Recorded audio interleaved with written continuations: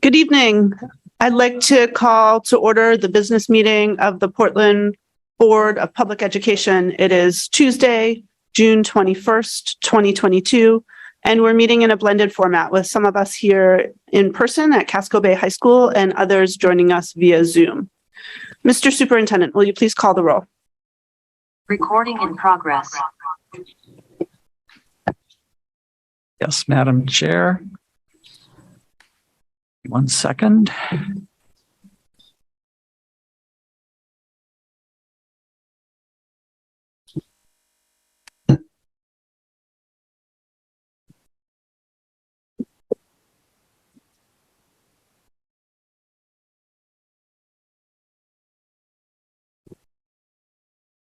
So it does not look like I have my list here, so I'm going to have to go back to a previous meeting. No problem.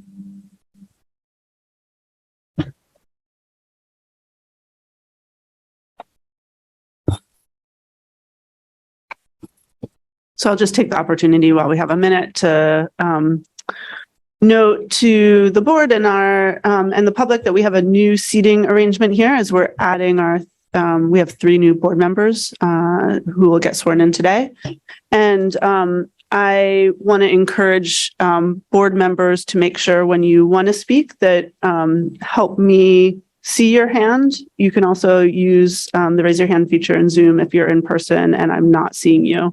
I'll do my best, but it's hard to keep my eyes on everyone as well as the work that we're doing. So help me be able to see you if you're wanting to speak.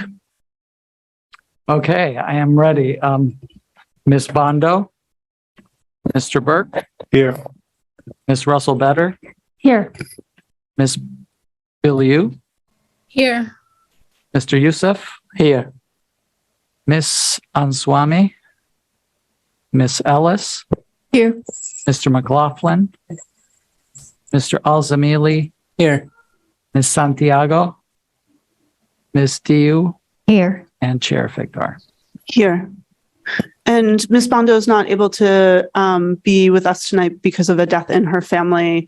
And Ms. Santiago let me know that she had a sports-related conflict tonight and is unable to join us. So now I want to invite you to join me in the Pledge of Allegiance.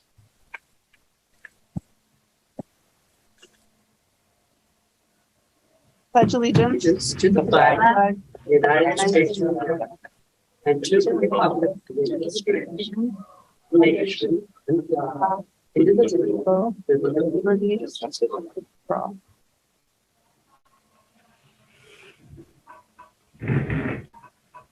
Portland Public Schools recognizes the original inhabitants on the land on which our city and schools stand. The Wolas Ta'ig, or Maliseet, Micmac, Penobscot, and Passamaquoddy tribes, collectively known as the Wabanaki Confederacy, or People of the Dawnland.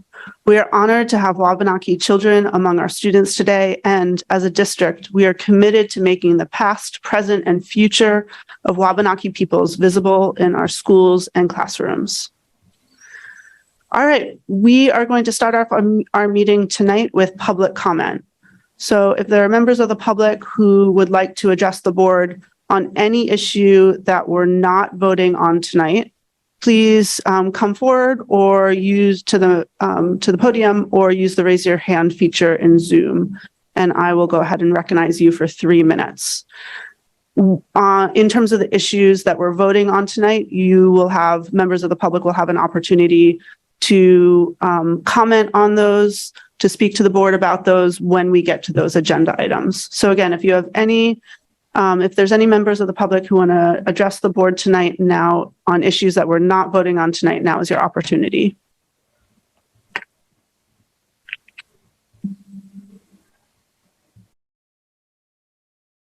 Okay, I do not see any hands up nor anyone who has approached the podium, so I'm going to close public comment. And now we are going to move to our oath of office for our newly elected school board members. Tonight, Melissa Cowie, who's the interim city clerk, is going to administer the oath of office. And so I want to invite Melissa to and the 3 newly elected board members to come forward. Melissa's is joining us via Zoom.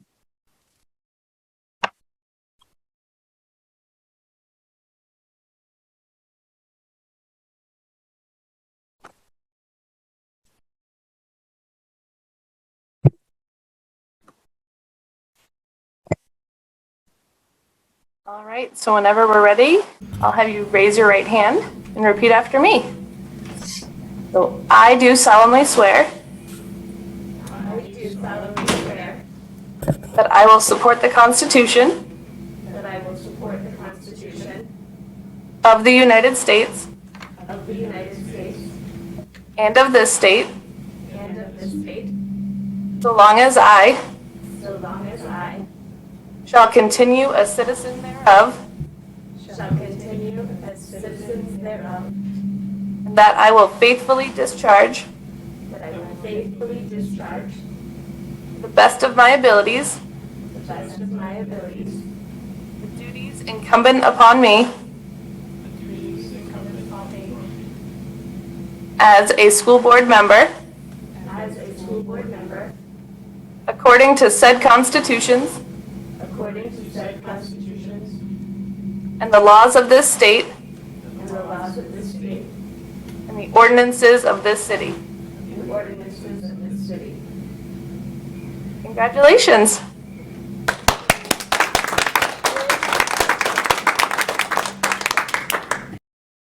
Congratulations to the new members. Please do join us.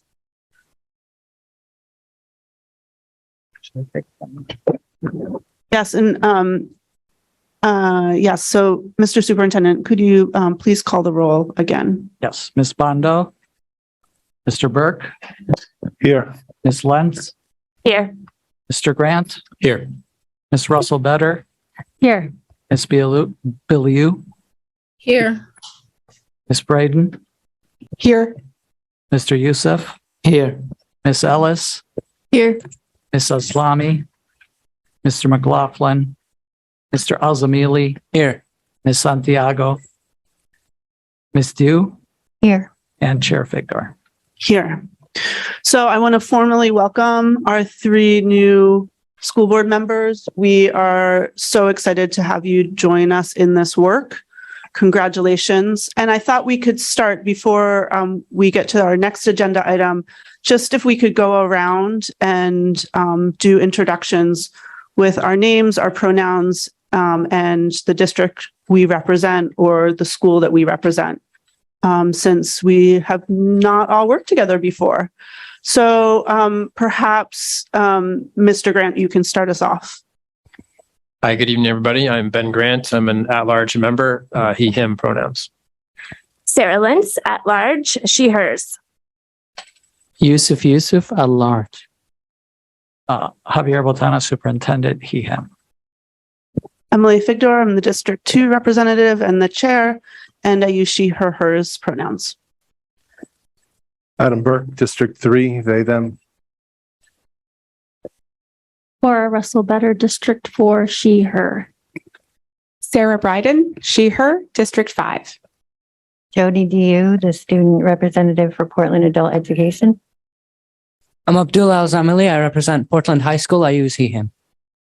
I'm Maggie Ellis. I represent Casco Bay High School and I use she, her. And Miss Biliou? Hi, my name is Nyla Biliou, and I'm an at-large representative, and I use she, her, they. Thank you, everyone. All right, we're going to move right into my report, the report of the chair. And for my report tonight, I first want to express my deep appreciation of and gratitude to Portland voters for passing our fiscal year 2023 budget with an overwhelming 76% of the vote. The election was a strong affirmation of our focus as a school board and district to center equity, dismantle systems and structures that harm Black students and other students of color and marginalized groups, and to support each student's particular path to achieving high standards. This work is hard, and we could not do it without such a supportive community. So thank you, Portland voters. Next, I want to, before I again welcome our new board members, I want to first recognize each of our existing board members. We were very shorthanded over the last 6 months, and I asked a lot of each of you, and I know there was more pressure on each of you. But with just 6 members, we were able to move our work forward and amid a lot of challenges. So I just want to recognize your sacrifices. Thank you so much for all that you have been doing. And I really encourage you to recharge during our July break. Now I'm delighted to welcome Sarah Lentz, Sarah Bryden, and Ben Grant. It's already been wonderful to work with each of you in the last 6 days. And I'm excited to delve into the work ahead with you, as I know each of you has so much to contribute to the board. So again, congratulations and welcome. I have one housekeeping item tonight, which is that I will circulate a Google survey to the full board this week to start to determine who will serve on each of the committees now that we have a full board again. You'll have the opportunity to consider and indicate to me which standing and special committees you want to serve on and what other leadership roles you may be interested in. I hope to be able to connect with each of you after I receive all of the survey results and have an idea of how everyone's preferences fit together, so I can fully understand your preferences and we can talk through various options. And then we'll vote on our updated committee structure and our new vice chair role at our first meeting in August. And at that time, at that meeting, I plan to make my appointments. Lastly, I hope you had the opportunity to reflect yesterday on the historical and modern day vestiges of US slavery on Juneteenth, and also to celebrate World Refugee Day. I've never before seen such a big turnout for Pride in Portland as this past Saturday, and such an enthusiastic and affirming crowd. I want to say that it meant a lot to me and so many others in the queer community, particularly at a time when our community is so under fire. That's the end of my remarks. Now we're going to move to the report of the superintendent, Superintendent Batana. Thank you, Madam Chair. I would like to begin today by sharing our heartfelt sympathy with the family of Truck Wynn, who tragically passed away this past weekend. Truck was a 2001 PPS graduate from Portland High School and was, as many of you know, featured as one of our Portland Promise ambassadors when we rolled out the Portland Promise. Beyond that, Truck was a huge supporter of the Portland Public Schools. He believed fervently in our work and took every opportunity to help communicate about it. Our condolences to his family and many friends on his untimely passing. Last Tuesday was the last day of the 2021-2022 school year for our students. Wednesday was the last day for our teachers and school year staff. For me, Thursday's Portland Adult Education graduation represented the capping of this year. I was immensely proud to greet the almost 60 adult graduates who had to overcome huge obstacles to walk across that stage. Because what a year it's been. I'm grateful to our staff for enduring endless shifts in direction, staff shortages, and countless pressures of all sorts. I also want to appreciate the patience and grace of our families who also endured those same hardships from their vantage point. I'm hopeful that everyone can get some much needed rest and relaxation and recharge their batteries ahead of our return for the 22-23 school year. The board will be on hiatus as is customary during July. And after tonight, the board will next convene on August 2nd for the first meeting of the 22-23 school session. Even while many of us are disconnecting for a while, the show goes on for many of our students and staff. As part of our summer school, our middle school Sun School and Leadership Academy with Seeds of Peace started last week. Our high school credit recovery started today, and starting next week or the following week will be our elementary programming, our extended school year for students with disabilities, our ELL language academy, and tutoring with the Portland Housing Authority. Several camps started yesterday and will go through August 20, including Ripple Effect, Maine Robotics, Sail Maine, all three of which started yesterday, and each week we'll be adding new programs over the course of the summer. I'm deeply grateful to all of the staff and and partners that will continue to provide these important recovery opportunities to our students over the coming weeks. I'm especially grateful to Nicole Bradeen and members of the academic team and our support departments who keep school running during the summer. Congratulations to new board members, Sarah Bryden, representing District 5, and at-large board members, Sarah Lentz and Ben Grant. I want to thank you for your willingness and commitment to serve. As you well know, Portland is an engaged and caring community that cares deeply about its schools. You represent that community, and I look forward to working with you to continue to make the Portland Public Schools deserving of that care and commitment. And that care and commitment was on display this past Tuesday when the citizens of this great city overwhelmingly approved our $133 million budget by a 3-to-1 margin.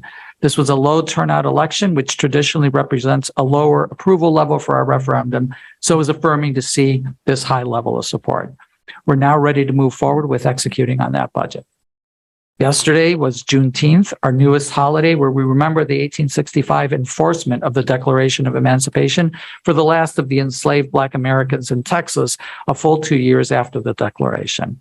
As we remember this momentous event, we must redouble our commitment to continue to remove the systemic barriers and disadvantages that still remain 150 years later.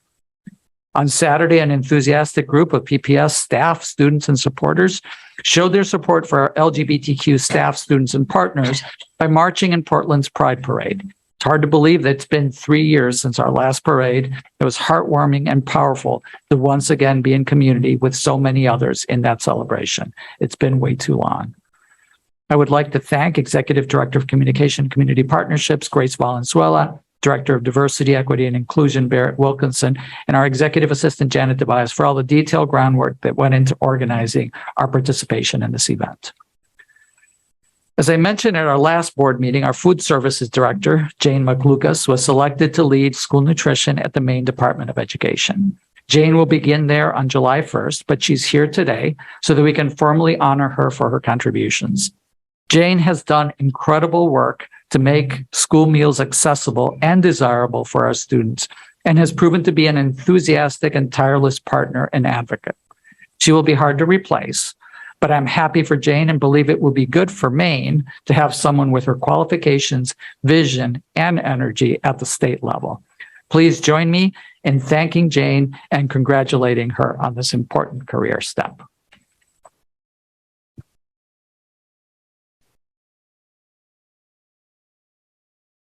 And Jane, thank you for your hard work and dedication. Please accept this framed poster as a token of our appreciation. I hope it will hang proudly somewhere where you will remember all that you've accomplished in the Portland Public Schools.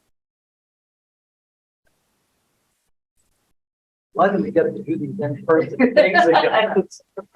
Thank you.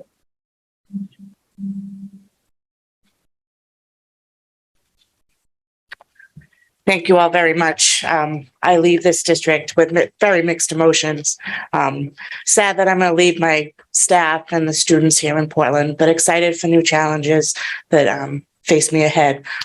Thank you for all your support and for the support to the department. And I hope and wish that you have somebody come in that can fill in my shoes. Thank you.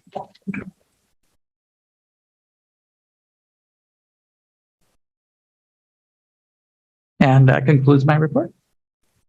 Thank you so much, Mr. Superintendent. Next, we're going to move to the report of the Secretary, consideration and action to approve the meeting minutes of June 7th, 2022. Is there a motion? Ms. Russell-Better, seconded by Mr. Youssef.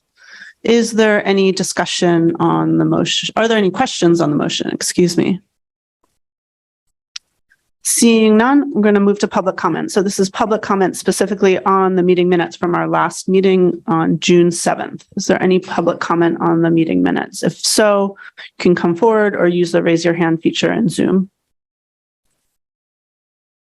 I don't see any public comments, so I'm going to close public comment and move to board discussion. Is there any board discussion on our meeting minutes? Seeing none, by roll call vote, please indicate whether you support approving the minutes from our meeting of June 7th, 2022. Mr. Superintendent, will you please call the roll? Yes, Madam Chair. Mr. Burke? Yes. Ms. Lentz? Yes. Mr. Grant? Yes. Ms. Russell Better, Yes. Ms. Billy Yu, Yes. Ms. Bryden, Yes. Mr. Youssef, Yes. Ms. Ellis, Yes. Mr. Alzamili, Yes. Ms. Diu, Yes. and Chair Figdor. Yes, so the meeting minutes are unanimously approved with the students voting with the majority. Next, we're on to consent items. Mr. Superintendent, will you please speak to this item? Madam Chair. Under Board Policy KCD, the school board accepts by unanimous consent contributions made to the school district as required by that policy. All of the donations are listed in the board agenda under this item. Our practice is for each donor to receive a written contribution acknowledgement expressing our heartfelt gratitude as well as for their tax purposes. And I would like to thank the generous contributors to the Portland Public Schools who have made donations of durable goods, goods of substantial value and historical or commemorative significance, including for Rowe Elementary School, where they received 4 new iPads for math intervention support from Corey Polanetsky of Portland. Portland High School received 12 Hannaford gift cards to use towards their food pantry from April and Dennis Noonan of Portland. And Talbot Elementary School received books for their library from Gerald Talbot of Portland. So, as always, thank you to our contributors for their generosity and their support of the Portland Public Schools. Thank you, Mr. Superintendent. Now we are on to our board focus on educational issues for tonight. And today we have the great pleasure of focusing our attention on Portland adult education. Mr. Superintendent, are you going to kick us off? Very briefly, yes.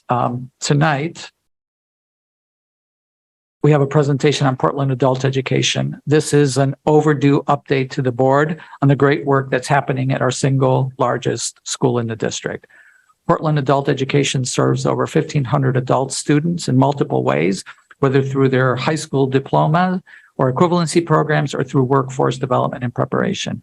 Over the past 6 years, under Anita St. Ange's leadership, Portland adult education has grown in size, scope, and most importantly, reputation. Tonight, Anita and her team will update you as part of this board focus on that work. Anita? Thank you very much. It's a pleasure to be here tonight presenting on behalf of Portland Adult Education. I'd like to start with an overview of adult education generally. So the slide. So one of the things that is often forgotten is where adult education is. If you've all seen Educate Maine's pipeline, the bottom part of this pipeline doesn't exist in the Educate Maine pipeline. They think people go straight from kindergarten to college, but we all know they don't, that they drop out of high school, that they end up maybe starting college. Maybe they graduate from high school and they're not ready. And all of those places, the drips in the pipeline, are where adult ed comes in. We come in, we pick people up wherever they are, and we try to get them to wherever they want to go. And sometimes that takes a year, sometimes it takes 10 years, but we are always there for them. And that's one of the amazing things about Portland adult education and the adult education system generally in Maine. Next slide.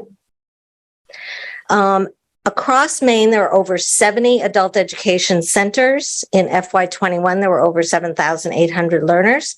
And of course, in FY21, that was down from previous years. There were 938 high school credentials awarded and over 1,480 certifications and credentials in high demand career fields.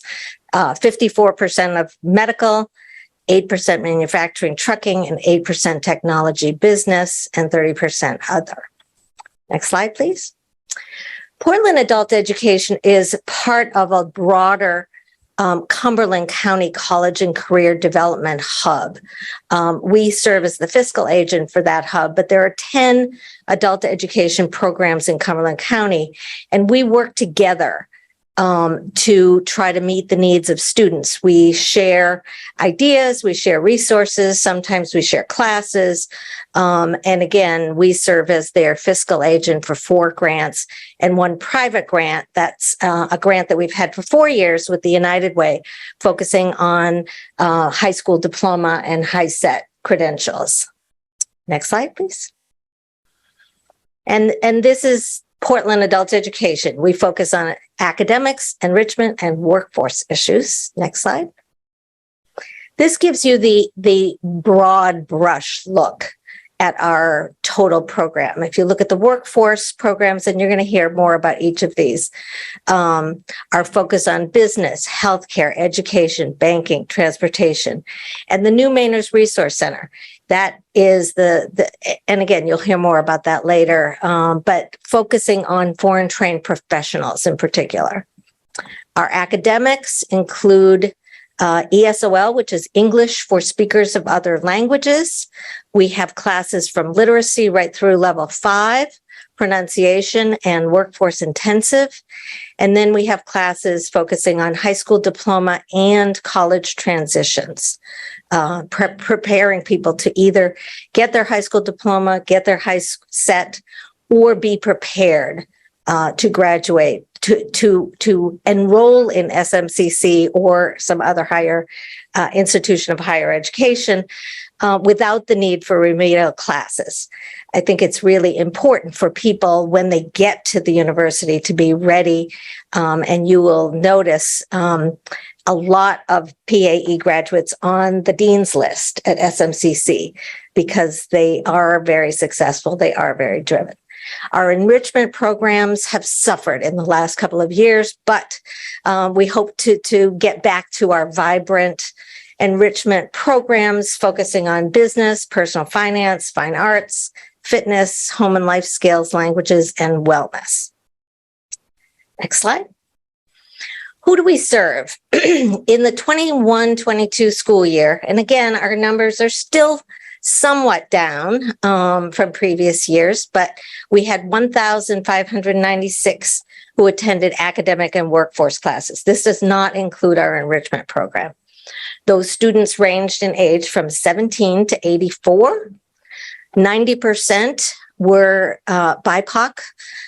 72 countries are represented. The top 5 include DRC, Angola, Somalia, Iraq, and Rwanda. 93% of our students describe as low income. 71% receive some form of public assistance.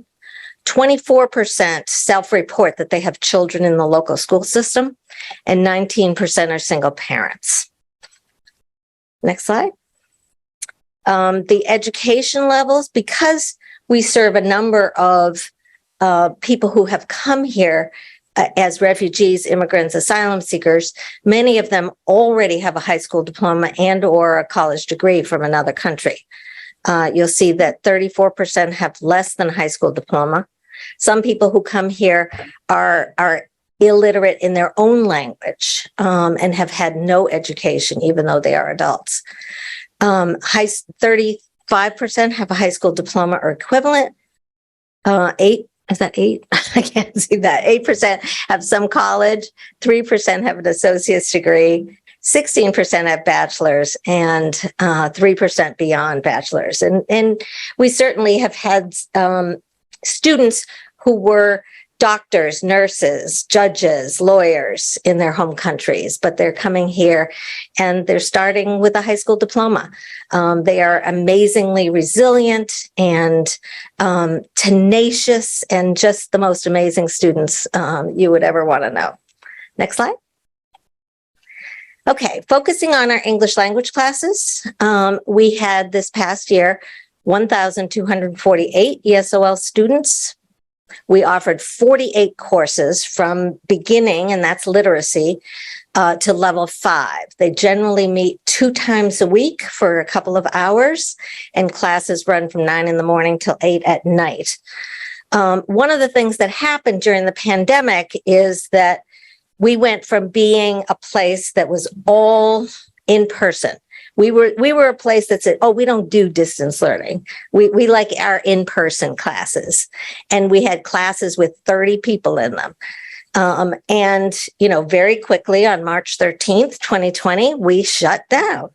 And we all left and we went home and we scrambled to, and you'll hear a little bit more about this later, but we went from, we had 25 laptops in our school or something like that. And so we had to buy, and then of course we had to find them. And we had to teach teachers how to teach remotely. It was amazing, and everybody snapped to. And really, we put in our teachers, our students, put in the effort to get up and running as a remote school. We ran as a remote school for a whole year and came back this past fall as an in-person school. However, a number of both teachers and students said, gee, we like this remote stuff. It helps us. We can have a job during the day and stay home. We don't have to deal with childcare. We had students who had disabilities who said, gee, I never could have finished my high school diploma in person, but with this remote, I was able to do it. So now we're essentially running two schools. We're running a remote school and we're running an in-person school. So our staffing for ESOL, we have 30, whoops. You go back. Yeah, 30 ESOL teachers. And this is one of the areas that I want to focus on later, but we have 21 hourly adjunct teachers. So these are people who might be teaching one class, might be teaching two classes.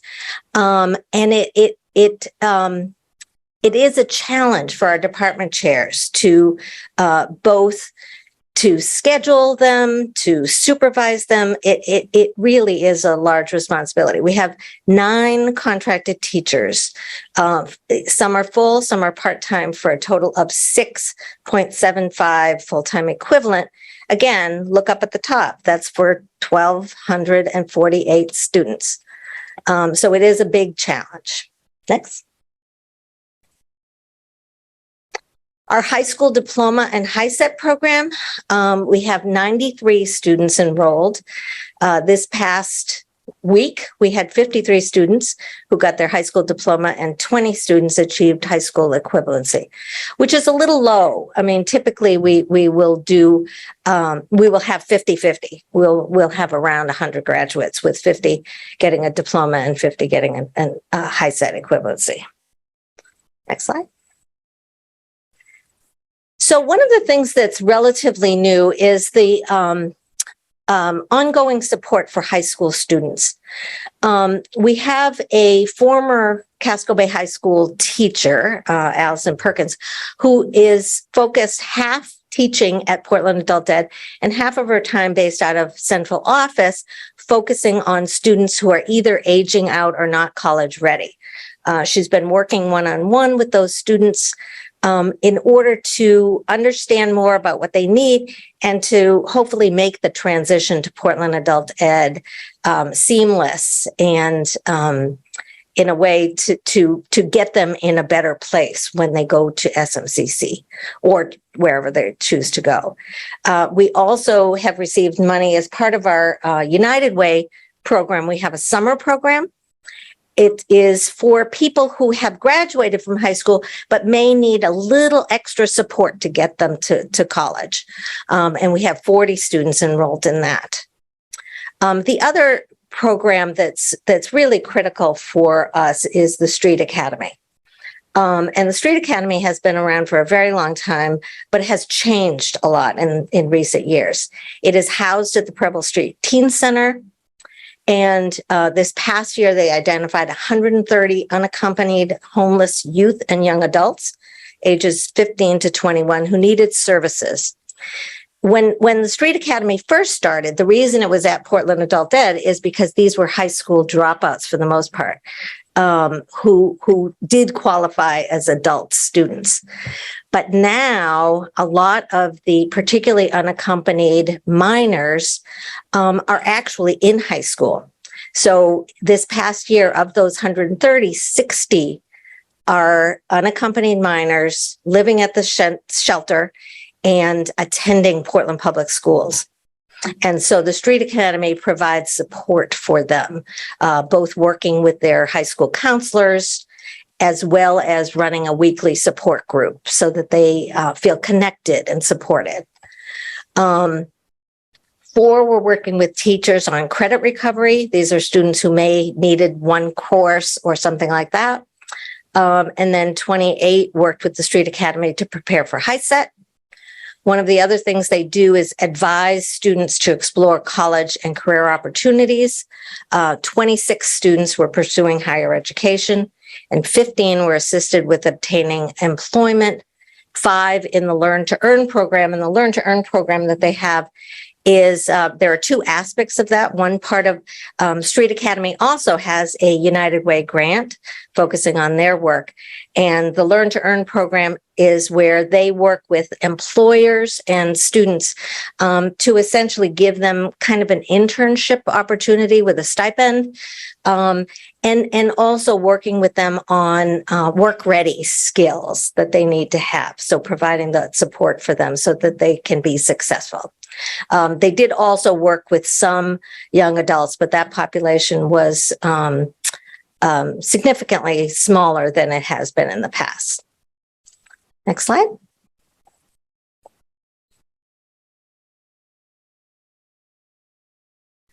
Okay, our college transitions program.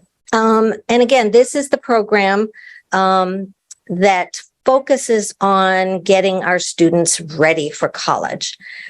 Sometimes working in conjunction with our high school diploma. Sometimes we have college-ready classes after you've graduated from your high school. With your high school diploma, you might stay in language arts for another year or more to take classes to make you ready to be successful in college. Over 40 PAE alumni earned spots on the Dean's List at SMCC and USM in 2021. And 31 PAE alumni graduated from SMCC in May. 5 were listed as Phi Theta Kappa. While we don't have the precise numbers, we're aware of at least 3 who graduated from USM. And I wanted to focus on, I don't know if you can see, the young woman in the picture here is a woman named Renee. Why am I losing this? I'm sorry, I have Renee Yu Shi. And she just sent an email to Anya Hansen, our college transitions advisor, and Heather Wood Moore, the chair of our language arts department. And she just graduated from Bentley. And I just want to tell you a little bit about what she said. She said, I hope you're doing well. I want to express my sincere thanks for all you've done to inspire me and to know what a difference you make in people's lives. Last month, I graduated from Bentley University with a BS in accounting.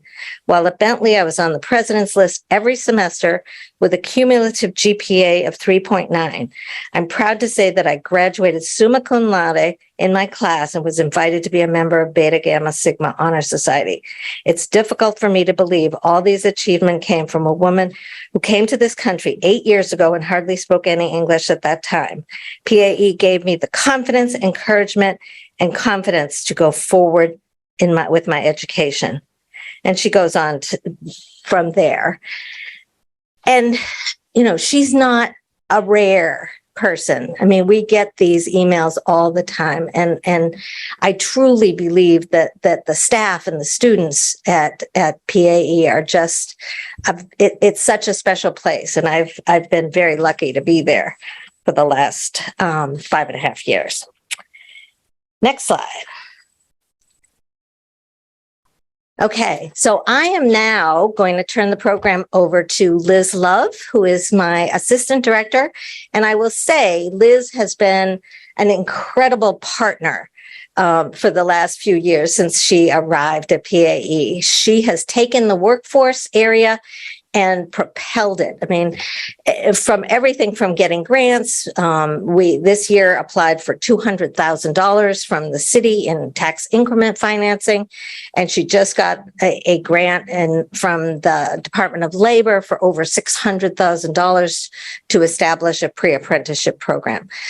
She has truly done some amazing work in this area, and she's going to talk a little bit about it. Please.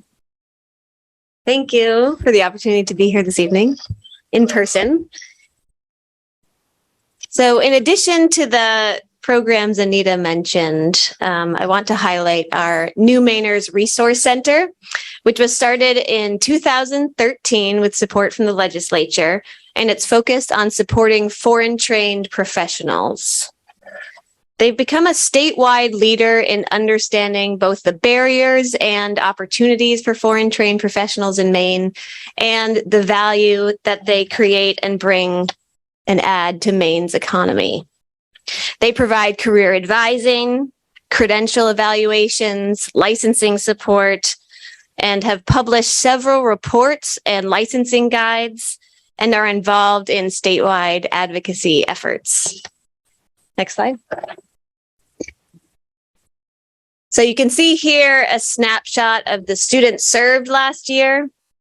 Over 280 students received career advising, and the majority hold undergraduate or graduate degrees and above in a range of industries, everything from doctors to engineers to lawyers to IT professionals and more. Next slide. So in addition to the academic and enrichment programs that Anita described this evening, we have a robust and growing workforce training department.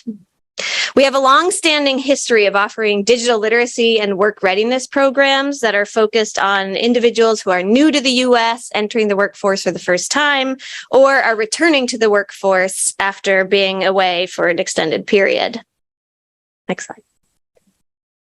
In the past 4 years, we have significantly expanded our sector-specific workforce training programs, and these are in partnership with regional employers, and they're customized programs to both meet employer needs and also address the skills gaps of our students and the specific educational and training needs for our demographic.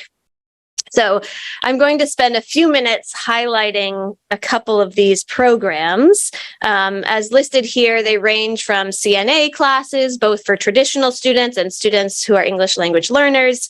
We have our Education Academy for foreign trained educators, a Teletraining Program, a commercial driver's license, an early childhood program, and more. And next slide, we have a list of just a few logos of some of our employer partners who are integrally involved in these programs, from Hannaford to Northern Light Health, Allagash, New England Rehab, Bangor Savings, Bank of America, and more. These are all employers that are actively involved at Portland Adult Ed in the design and implementation of workforce training programs. Please.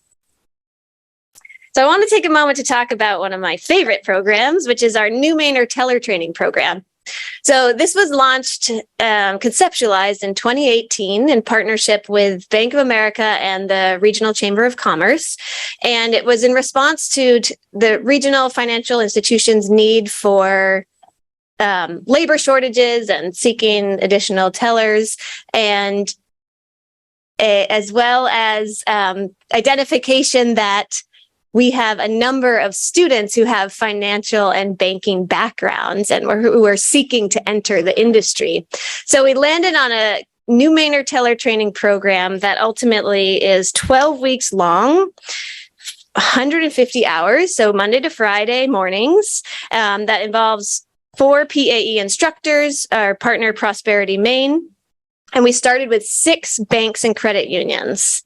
And it includes both contextualized English, customer service, digital skills, personal financing, networking, and job search support, and includes a industry recognized credential called the Today's Teller certification. And I'm proud to say we just finished our 3rd cohort, We now have 10 financial institutions involved. You can see them here. They're in this picture. It was our most recent graduation. Of our first 2 cohorts, 70% are now working as bank tellers. So that was of our 20 students in the first 2 cohorts. And this most recent cohort, they are actively job seeking, and 2 have landed positions of the 8 so far. So we're really proud of this program. Look forward to continuing next year. And I am excited to introduce this evening, we have one of our graduates here with us on Zoom, Mo Issa, and he was a part of our first cohort. And I've invited Mo here this evening to speak a little bit about his background, his experience in the Teletraining Program, and where he is today. Hi, my name is Mo Issa. Thank you so much for the Portland Adult Education Administration and teachers for all the hard work for helping people and helping all the new Mainer and community. So I came to the United States with a 5 years background with the Rocky Stocks Exchanging as manager investors service. So I've worked many jobs here in the United States. The last job before I got my Teletraining Program was Northern Rock. I was work as salesperson. So Portland provided a great opportunity with the Teletraining Program. So I went through the first program and I got hired by the Infinity Credit Union before the first term ended. So I got as a teller, a part-time teller. Then I moved from my part-time teller to a full-time special project assistant. And then it's ended with a financial analysis and accounting department at Infinity Credit Union. So thank you for the Portland Adult Educations and for all the hard work. And as well as want to speak about my wife as well. So my wife, she got her certificate from the Portland Adult Education, and she got her position as a PSR at a Maine Health and Maine Medical Center. Sorry, and then now she offered a scheduler.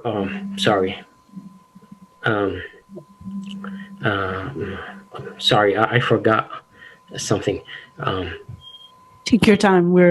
It's really good to hear about your experience and your wife's experience. Yeah, so my wife as well, she got her certificate through the Portland Adult Education, and she got hired as a PSR into Maine Medical Center, and she moved to the a surgical scheduler on the same in the same clinic. So so thank you so much again for the Portland Adult Education. Thank you for all the teacher, for the all hard work, and I really appreciate that time. And Portland Adult, it's make my dream truth. And thank you so much for inviting me tonight. Thank you so much, Mo, for joining us this evening. We invited Mo because, as you can see, he has done incredibly well and has incredible background and expertise in finance. And he's been wonderful. He's been willing to come back and speak to the subsequent teller training cohorts and inspire them to pursue their goals. So thank you so much, Mo, for joining. The next program I'd like to speak to that is another innovative model we adopted this year is a partnership with Hannaford. So Hannaford approached Portland Adult Education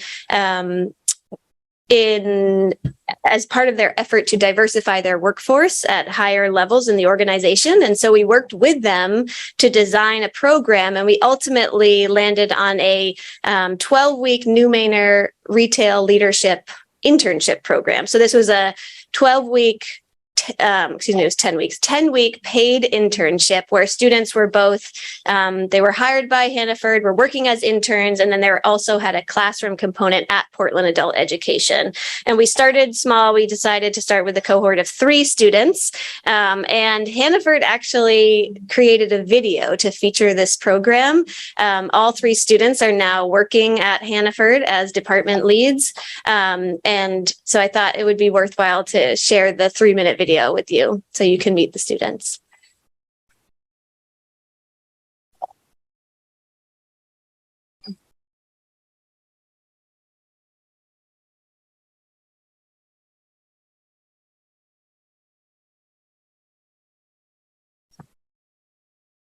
After hiring so many folks from different countries who were in our Hannaford, and a lot of the feedback that I was getting was, why isn't there anybody in leadership who looks like me? And I said, oh, that's a really good question. So we decided to do a pilot internship program, folks with degrees and business backgrounds, and try to get them to see that they could have a career in Hannaford so we can create more diversity on the leadership level of Hannaford. The internship was 10 weeks long. We also offered paid leadership classes at Portland Adult Ed, where the teacher went through how to be a leader at Hannaford, what we look for, how to have coaching conversations, how to do A, B, and C within retail, because it is so new for a lot of our interns. We also had guest speakers, and that has been really rewarding as well, because everybody gets to offer their opinions and their education. The interns ask great questions. They're very focused, they listen, they are genuinely interested and seem to care about what they're doing, and they want to do the best to their ability. Because this is my first experience in retail environment, so I had to learn everything about it.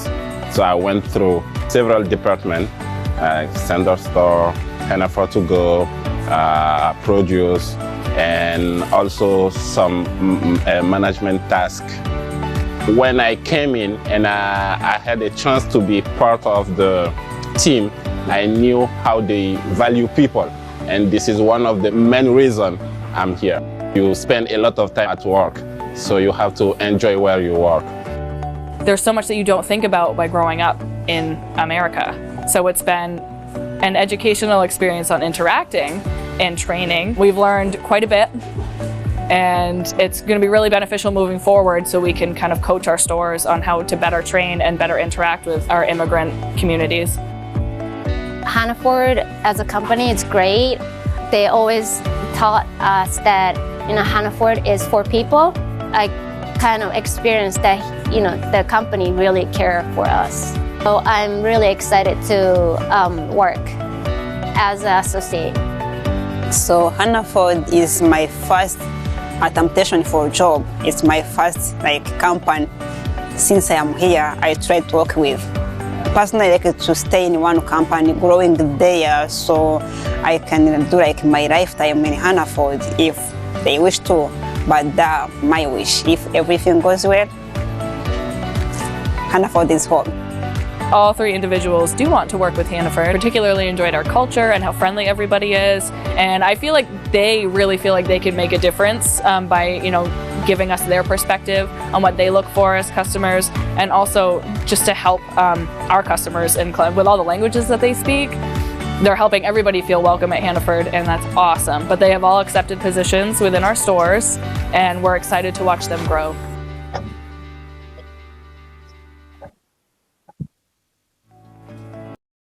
Great. Thank you. So we have been really happy with that partnership, and Hannaford has expressed that they would like to replicate the program, and they hope to expand it to other states as well. Lastly, I would like to highlight our partnership with Portland Public Schools as an employer. So, as we all know, Portland Public Schools is committed to equity and diversity in their hiring, and has also had some, struggles with labor shortages, particularly in transportation. So 2 programs I wanted to highlight. One is Education Academy, and second is our Commercial Driver's License Partnership. So the Education Academy was launched in 2018 in partnership with the New Mainers Resource Center, and it's focused on supporting foreign trained educators, teachers, principals, directors who aspire to become teachers here in Maine. And we've had 31 graduates in 3 cohorts. We're now finishing our 4th cohort. And of the first 3, 52% were hired by Portland Public Schools, 62% as ed techs, 25% as teachers, and 12% in other education jobs. And then another 29% were hired by other districts, including South Portland and Lewiston and Westbrook. So we're really proud of this program. We continue to have foreign trained educators who are interested in entering the education space in Maine, and anticipate that the program will continue. The second is the commercial driver's license program. So this is brand new. We had piloted a commercial driver's license permit program because we realized that while students had an interest in driving and an ability to drive, they were struggling with the written permit test. So we designed a program to prepare them for that test. This year, we formalized a partnership with Portland Public Schools to develop a pipeline of CDL bus drivers. And so we have 7 students in the current cohort this spring, and we're offering a permit course that's open to both current PPS employees as well as external candidates. We have 8 students in the program. They will be applying for their permit. Some are applying for positions at Portland schools as bus trainees. And then we're working closely with the director of transportation at Portland schools and their new CDL instructor to help students transition from the permit to their full CDL Class B license. So we look forward to expanding that program next year. And lastly, I wanted to speak to what Anita touched on, which is what I'm calling our digital transformation. Portland Adult Ed before the pandemic had 25 laptops in our building. And today we have 680 Chromebooks and HPs, as well as 300 hotspots, all of which are available to loan to students so that they can participate in online learning. As Anita mentioned, we were 100% in person. We went to fully remote, and then this year have been 40% remote, 60% what we call face-to-face or in-person. And we found that students really enjoy and get value out of online classes. They are busy like all of us, and it's helpful to be able to access education online. And I featured here in this photo is 2 of our graduates, Zulma and Edwin, husband and wife. They have 4 little children. The baby's not pictured here. He's in a, you can see the little blankie at the corner there. But they're 4 little kiddos, and they both graduated with their high school diploma last week. And Zulma was one of our graduates speakers. And I quoted her here. She said, "The COVID-19 pandemic changed my life. First, in March 2020, I lost my job where I had worked for 10 years. So we only had my husband's income to live on. We struggled because we had 3 kids to feed and a lot of bills to pay. When I lost my job, I realized that I had to improve my English skills. The second thing that changed was that I had the opportunity to return to school. That was a turning point for me. Because of the pandemic, adult education classes were online." So Zulma was able to finish her high school diploma here because of our transformation. And after surveying students again this year, we've confirmed that this is something that they would like us to see us continue to offer. So we plan to do that next year as well. We're expanding digital literacy integration across the school.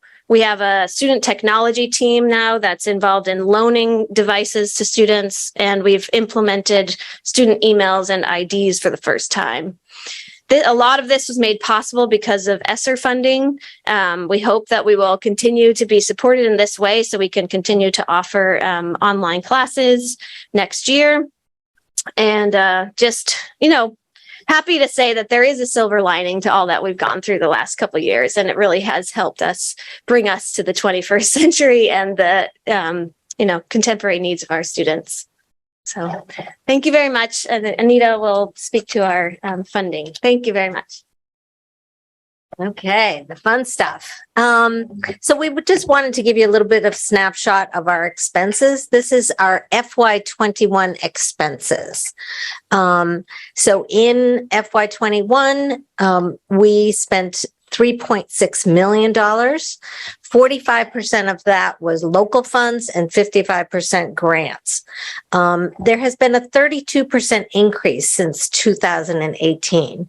And I will say right now that this particular administration, both starting with Jeannie Crocker as interim superintendent and in the past 5-6 years with Javier as superintendent and the school board, we have felt a tremendous support from the administration and from the school board. But it's still, we're still having to raise a lot of money. and you know, some of that is good. You know, we have gotten some amazing grants. We have 22 private, state, and federal grants. But it is a challenge. And I find that I am spending, and I know Liz is spending, the majority of our time trying to get money and to keep money going and to manage money and to do all of that. Fortunately, we have an amazing staff who do the real work while we do that. We have 37 full or part-time salaried staff. That includes teachers and support staff as well. 20 or 54% of those are partly or fully grant funded. And then we have 64 temporary hourly staff. And you can see here the pie chart shows the blue is the local funding. And then our grants are federal funds that come to us, not directly, but through DOE. And then we have state funding as well. We have tried somewhat successfully, somewhat not, to get increases in funding in all of those areas. But I think one of the challenges for us as we go forward is that we would love to have a more stable local budget and including additional salaried staff. We've really been focusing on that and working towards that, and we have been successful. Just this year alone, we've added one more full-time English language teacher, which makes a huge difference. But again, you know, there's more to go.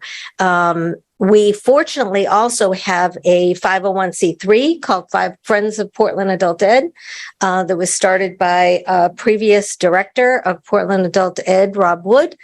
And this past year, they gave us over $100,000 in support for everything from scholarships to funding personnel. A lot of times they will do incubator projects.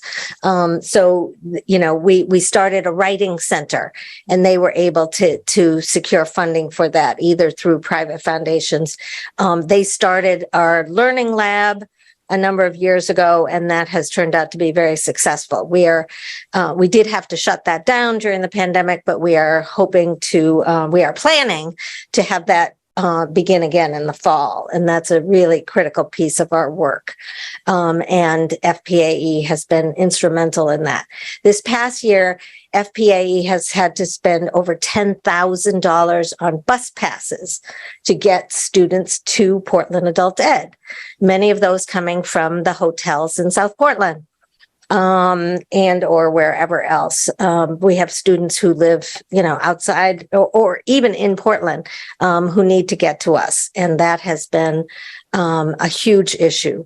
So, you know, there are a lot of needs. Currently, we've had ESSER funds supporting our student tech coordinator. That will happen again next year, we hope, we believe. I think that's in the budget. We did have funding for over 300 hotspots, and we would love to see that continuing. But again, we're going to have to start planning for all of these things to continue. And so I am hopeful that we will continue to have support from the board and moving forward. And that's the end of our program. Thank you very much. Thank you so much, Anita, and thank you so much, Liz. Really appreciate your time with us and walking us through this overview of PAE. I'm going to look to the board for questions.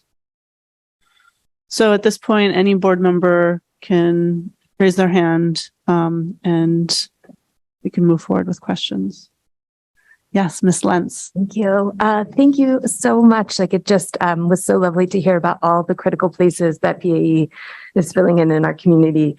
And coming into this, I knew it was important, but I didn't quite grasp it. So thank you for doing that. And I'm just curious, I know you talked about your staffing model a little bit and trying to shift from, you know, part-time or contract employees to full-time. Like, in an ideal world, what do you see like your best staffing model looking like? I think we'll always have a combination of both of those things, because the hourly temporary teachers, a lot of them are retired teachers who might want to teach a class. They bring a lot of value. We also have over 200 volunteers who work as tutors. And so I don't see us ending that, but I would like to see a better mix. You know, right now it's uneven. We'd like to see, you know, a few more contracted teachers with just a better mix of more contracted teachers because you know, they are able to take on some of the leadership roles and those kinds of things as well. Beautiful. Thank you.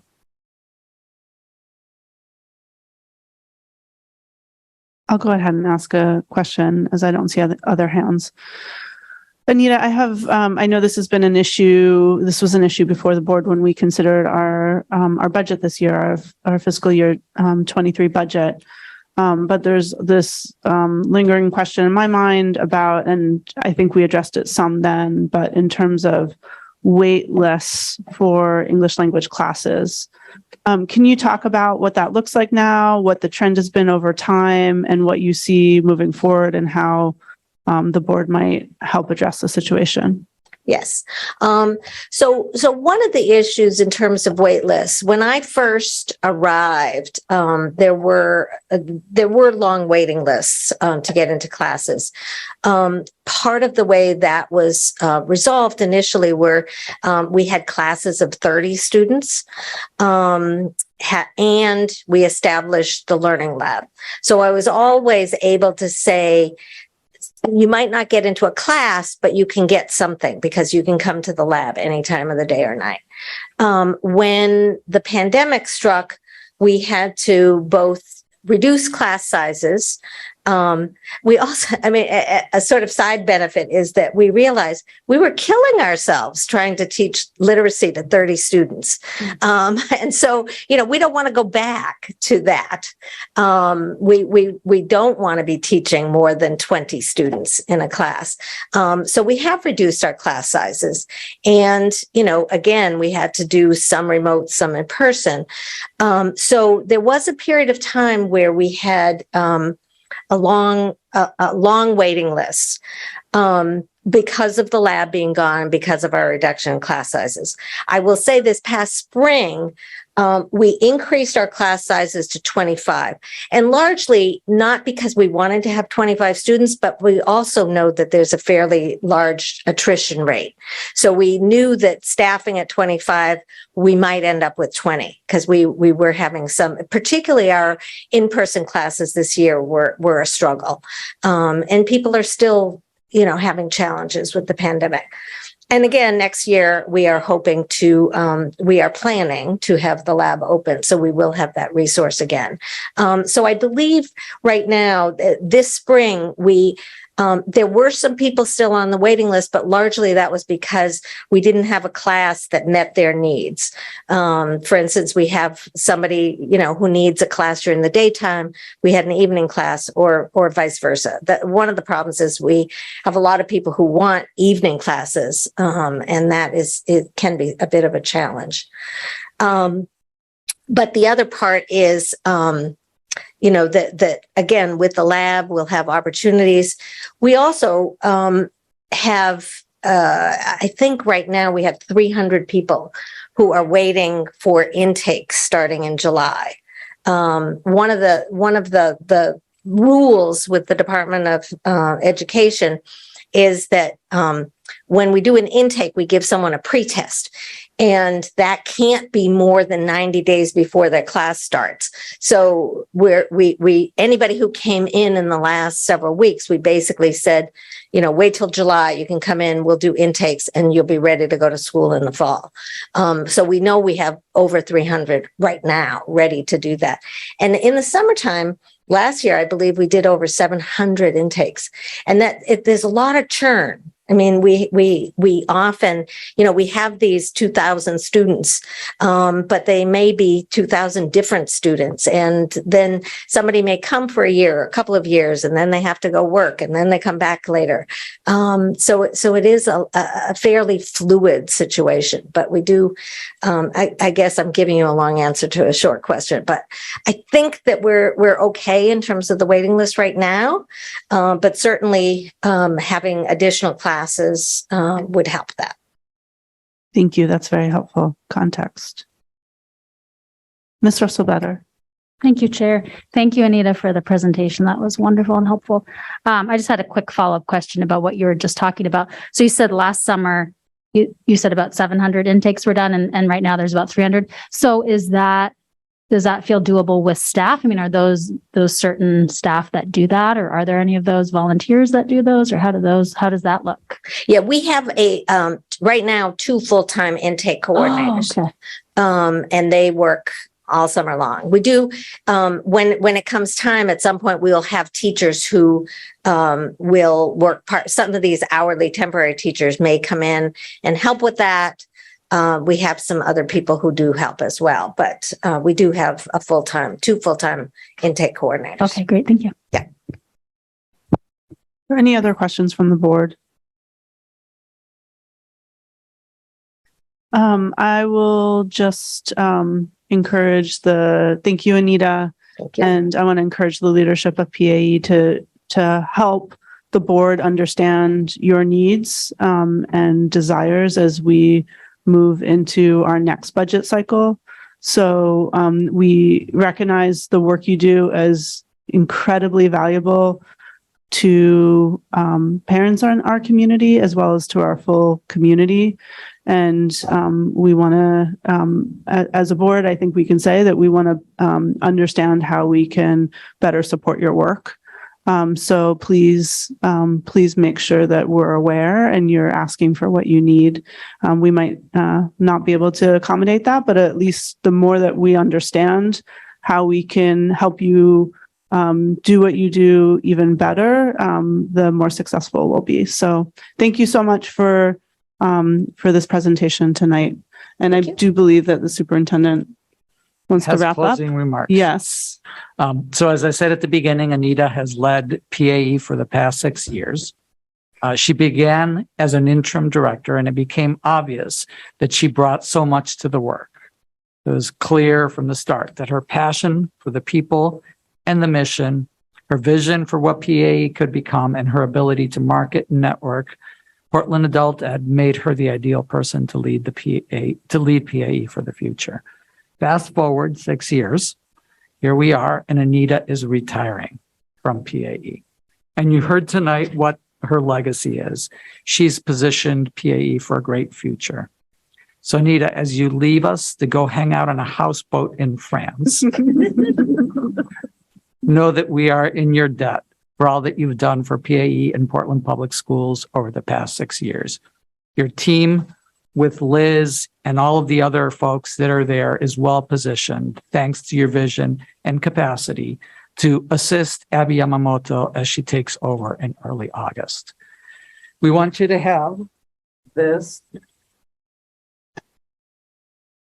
memento of your time in Portland Public Schools. I'm not sure that it's something that you will want to put on your houseboat, but I know that it will be in your heart as you will be in ours. Thank you for everything that you've done for Portland.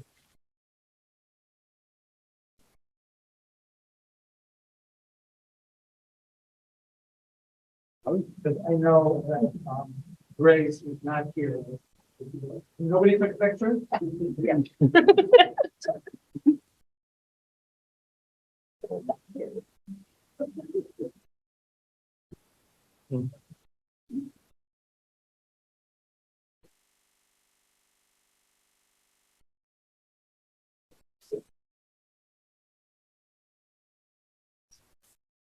again, thank you all very much. I really appreciate it. Okay, now we're on to old business. Consideration and action to use $13,000 from the board contingency budget line to support activities associated with the district's response to the middle school student protests in May and June of this year. Is there a motion? Board Member Burke, seconded by Board Member Russell Better. Mr. Superintendent, would you like to speak to this motion? Yes, Chair. So tonight we're asking for your consideration and action to transfer $13,000 from the board contingency line for to support middle school end of year facilitation and support. In May, as you know, students at Lincoln and Moore Middle School staged walkout protests as a result of their experiences of harassment, disparate treatment, and alienation. Students at King Middle School expressed similar concerns and shared an intent to protest at a later date. At Lincoln Middle School, as a result of the walkout, several key staff left their positions and subsequently were placed on leave. As part of our district response, we mobilized resources to acknowledge and respond to the concerns students raised. This included moving existing resources to address those concerns and stabilize the climate in all three buildings. Additionally, external resources were mobilized to help support this work. Those resources included support from Maine Seeds of Peace staff under the leadership of Tim Wilson, and you heard from them at our last meeting. And we also contracted with Sarah Goodall, an experienced school principal, to analyze and document school office procedures at Lincoln Middle School, where there was a vacuum created by the office staff leaves. These expenses were unbudgeted and came at the end of the school year when my budget was already largely spent. The agenda item requests that the board authorize the transfer of $13 from the contingency line to pay for the expenses incurred between May 15th and July 1st for these purposes. An analysis of the contingency line is also included in the packet and shows that the board currently has $64,000 remaining from this line from the original $86,000 that was in it. A breakdown of costs associated with this request is also attached. And this item, as you may recall, was brought for our first read on June 7th. We didn't have all of the details at that time, but we do have them in today's packet. And with that, I would welcome any questions that you have and look forward to your consideration of this request. Thank you, Mr. Superintendent. Are there questions on the motion? So for our new members, if you have any questions, so we're going to first talk about questions that we have about the motion, and then we'll go to public comment on the motion, and then we'll take board discussion, and then we will vote. So this is the time in the debate when you can ask any questions that you have. Okay, and I don't see any questions, so I do. Board Member Burke, please go ahead. Thank you. I just have a clarifying question. For the Seeds of Peace lines, are we contracting with individuals or with Seeds of Peace? And that's just a breakdown of... Yeah, we're contracting with individuals. We're contracting with Tim Wilson and with Mary Atkinson Field. And so that's detailed there in the summary of what the expenses are for. Yeah, and there's a small additional amount for just facilitators for end of year activities. Is that? That's for the folks that help to We've facilitate. There's a stipend of $50 for 10 people that help to do that. Okay, thank you. Board Member Russell Better. Thank you, Chair. Superintendent, I'm supportive of approving this. I just had a question about the board contingency fund, just because I can't recall. Is that a pretty broad use, like the like that? Yeah, okay. And Contingency fund, it doesn't have any costs associated with it. As you saw in the report there, oftentimes it goes unspent, or there's just small expenses that are charged. And those are usually travel that exceeds what's in the board's travel budget if a large number of people go to a conference and things along those lines. And so what's the fiscal year for, so is that remaining amount that you mentioned, does that roll over? Yeah, so there's 60, no, it doesn't roll over. It doesn't, okay. It just goes into the end of year. It goes into the end of year funding that's left, oftentimes you'll see a reduction in that line because it's part of a transfer at the end of the school year and things along those lines. So it's very broadly understood to be used for things like this. Okay. And so the end of the school year is when it has to be used. Okay. Yep. Thank you. Yep. Okay. Any other questions on the motion? Mr. Youssef. Thank you, Chair. Thank you, Superintendent. Just want to get clarification about the 2,500 will be the end of the year, and then what we will see in the SRF, the 51 will be the next year. That's correct. Oh, thank you so much. Board Member Grant. Are we going to hear from these folks after the fact? I mean, it sounds like they're doing some important work. Are they going to come talk to us or give us a report? I'm just curious what the follow-up will be. We don't have a specific date or anything along those lines. We do have, and when we talk about the ESSERF funding, a substantial amount of money going into, among other things, additional planning activities for the middle schools. And, there's a contract there for the extension of our engagement with Tim and with Mary into this next year. So they will be working with us on that planning, et cetera. And so, as we update you over the course of the year on the plans, then they will be a part of that. Okay. So we'll have a chance to talk to them or hear from them. Yeah. And they were here at our meeting two weeks ago. So, at that time, Tim and Mary was also here. So, okay. Thank you. Yeah. Okay. I don't see any other questions. So we're going to move to public comment. So I have a question. Oh, I'm sorry, Miss Billy. Okay. Please go ahead. It's okay. I know I'm virtual and kind of,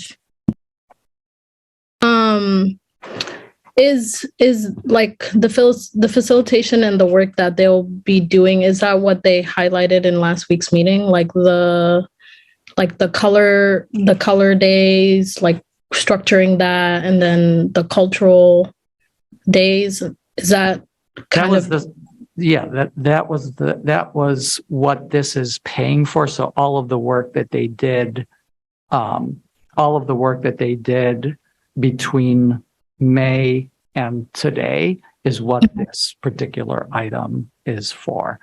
They are, we'll be talking during the ESSERF conversation about some of the additional support that they're providing. And it will be things like that. It'll be things like the summer engagement for leadership with students that is now being planned. We have a meeting tomorrow morning with, Mary, Tim, Barrett, and Dr. Valenzuela to plan some of the specifics around that. But this particular item is to pay for the work that they've done over the course of the past month. Thank you. Thank you, Ms. Billiou.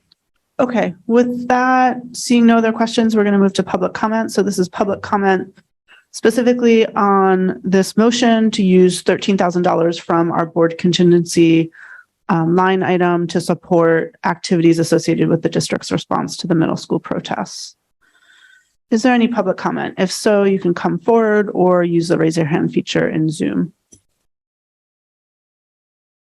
So I don't see anyone with their hand up and no one's coming forward. So I'm going to close public comment and move to board discussion.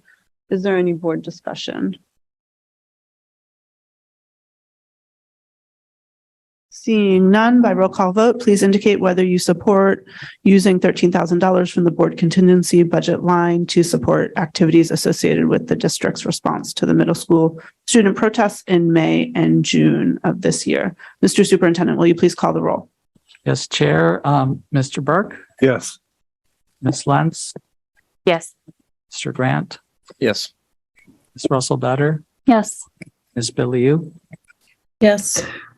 Ms. Bryden? Yes. Mr. Youssef? Yes. Ms. Ellis? Yes. Mr. Alzamili? Yes. Ms. Diu? Yes. And Chair Fedor? Yes. So the motion is unanimously approved with the students voting with the majority. And now we are on to our workshop on COVID funding, which we call ESSERF, this batch of COVID funding. Mr. Superintendent, please go ahead. Yes. Thank you.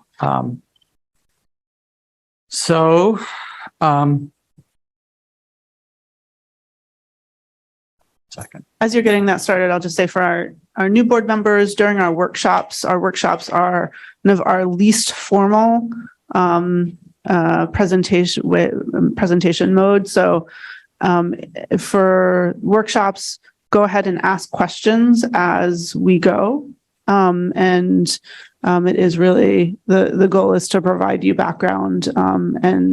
So let us know as you have as questions arise. So we have a formal request that you are going to be considering during new business, but we wanted to insert this workshop here so that we can have that more informal conversation about what we're proposing. And this workshop goes beyond, the two actions that you're going to be asked to take later, but so it makes sense for us to start with this workshop and then move into the other part of this.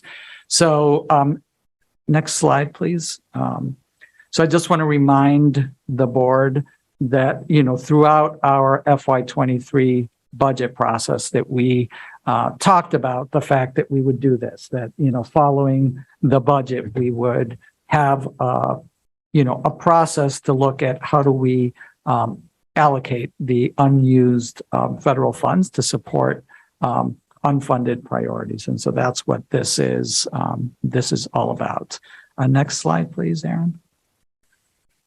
So when I started having conversations with board leadership about this, particularly with Finance Chair Burke, we determined that these are the things that we would want to bring to this workshop. First is just a general understanding of how much money the district has received as a result of the pandemic and, how much has been spent and broadly on what.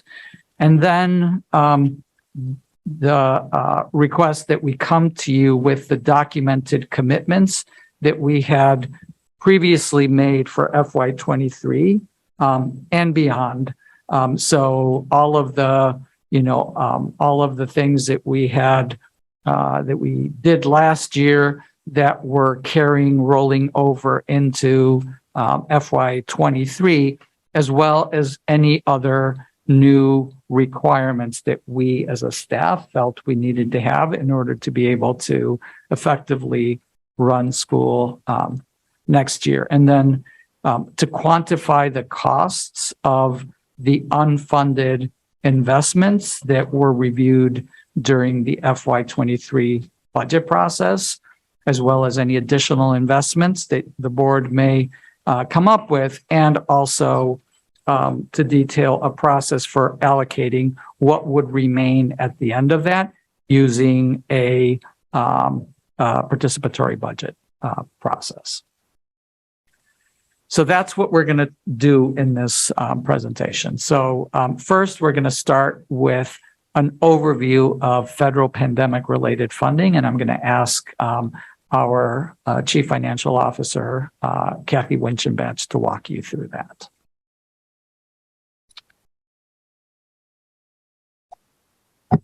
Good evening. What have I just done? Okay, so this first slide is showing the period of allowability for each source of funding that we've received to date,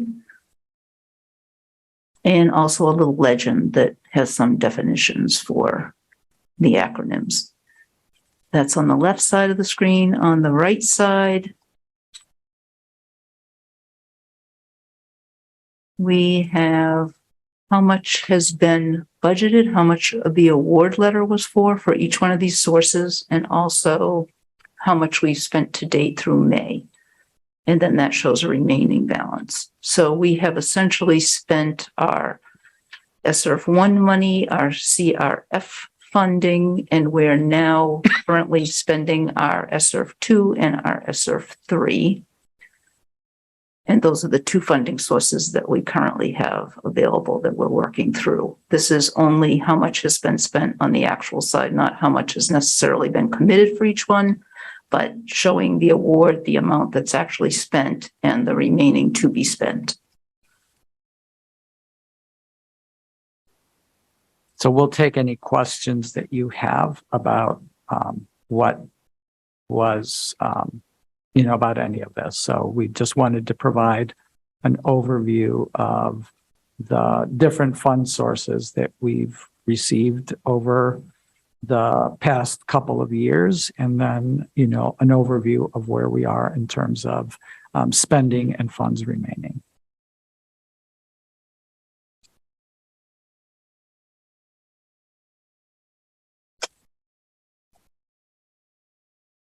Yeah, I think we can move on. Okay. Okay. All right.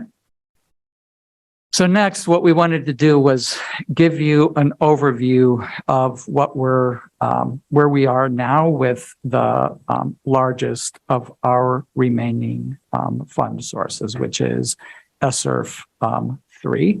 And so, the board is familiar. You've seen this previously, particularly the Finance Committee has seen this as it's evolved over time.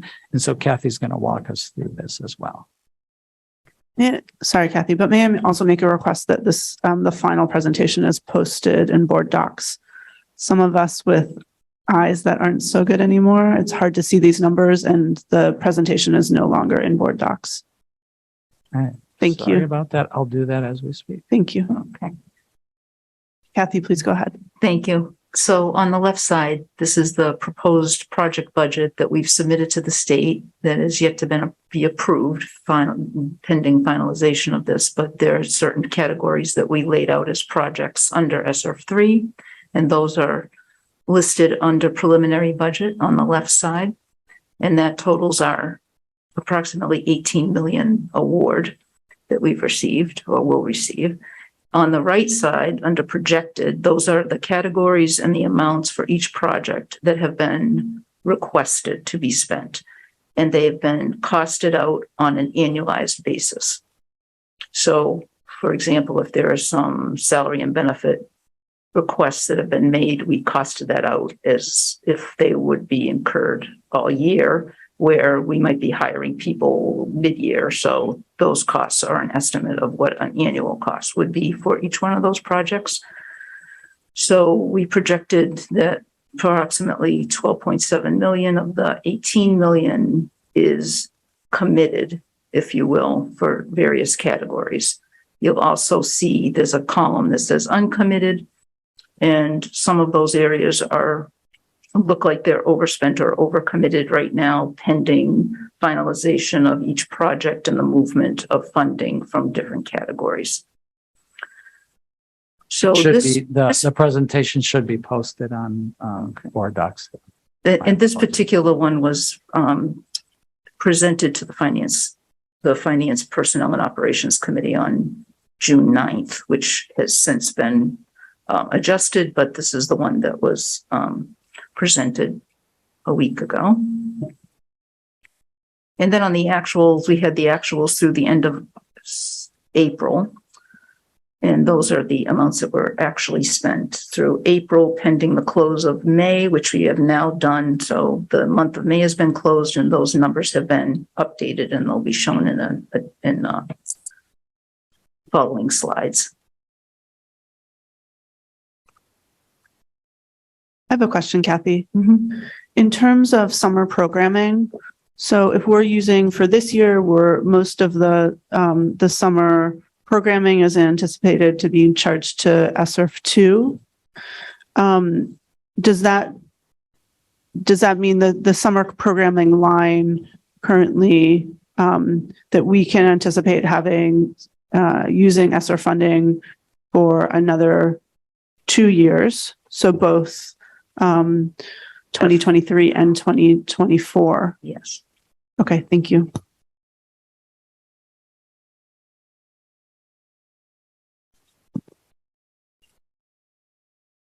Are there any other questions on this slide? I think you can go ahead, Kathy. Okay, so the next slide shows you the staffing positions that were that make up, roughly half of that total that you see in terms of the safe return to in-person instruction, salaries, and benefits, with the other half being positions that were funded 1 year and continuing into a second year. So those are the next two slides. So may I ask a quick question about this slide? Thank you. I'm hoping to get a better understanding of why several of the line items have a 0 in the FTE column, and then why those line items don't have a 0 in the cost column. Because they're not FTE. So stipends, for example, or additional pay is where you have zeros, and that's the reason. Thank you very much. Yeah.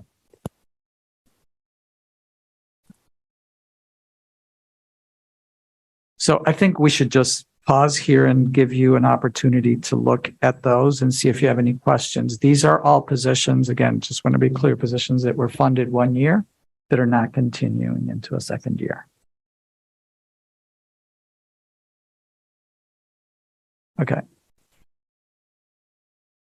We can always come back if later you have questions. So next, we have positions that were funded this past year, but are slated to continue into the coming year. And so those are the ones that you see here, and you have both the cost for this year that we're ending now, so the FY22 costs, as well as the estimated cost for those those positions as they continue into the next year. And so, again, you heard earlier from Anita about some of the expenses that, some of the activities that we've been able to support using ESSERF funding at adult ed. And you can see that those are, a couple of the requests in there are for that. Our dedicated subs, those are 2 per building, individuals that are the first substitutes of the day. During COVID, we've found that to be very helpful and important for schools to have those folks who are committed in the building. Some staffing in our HR office, some additional nurse staffing, and some money still budgeted for potentially vaccination bonuses as people get their boosters and things along those lines that have not been charged yet. So that's what we have in terms of already committed from last year carried over into this year. So that's the up to date, what has been allocated for from ESSERF 3. Okay, and then we're going to move into what we're requesting authorization for. Mr. Superintendent, I have a question. Just looking back at at this slide.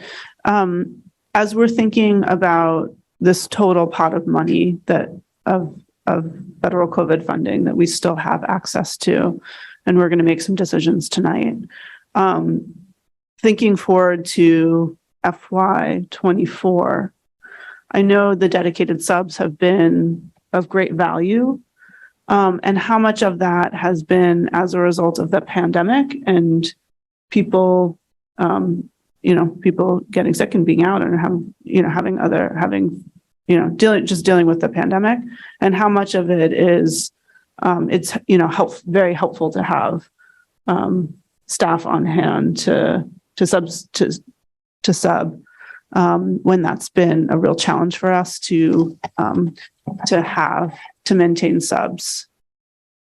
Well, I think those two issues go together. So good evening, everybody. Aaron Townsend, Assistant Superintendent.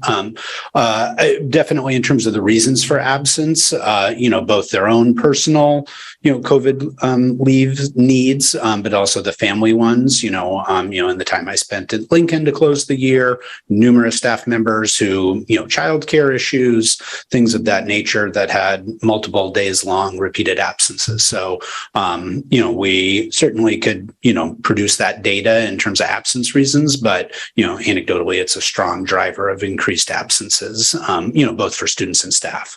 So, which we've seen in our data kind of all along. Correspondingly, we've, struggled, it's been a struggle around the state, around the country, right, to kind of fill the gap on the staffing side in terms of substitutes. So having these regular folks in the house to be able to plug needs has been, as the superintendent said, invaluable. And, from the very beginning, we had always thought of this as also a pilot of trying to understand, what's the differential between having these folks who are in the building and, like committed and known to be there in the building versus, calling subs on a daily basis. Because of the pandemic, it's been super hard to actually be able to track that.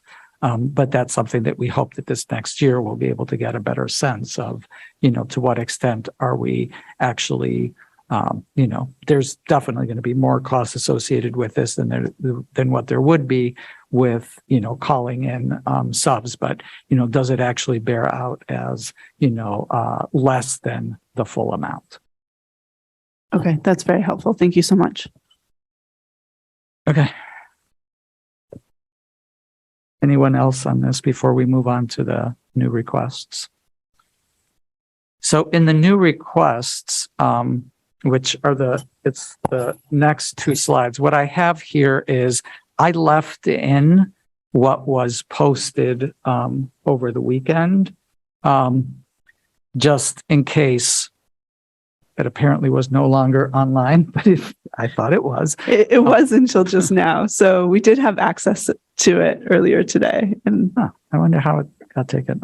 I'm the one who's been updating, so I must have just deleted that by mistake.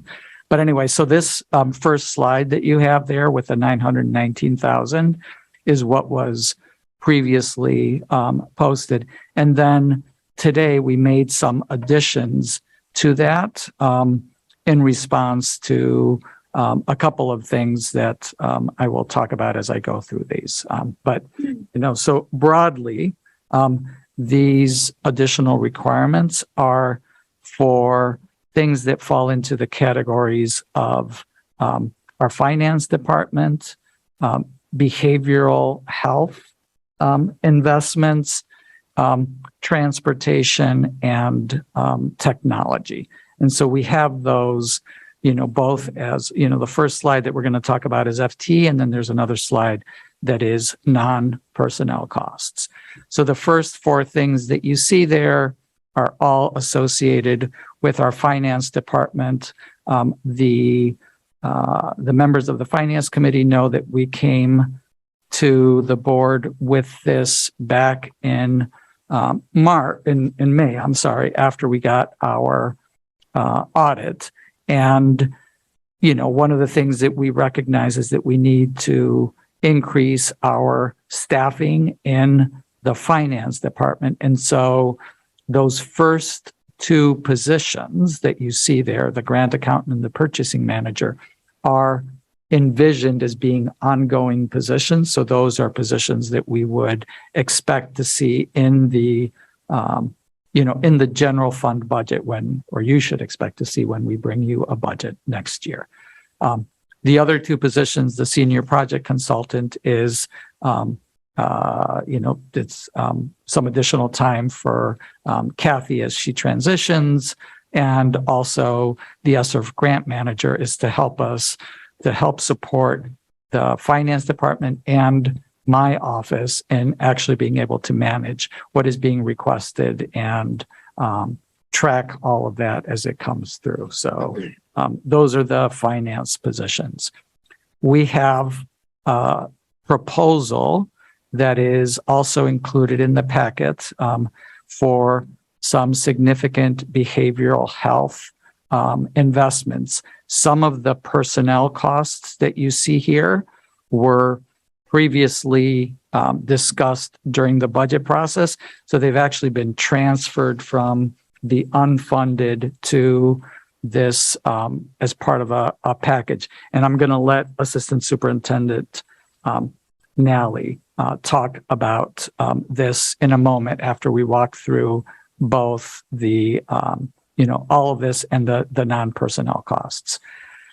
So then the website designer, that is higher than what you saw previously. It was a 0.5 position originally. After talking to Dr. Valenzuela, we decided to make it a 0.8 position. And so that's to be able to launch our new webpage and, support it through this coming year. Then some upgrades to transportation positions. You heard during the adult ed presentation about some of the folks that we've been able to recruit from Portland Adult Ed to diversify our pool of folks in transportation. And so in order to be able to execute on that, we've had to upgrade positions to make it worthwhile and to be able to have those folks on hand getting trained, making those full-time positions, and then the equivalent positions that currently exist that were not upgraded. So that's that's the cost associated with that. Some additional transportation support for this year as we strengthen our capacity, in particular around some of the things that we're trying to do with changing the start and end times at schools. And then we have, and there's also a proposal for this in the packet, specials increase, teachers for the elementary grades that I'm going to let Assistant Superintendent Townsend talk about when, after we finish going through these two slides. Then we included in the behavioral health package supports for the middle schools as part of our response to the protests and the data that we reviewed at the last meeting. And so alongside that, Dr. Valenzuela has recommended that we include a Make It Happen student enrichment coordinator at each of our middle schools, something that we broadly had talked about being the next step in the process to fully operationalize Make It Happen, but we're proposing to do that all at once this year. So that's what's in this particular slide, which are the things that I consider requirements. And then on the next slide, you can see the non-personnel costs associated with that. So first, the purchase of 4 transit vans. That's to enable us to have some flexibility with our fleet. For us to be able to run transit vans, we can use some of those folks that are permitted and working as bus aides can also drive those transit vans. We'd like to be able to use those for our McKinney-Vento trips and things along those lines, as well as give us the vehicles that we can use for middle school trips, which, as you know, was really problematic to do last year. And so these can be driven by, staff. We have a policy that talks about the use of district vehicles, that we will be able to use these vehicles for that purpose. And then while we get the vans, there's a small cost associated with renting for, what we expect will be a short period of time until we're able to actually take possession of these vans. And then the rest of what you see here is under the mental health, mental and behavioral health investments. And again, Malia is going to talk about that proposal. And that also includes, doesn't include, but this is the other part of the Seeds of Peace that we talked about earlier, which is the extension of Mary and Tim's contract through December of next year. And then we also have a central office digitization project, which we have put out an RFP for digitizing all of our financial, HR, and special ed records. And so this associated cost, non-personnel cost, would be for us to be able to execute on that. And so that is what we're considering requirements. And so what I'm going to ask is for Malia to talk about mental health and for Aaron to talk about the specials proposal, unless you have questions more broadly before we get into those two specifics. I do see a question from Ms. Russell-Better. Please go ahead, Ms. Russell-Better. Thank you, Chair. Superintendent, it was just that last piece about the central office digitization. Could you just explain that again? Yeah, there's a longer story to this. We were actually looking at potentially moving out of central office and not having that building anymore. We had an intern from Rue Institute that worked with us over the winter to look at the viability of that. And we basically sort of found that we can't do it, that it's not feasible for us to do it in the way that we had hoped. And so a byproduct of that was we were, as we were looking to move out, we were looking to figure out what do we do with all of these records that we have. And so while we can't move out, a couple of good things came of it. We have a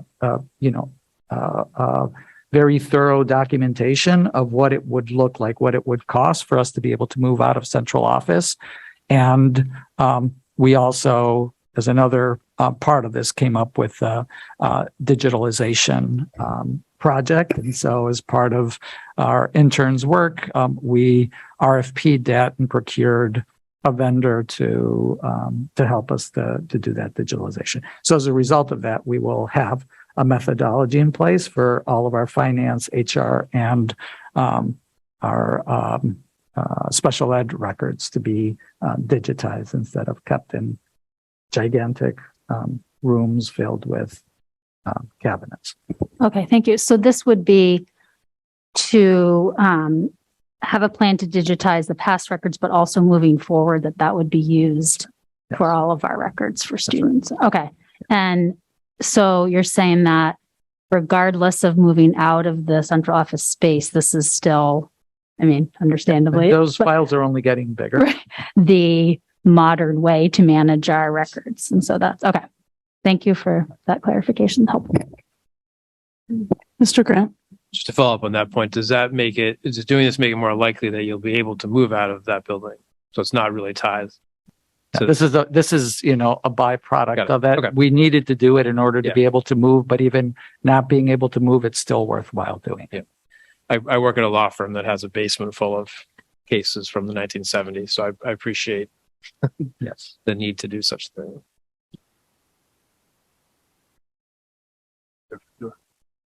Board Member Burke.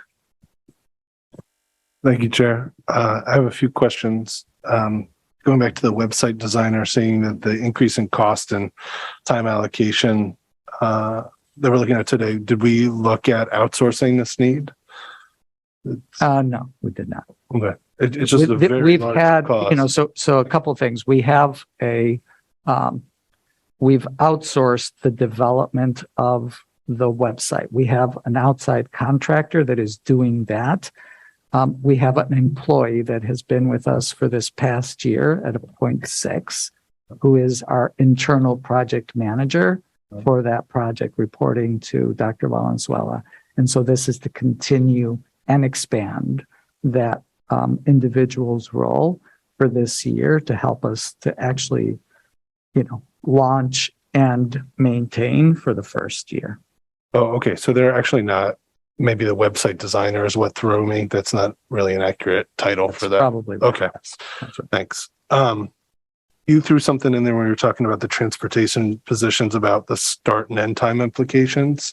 Is that what we did this year, or for projected what we may do in the future, or could you just say more? This is next year. We're required, as you know, the resolution that the board passed in spring of 2021 was for us to explore and, come to the board with options for sort of later start times for all grades than what we currently do with, and at the same time, so anyway, what the resolution is. Yes. I don't have it off the top of my head. So it's to actually deliver on that. Okay. Thanks. I have one more. The vans. Can we please start purchasing electric vehicles, particularly at that size? I mean, there are significant issues associated with that, which I'm anxious to have a COO who can, dive into all of that. But, it primarily boils down to cost, how far people can travel in them, which shouldn't be an issue for these particular, for what we're looking to use these vans, but the cost and then the fuel, the being able to recharge the vans, we're not equipped to do that. So we would have to also build that in, and they're super hard to procure. So I think that's, we're struggling to procure them. I will be glad to bring that back to the transportation team as, something that the board is interested in. But I know that, from the team's perspective, it's super challenging to think about, we right now are supporting CNG, which the only way we can refuel that is, by going to Metro. It's the only place where they actually have CNG. And then we no longer have access to the city's pumps. So we're paying a significant amount of money over and above that. And, having to send people to the gas station to fuel up their vehicles, and we have both diesel and gasoline vehicles. So that would be a fourth source of energy for our buses. So at this point, we've kind of waited. There's a lot of incentives out there to move in that direction, but our folks are very leery of trying to take that on. Okay, well, you have my note. Thank you. That's all for now. All right. I had a question before we move on. I see in this memo from Dr. Valenzuela that I believe she was discussing the need for a half FTE multilingual social worker. And that position, we've gone through all of that. So I'm prepared to talk about it if you want now. So, the social worker is already in the budget. What else is in there? There's also 0.6 FTE family and community engagement specialist. That's also in the budget. And a 0.3 FTE. That will show up when we get to the unbudgeted stuff, because that was something that we discussed during the Thank you. process. Yeah. Thank you for clarifying that. Okay, so unless there are other questions, I'm going to ask Assistant Superintendent Nally to talk about the behavioral health proposal.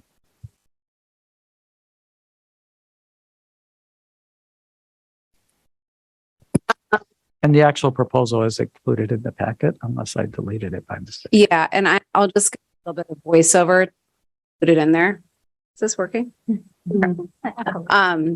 And then just answer questions if you have further questions. So, I mean, I think it goes without saying that in order to open our schools safely and successfully in the fall, we need to invest in the behavioral and mental health of our community, both our educators and our students. And so what we've proposed is the result of a listening session that started in the winter.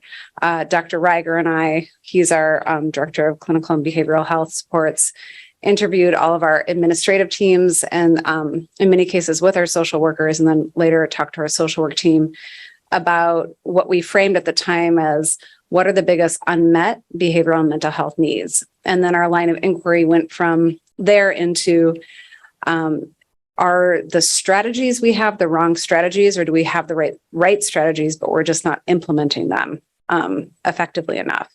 And I think what we learned through that process was that the strategies that we have are the right ones, that people need more support to implement them consistently and successfully. So at the time, some of these ideas came up as things we'd be looking at for longer term moves. So we were trying to think about what could we course correct on in the immediate term. Again, this was the winter. What were the short term moves? And then what were the longer term moves, which would include additional resources for the coming year. So what you have in the proposal here is first that we would add the 2.0 BCBA. So for those who aren't familiar, this is a board certified behavioral analyst. And so this is somebody who could come to schools and consult either with administrative teams, grade level teams, and or individual teachers on student behaviors. Dr. Reiger is frequently called for this sort of work and is a singular director of all things SEL, social or mental and behavioral health. For him to kind of do that across pre-K through 12 is really challenging. We do have 2 BCBAs in the district, but they are fully consumed by supporting our district specialized programs. And so this is something that schools have said, gosh, we need more consultation support so that we can get, a better sense of, are we doing all the things and we need more tips, or, are we not actually doing all the things and we have some blind spots? So that's where this proposal came from. The second piece that's reflected in the and what the superintendent just shared is to add a assistant director of clinical services. So as I mentioned, Dr. Reiger is a 1.0 for the whole district. That's our only kind of staffing allocation at the system level. And what we've learned is that our social work team would really benefit from direct supervision and support. Somebody who shares kind of the same clinical licensure and background and who can be really focused on their growth and development. I think we often hear people say more social workers. And I think those folks who are kind of connected to that are like, well, let's just make sure we really understand what is the role, how are we using it. What we've learned is that it varies by school, and that's partly depending on what the administrator thinks of and wants and what the individual social worker has as strengths and motivations. And so some of that is good, but some of it we feel like we should have a better sense of here's our core sense of this role, and then when people are doing things differently, it's based on what's contextually relevant. And so we need somebody who can really look deeply at that. Another thing that's come up from our social work team is a desire for better leveraging of each other's strengths, somebody who can really know their practice and tap into different people for different scenarios and situations. There's work we need to do just around some consistencies around our paperwork, setting goals, looking at all of that, that we could really use somebody focused on. And then this person could also provide clinical supervision for those who need the clinical supervision. And so we just think that there's a lot of opportunity here by adding this role. And that also has the effect of freeing up Dr. Reiger's time to look, more at how are we understanding the social emotional learning curriculum and work, looking at how that's integrated into advisory, working with Barrett around the restorative work, all of the things. So we're pretty excited about this. And I was really encouraged that our social work coordinators, so this year we have people who share a stipend, and that their job is to kind of do some of this, but just very hard for them when they're full-time social workers to really have the bird's eye view. And so they had recommended this investment. And after I put it out there, I got several notes from social workers saying, we really need this and this would be super helpful. So that was that piece. We are proposing some additional adds to the social work team. So Dr. Egger and I went back over the ratios. We looked at these together earlier in the budgeting process when we proposed, and you all did make some marginal additions to social work where we felt like we were really far off the ratios. But I asked him to go back and take another look and see, is there anywhere else where we're feeling like we're far off? And so East End is a place where we'd like to add, and they're kind of grappling with a social worker versus a school counselor because they're really thinking about somebody focused on tier 1. But we would propose here an add there, an add to the SLIFE program at Deering High. That's the 0.5. And then for breathe day treatment, we have a 0.5 in the high school day treatment. So when we had day treatment all in the same location, there was a lot of, we could flex capacity around more easily. So now what's happened is that by only having a part-time person for the day treatment at high school, it's very challenging because that person needs to be essentially ready to be on site with kids for, de-escalating situations, a whole bunch of kind of pretty significant things that come up with students in that program. And so to have him trying to have a set schedule with students who have a regular high school schedule and then be in the milieu and ready to respond to all of the things has proven really challenging, not the optimal therapeutic model. So the team's been advocating for a while to try to get that up to the 1.0. So that's the social work ads. And then we proposed a budget of $300,000, so approximately $50,000 per middle and high school. So full transparency, it's not precise at this point. We don't have like contracts and quotes, but this is a pot of money that we would be using for work to support professional development as well as tools and experiences for our secondary schools. So advisory tools and training, adding to our restorative training and ongoing coaching, PBIS coaching, de-escalation training, seeds of peace. So this is what we would want to be able to draw on as we plan the summer and figure out what are we going to be doing with our leaders at August Retreat, our educators at August Institute, and then throughout the year. And then the final piece is around SEL for educators. I think probably all of you understand this, but if your teacher isn't healed and whole, it's very hard for them to show up and stay fully present and hold everything that our kids are putting out there for us. And in addition, I think intertwined with all of this is our equity work. And I think it's very hard to be self-aware and humble if you're yourself right on edge and feeling defensive and easily escalated. And so it's something that we just feel is vital to the core work we're trying to do with our students. We've made attempts at the past to do kind of wellness work, but it's sort of been your classic, like we have a website with links or, there's like an optional day of fun things, and those things are nice, but they're not kind of deep. And so the idea here is that we would vet opportunities for educators to tap into a bank of resources to access kind of like professional learning community like experiences that are tailored to their profession. So it's not just like completely random. And I gave some examples here. There's the Healing Schools Project, the Teacher Sanctuary. There's a bunch of really neat organizations that are either cropping up or organizations that have been around have noticed this need. And so they're trying to create, healing circles and professional learning communities focused on mindful leadership and all sorts of stuff, where I think it would have a lot deeper effect if teachers are opting and leaders are opting into it. This is a thing that resonates with me. We had Arabella Perez, and do you remember Sarah Coleman from UNE led a Resilient Educators PLC for teachers this year, and then we ran one for leaders. We got incredible feedback, and it was powerful because it was a small group. They rose their hand and said, I want to do this.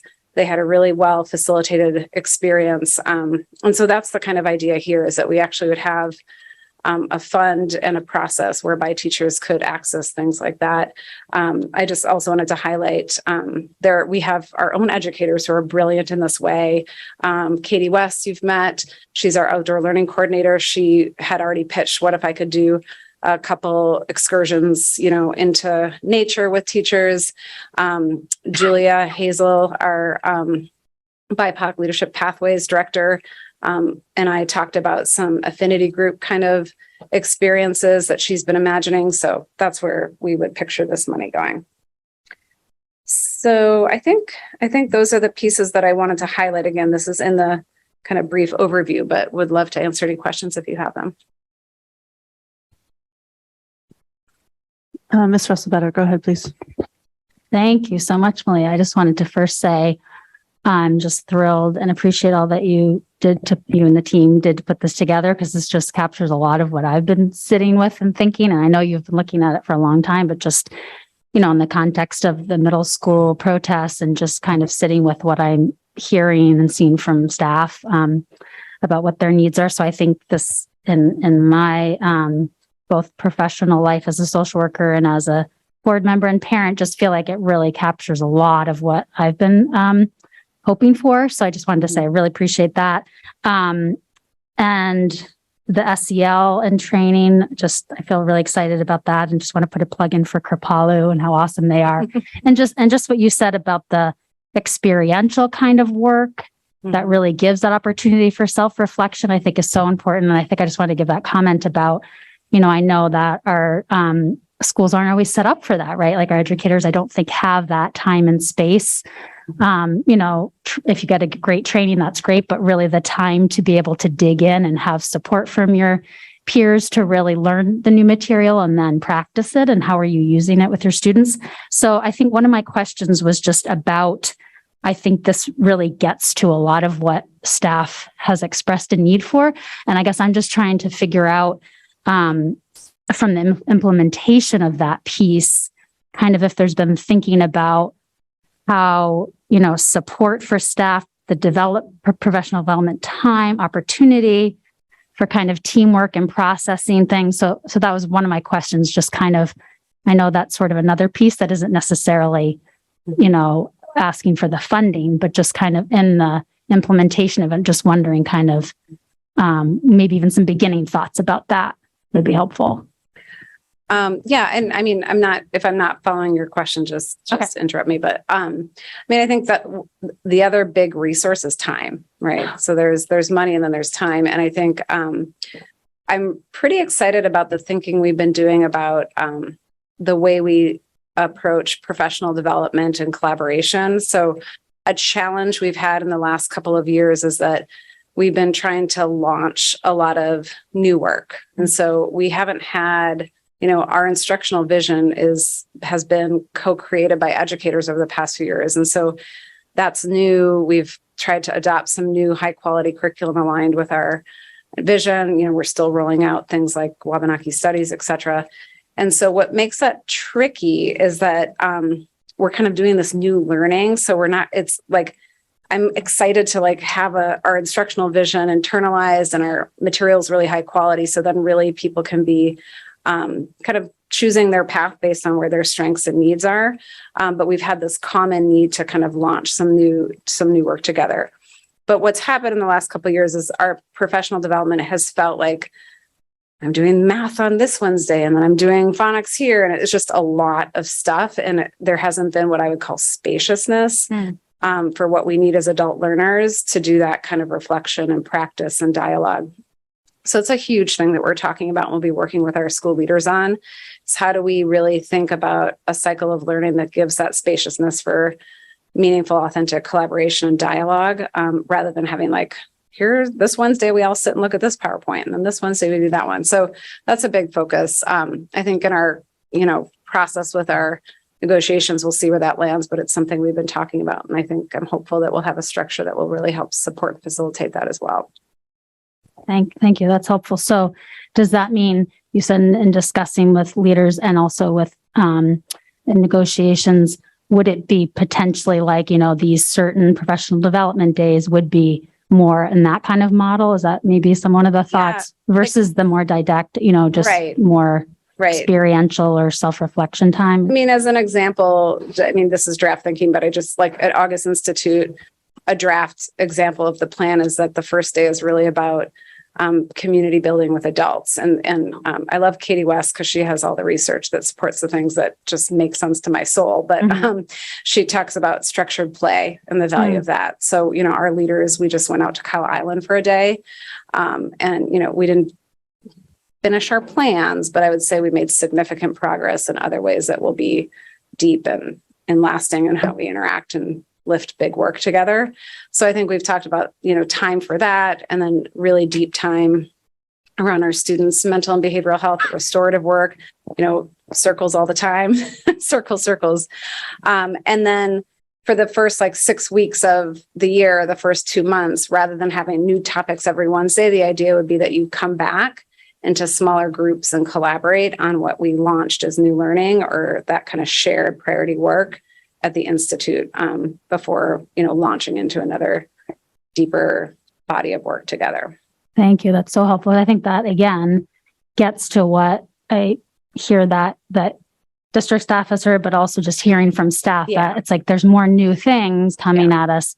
So that really sounds like trying to hear that and respond to, let's be able to have time to dive a little deeper and be in community. And I just wanted to reflect, you kind of mentioned this earlier, but of course, the community building, when our staff is doing that work and feels that together, of course, in educating our kids and being able to help respond to the message we're getting that students don't feel part of a community. I think that's wonderful, right? It's modeling, it's, teachers feeling connected and part of community is going to help engender that with students. So thank you. That's really helpful. I just had a couple other questions. One was just about, I didn't see anything in here about kind of equity coaching, because I believe, am I right about this, that there are some educators in buildings who have a stipend, but it's not, I'm guessing that it's not across. Is it kind of, I know there are people on the equity team, right? But could you explain, is there some of that going? Has there been any discussion about that? I guess I was just imagining in our buildings, knowing that we have a person that, really folks, teachers that are saying, I don't know how to kind of have this discussion or do this restorative justice work. Just if you could help with. We have our equity leaders cohort stipend, and every school has stipended positions. In every school, okay. And I think our hope and goal is that our administrators, other teachers, that it's, there's more than just your equity leaders who could be colleagues that you lean on for thought partnership and support around that work. But yes, to answer your question directly, we have the equity leaders in every school. And then Barrett we're working this summer to figure out what's the next iteration of how that group comes together. I think we've pushed out a lot of common language and learning over the past 5 years. And so now we're imagining some more differentiated pathways, again, trying to be responsive to making sure there's teacher agency in this work. I think we've been clear that there's a common expectation. You don't opt into equity training. But I think at this point, we're also trying to find some of those opportunities for people to feel choice and voice in the process while still having a foundational expectation for all. Okay, thank you.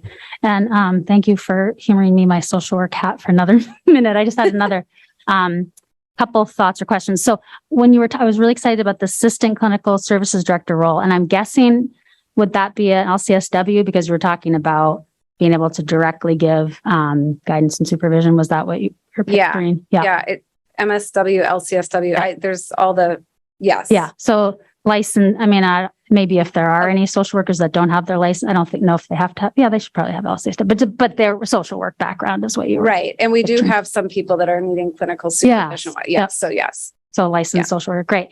And then, so just my one other piece that I don't think is really in your proposal, but I just kind of wanted to flag this, and maybe that role, that assistant director role, might really be able to get to this. But I just wanted to make the observation, and would love if you have feedback about this, about kind of the school-based therapist model in our schools. And this might be a Chris Reiger question, so this is fine if this is too specific. But I just know personally, and professionally. I did that work like 12 years ago as a school-based therapist. So, you're not employed by the school district, but through, Spurwink or another agency. And so those folks are really, having a caseload of students that they're counseling, right? And our social workers have, groups and like just so many things that they're not, they can do IEP supports, but they're really not doing like a caseload of therapy, right? Like they're not doing.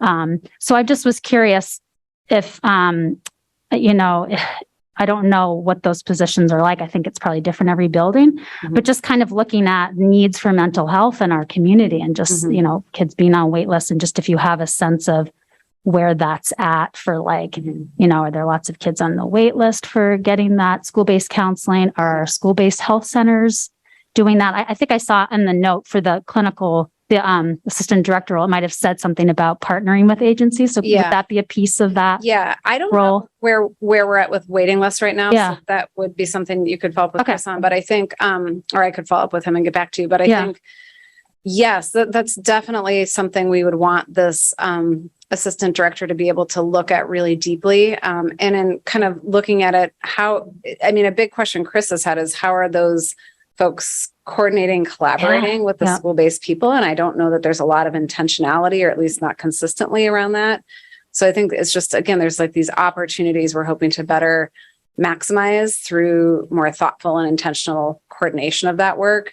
As well as just like lots of times each school is like having to broker their own relationship with the agencies and, all sorts of things. So trying to create efficiencies for a social worker so that some of that comes off their plate so they have more time with students. So, but that would definitely be in that person's role. Thank you. And I think just to comment that there's not an easy answer to this, but I think those can be high turnover positions because they're not benefits, they're really kind of fee for service. And so I think that's a difficult thing because and I know some people have been in their positions for a long time, but I just think that's a difficult thing when students have that need and they have that relationship and then that person doesn't stay, so more just like flagging for hoping that, that position sounds amazing and like a wonderful investment. And also I just hope there could be some future looking at over time, how do we keep those school-based folks really in our school communities? And I think collaborating would be a great way, right? To feel like you're part of the school community because you are sort of like on an island doing your thing, but not, a part of the staff. Yeah. So,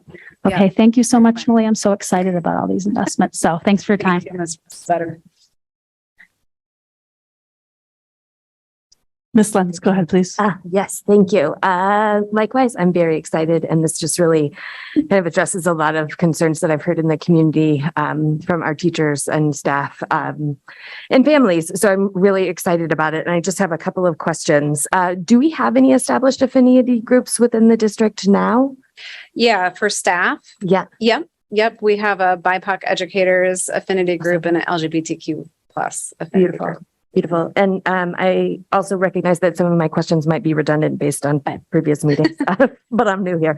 And then I'm curious in the coaching training for teachers, like what are the offerings that currently exist for teachers in terms of SEL, in terms of trauma-informed practices, in terms of, I know we have the Race in America course that is an opt-in model, I think, but or any other kind of like the equity infused with the SEL courses. What is like the foundational offerings that we have in terms of professional development? Which of those are kind of mandatory or opt-in? And I guess at what point do staff usually take advantage of those in their tenure with us? I can give you a partial answer and follow up with more of a comprehensive, but I think we do have those courses you mentioned, the race course. So those are courses that educators can take and they get lane change that's tied into their salary, our salary system. And so we do have various courses around trauma-informed principles and social emotional learning there. So, but that is opting in. And then we have, professional learning we do that's kind of across the board. So we have various kind of train the trainer models that we use for PD. And so we've done that at different points around trauma-informed practices, our SEL curriculum at the elementary level. So there's like some of that common work, and then schools have done sort of deeper work depending on their focus and priorities. This past year, everybody went through 2 different professional developments around restorative practices that were turnkeyed through our equity leaders. So they got deep training and then brought that back to their schools where they contextualized it. So there's other sorts of things, but I do think this year, our priority around safe and equitable schools is looking at, what are we really doing to build our capacity around relationships, restorative practices, and multi-tiered systems of support. And so that's going to be a big focus for our August Institute and Professional Learning ongoing. So there are options. There's both opt-in and common training we've done. But I think this, and I'm sure we can talk about it later in the fall, kind of what that's all coming together to look like. But our idea is that schools will, be able to have things that are unique to their context, but there's going to be a lot more common resources and options for people around these topics. Beautiful. That's really exciting. Just that was the number one thing that I was hearing from educator after educator. It's just they want more and they want time to go deeper. And really, like I think what you said, like you've given out a ton of information and now it's time to develop a practice around these things. Right. And so I'm just really excited for that to continue to unfold. Yeah. Great. Thank you. Thank you, Ms. Luntz. Mr. Youssef. Oh. Mr. Youssef, go ahead. Thank you, Chair. Just quick clarification question. So you said the contracting costs we would save equivalent to 1 position. Can you clarify? For the BCBA? Yeah, the BCBA. Yeah. So those were notes that were in there from our original proposal that we made. I think Jesse Applegate came with me to a meeting many moons ago. It feels a long time ago. That's something that was in the unfunded that we moved. Yeah. Yeah. So I just carried over those exact notes from the data we had collected for you all at the time. So a scenario would be that he could reduce and eliminate the contracting that we do with, that was for the 0.8, or we could just add the 2.0, which is how it's reflected in the budget.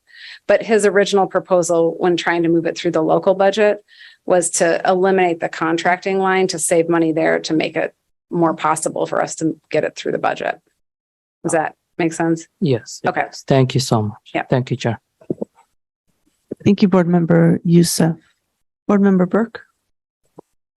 Thanks, Chair. On the BCBAs, last we looked at them, I brought up wondering about how proficient they were with equity. Yeah. And I've done some more digging. I found in their code of ethics, they have a couple light references to cultural competency and they use the word equity and that sort of thing. But I just want to flag that again as a concern I'd have of making sure we either understand what they're being trained and bringing in the door and or we're complementing that with our competencies. 2, 3 other things. Seeds of Peace, I just want to flag that I'm starting to see them kind of charged in multiple lines. This one, they have their own separate line. So that unto itself, just wanted to make sure I have a grasp of how much we're ultimately contracting with them on a number side, but then also from a capacity side, like there's other partners that we could engage with. And it seems like we are relying on one staff in particular from Seeds of Peace, which is great, but the depth and breadth of work we need to do is wide. And I know I'm the, you know better than me, but so just want to flag that as well. And that leads me to my next question, which is I rightly we're focused on like students in the past few weeks up to the end of school, some things that are happening over the summer, focused on our educators but ultimately I'm curious, and this isn't necessarily the right time, but I'll just put it out there for when the right time is. How are we ultimately building the dialogue with our community as well, outside of our students and our teachers in part, so that we can do some of, I think, the healing work that is being described that we need at a personal and interpersonal level in our buildings, that needs to occur, but also so we can rally the support that we need and that our educators and our building leaders are going to deserve in the years to come. So I'll just say that. You can say another time, happy to talk to you about it, but Well, I mean, I think that would be something that would be awesome to talk in more depth about. I don't think there's nothing reflected in this particular proposal that makes that explicit, but absolutely, I think that's a huge goal. I mean, I think the work that we're trying to do with the middle school folks this summer is all about doing it in partnership with community, students, and families. So mindset, yes, with you, but the specifics would be awesome to keep talking about. Okay, happy to. My last item just on the social emotional learning, really exciting to read some of the descriptions, like the Healing Schools Project, never heard of them. Sounds great. Excited to hear about them and other options. There's one other organization I wanted to mention, which is Liberate Ed, like Liberated.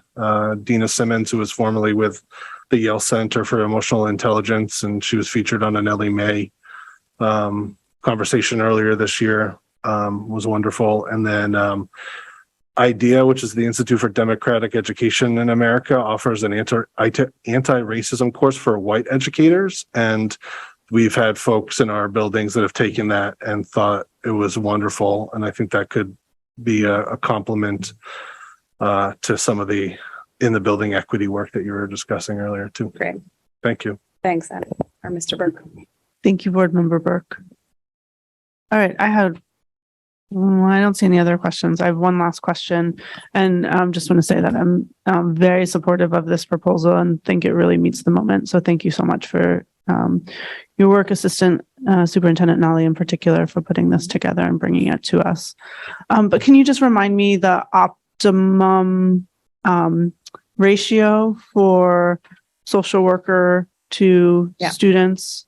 250 to 1, and then there's a caveat that says in high needs schools 50 to 1. So we're always like, like what, and there's not a lot of concreteness to that. So we sort of look at that 50 to 250, but we're aiming for 250 is essentially what we've been striving for. And we can send back, especially with these ads, where we are at this point with our ratios, if you want an updated version. That would be great. Okay. And just noting that we're not, we're pretty far from those ratios, and for the two positions that you're proposing to add. Yeah. Okay. Thank you so much, Board Member Russell-Better. Thank you, Chair. Ms. Nally, I just wanted to clarify with the SEL piece.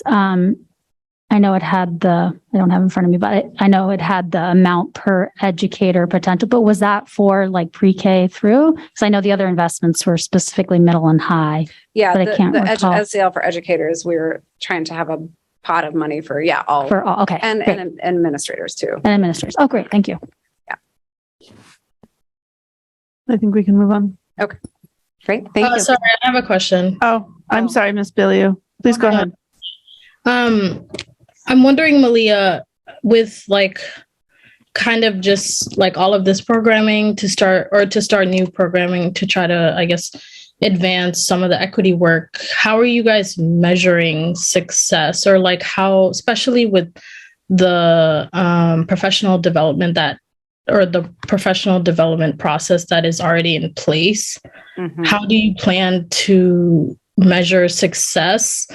I guess in terms of how do you not know, but how do you figure out what tier a teacher is at in their professional development, or where do they need, or are there tiers to where certain teachers might need a little bit more help or resources or access or anything like that? Or also, how do you deal with individual teachers that might be wanting more resources or might be wanting more access? So I guess it's a two-part question. How do you measure the success, and then how do you further access for those teachers that want more, I guess?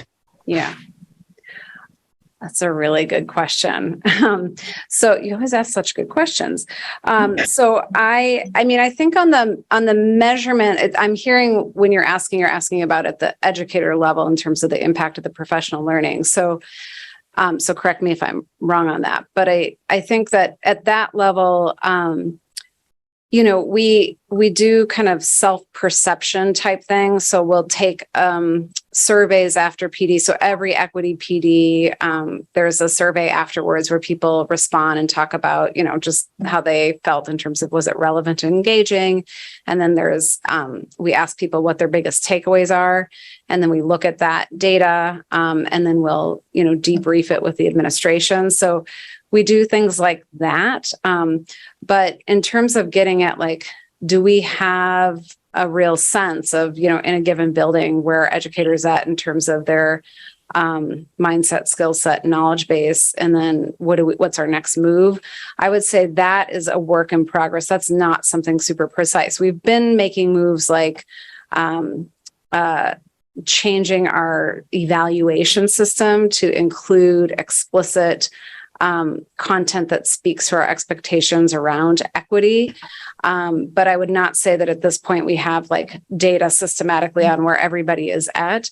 I do think that's work we're working on with our school leaders and really trying to build their equity-oriented leadership so that they have a strong sense of where folks are at and the capacity and courage to make the next move with folks in terms of who might need more support, development, coaching, or accountability. And then in terms of the second part of your question, what's available if people want more? I do think we have some kind of more organic things that have happened via our equity leaders, different book groups have started. But this year, what Barrett and I have talked about is, and I think I kind of mentioned this before, but is having a lot more community of learners options. So a lot of teacher-led options that go deeper. And again, where people are opting in to kind of go deep with folks who are interested in the same topic. So we imagine our equity leaders doing that kind of training and not just doing kind of the big whole-scale school train the trainer. So those things have existed in schools, and then we're trying to kind of scale that across the district as well. Does that speak at all to your question? Yeah, no, that was perfect. Thanks. And I guess just to add on to that, is there a plan, or I guess you said you're working on that, but it's not going to be something that would be in this budget? As far as measuring the impact? Yeah, or figuring out data to do that. Well, so that's one thing I'm hoping Dr. Reiger can put. So, Chris, our behavioral and mental health director, I'm hoping he can put more time into both at the student, and educator level, looking at understanding and defining what are the competencies and how do people kind of reflect and evaluate themselves and identify where they have a need to move next. That whole field measuring. I mean, there's the SEL component, but then there's the DEI piece as well. So there's a lot of interesting things out there. A lot of mistakes, I think, districts and systems have made in trying to measure some of this stuff. But that is absolutely something he and I have talked about wanting to put more focus on alongside with Barrett as we, in moving forward. Okay. All right. Sorry, I'm a bit... I'm just a little tired, but no, that's really helpful. And I think it's something that we could really utilize going forward, because I think teachers are asking, or they're asking for resources, but they might not know how to define where they're at, or what type of learning, or where they even need to start on the spectrum of doing their equity work, whether it's personal, whether it's professional. And I think it would be good to even figure out how to define that so that they could be more aware about that spectrum. Yeah. I think that's a great point. Thank you. Excellent. Thank you so much, Ms. Biliu. And thank you, Ms. Nolly. Yeah, thank you. And now Assistant Superintendent Townsend can talk about the specials proposal. Thank you, everybody. So one, I want to acknowledge, before we talk about the specifics of the proposal, that as we entered the FY23 budget process, we went through a presentation around our staffing formulas, of which elementary special staffing was a component of that. And what we put forward as for the budgeted support around that through the local budget reflected that formula, which, at that time and historically, kind of pre-pandemic is what I mean historically, reflected, the delivery of kind of a minimal allocation of elementary specials. So that includes, just, one instance of PE, art, and music for each child during the week. And so I want to, continue to hold up that is still what could be how we move forward and how we operate, and would be able to provide what is, what was approved in the local budget, is able to fund that. That being said, there are a couple of things kind of contextually that have continued to emerge that led us to kind of bring forward this consideration. So one is, over the past, particularly this past year, in the FY22 budget, when we invested further in our English language ELL teachers at all of the grade levels, and the increased need for collaboration. We had leveraged ESSERF funds over this past year to maintain increased specials investment to create additional time for collaboration for teachers. And in our conversations as we continue to work through negotiations with PEA, we continue to lift up that our elementary educators have the least amount of planning and collaboration time in comparison to their secondary colleagues. So we see that as an ongoing need, and one that merits, ongoing consideration for us, as a community as we move forward in terms of what kind of investments we make at the elementary level to be able to provide both robust additional programming beyond the core content, and to be able to provide that kind of time for our educators to do the work necessary to serve all kids. So that's, a contextual piece. The second is, as we worked with Malia and I facilitated kind of a 3-session scheduling series with our elementary leaders. So, typically in the world of school schedules, like high school master schedules, get all the attention as complicated beasts, and they are. That's all well deserved. And elementary schedules are, kind of the unsung. I don't know what the right phrase would be, but they are very challenging as well. Coordinating all the special schedules across all the grade levels, ensuring access, and that's significantly more complicated when schools are having to share specialists, which had been our paradigm prior to the pandemic. So, and was reflected in what our proposal was in the local budget. So the need for it to be able to coordinate with another school for a particular time for a part of the day, just really, puts a lot of constraints on elementary schedules that make it very challenging for us to be able to both, we ultimately deliver on providing students kind of what we've committed to in terms of specials, but limits some of the both flexibility that we have to be able to create the kind of collaboration time at the building level, and then additionally leaves those educators kind of, somewhat disconnected from their school communities because they're bopping around to potentially 2 or 3 sites, and not all. And so there's disparate kind of experiences for teachers in those roles. Again, in lean budget times, as we were facing, that if that's what we need to do, that's what we're able to do.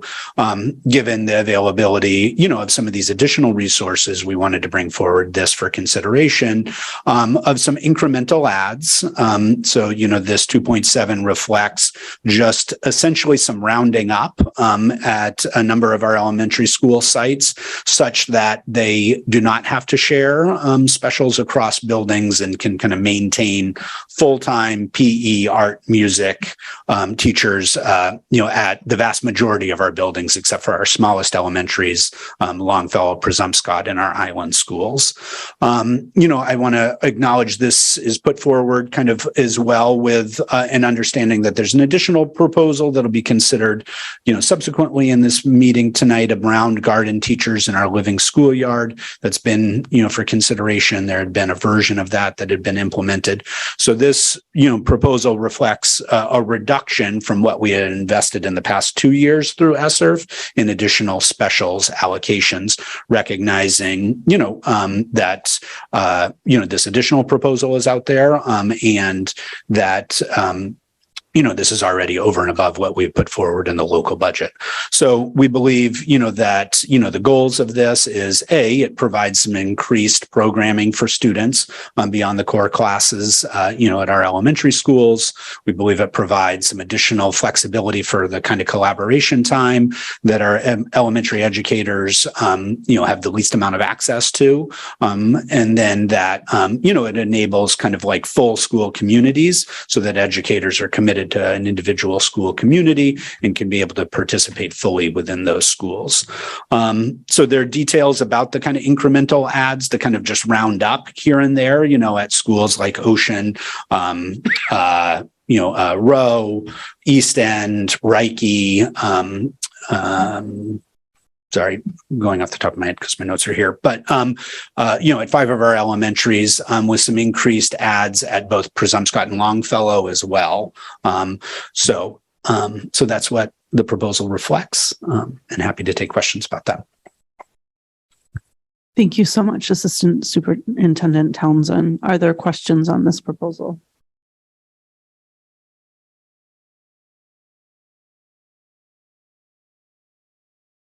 Okay, I think we're set. Thank you so much. Okay, so that completes our additional requirements portion of the agenda. Kathy, can you help us now with slide 11, please? Certainly. So slide 11 is showing what the projected totals would be that include just the additional requirements. So we had about 2.4 million that precede this slide that are added in primarily in the S&B requested column. That's mostly in the safe return to in-person instruction line for the most part. The salary and benefit and the non-salary and benefit piece that was referred to as non-personnel. So this now reflects additional commitments and lowers the amount of uncommitted in that middle column.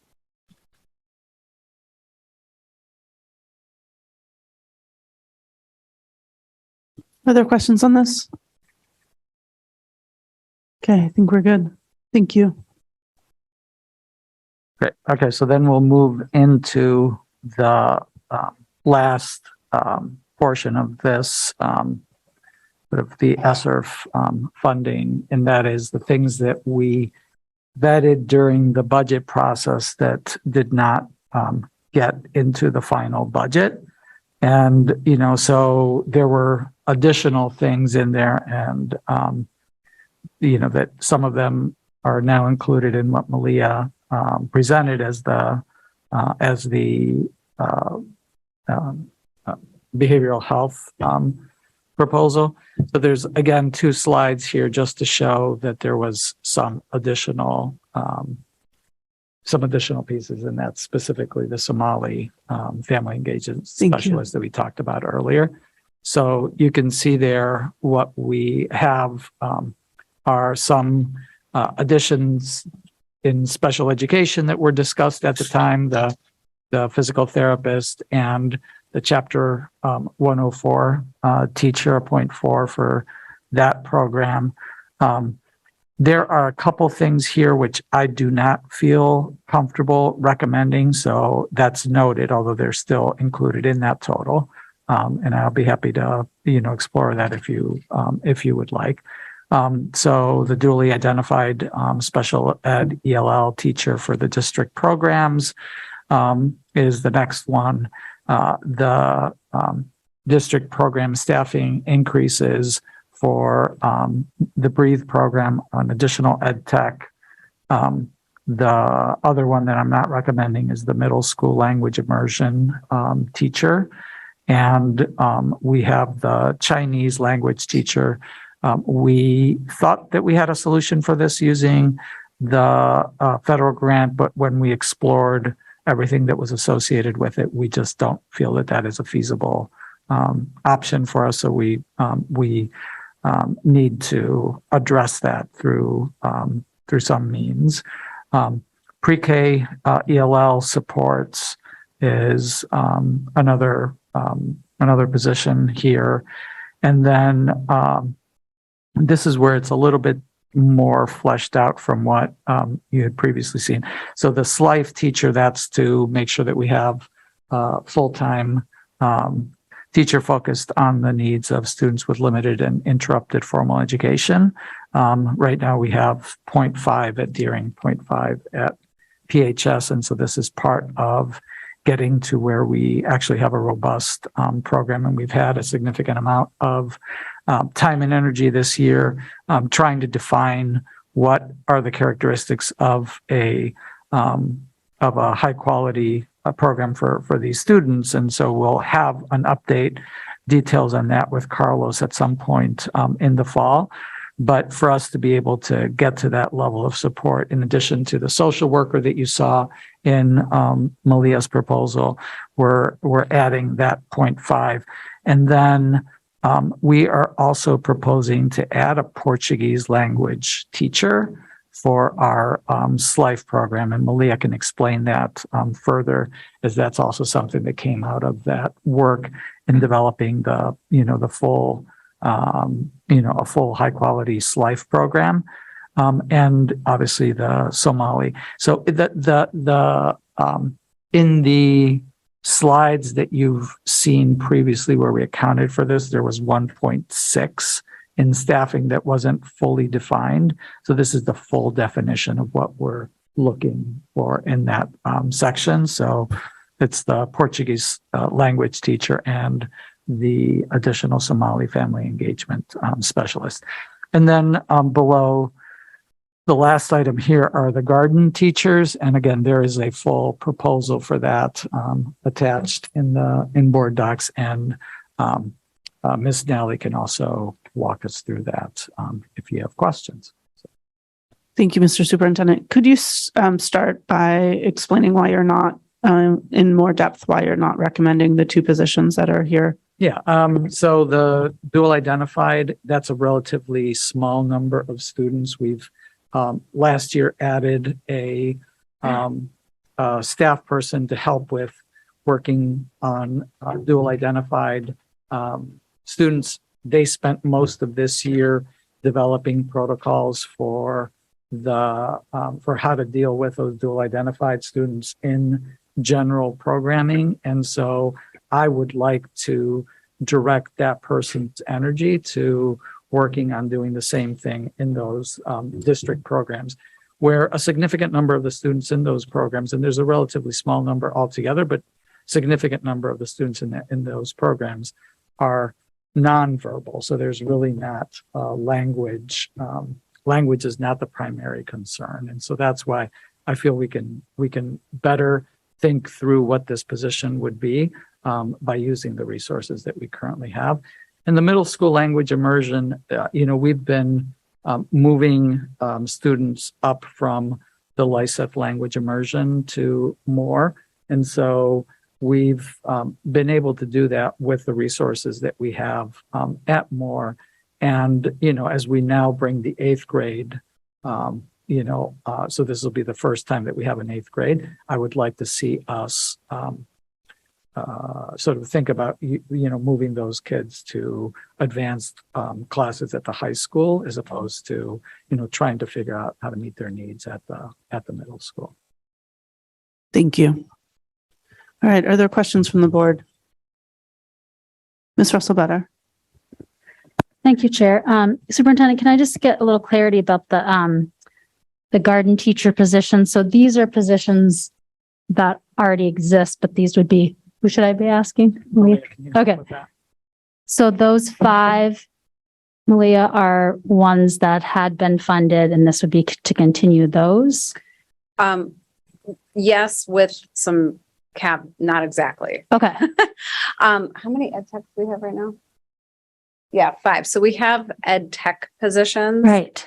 And so the proposal is to make this a teacher position so that the students can go for an actual special to the living schoolyard and be with that teacher. So if it's the ed tech, it doesn't sort of serve as a special in the same way because they need to have the teacher. And so that's the major change, is that it's a rescoping of the role and then a fleshing out of the position. So it includes both the fact that students go to the special, but then also that there is an explicit expectation that this person is working collaboratively with the classroom teachers to integrate the environmental literacy and the outdoor learning, experiential learning elements throughout the curriculum. Thank you. So are those 5, are there currently of the ed techs now in 5 of our elementary schools? There is 1. So I guess I'm just trying to understand, is this a program with a plan for all of our schools to have this position? Well, Mr. Townsend, I don't know if you. I know of. I mean, I think don't have this at all. That we would. I mean, yes, and certainly Katie West would advocate to have the position at the other schools who don't have one. Yeah. I think we landed on the 5 because we're looking globally at the specials allocations, acknowledging that Ocean has the language special that the other schools don't have, and I think Longfellow, just based on your analysis of size, was looking okay. Is that right? So just for transparency, that was the rationale. So it wasn't so much programmatically as it was looking at that broader picture. So I don't know what that will mean in terms of your thinking on that, but that was the rationale. Yeah. Okay. Thank you. No, that helps me understand the specials piece. I guess I'm just thinking of it as, to have this resource equitably throughout our schools. I do feel like there's some gap there, which only to me means, I guess I would like to advocate for a plan for it to be, whether it is a position dependent on, the size of the school, maybe it isn't a whole position, but just if this is something we're investing in, wanting to know that all of our school, all of our elementary school students have access to it. So, yeah.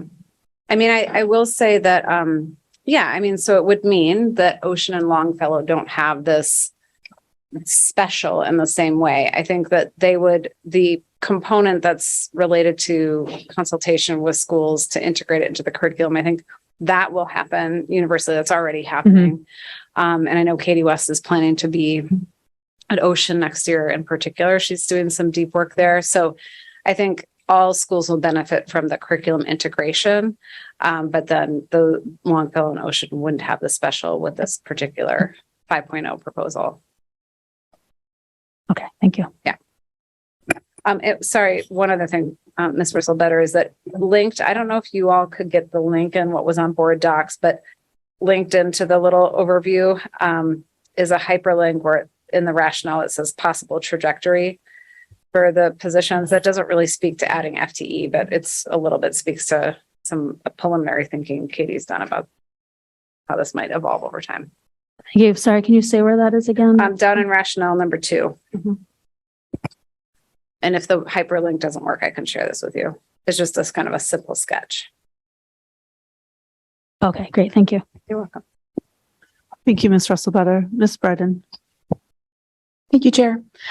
So my question is actually a follow-up to that last piece of conversation around if the ed tech role is evolving into a teacher role, which I support the idea of that. I'm wondering if there's been any thought around those 5 individual ed techs and whether they are qualified or whether there's a mechanism to allow them to continue into the teacher role and keep that momentum around programs that they've been building. And I didn't know if that had already been discussed or thought about.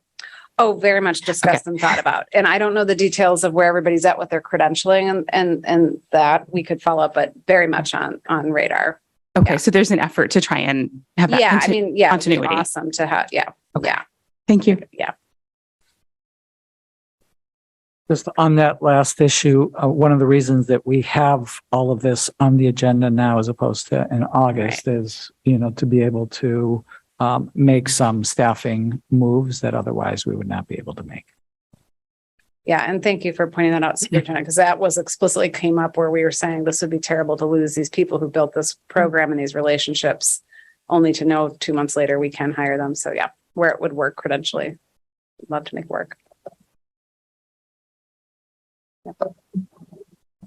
I guess just Board Member Russell Better's question about kind of the trajectory of growth. I guess I'd just bring us back to the notion a little bit historically and part of why these live in ESSERF now. And I think what that is incumbent upon us and the board as we move into future budgeting years is to take stock of where we'll prioritize elementary specials investments. I mean, historically, pre-COVID, we reduced world language investment at the elementary. So just want to acknowledge that, right? We obviously have this modest piece around the core specials, PE, art, and music, and certainly exciting opportunity around living schoolyard and those investments aligned with outdoor education vision. But I think as we move forward and can, see these ESSERF funds sunsetting, right, that's going to bring us to a conversation about where we invest because, unless our state funding trajectory changes significantly between here and there, we won't be able to do all of those things. And so just want to flag that and recognize that. And so that this is continuing to iterate on a version of that proposal, right? It's not full scale implementation. We don't feel like we're ready for that. And also that recognition of the larger context is part of what I sit within the context of all of this.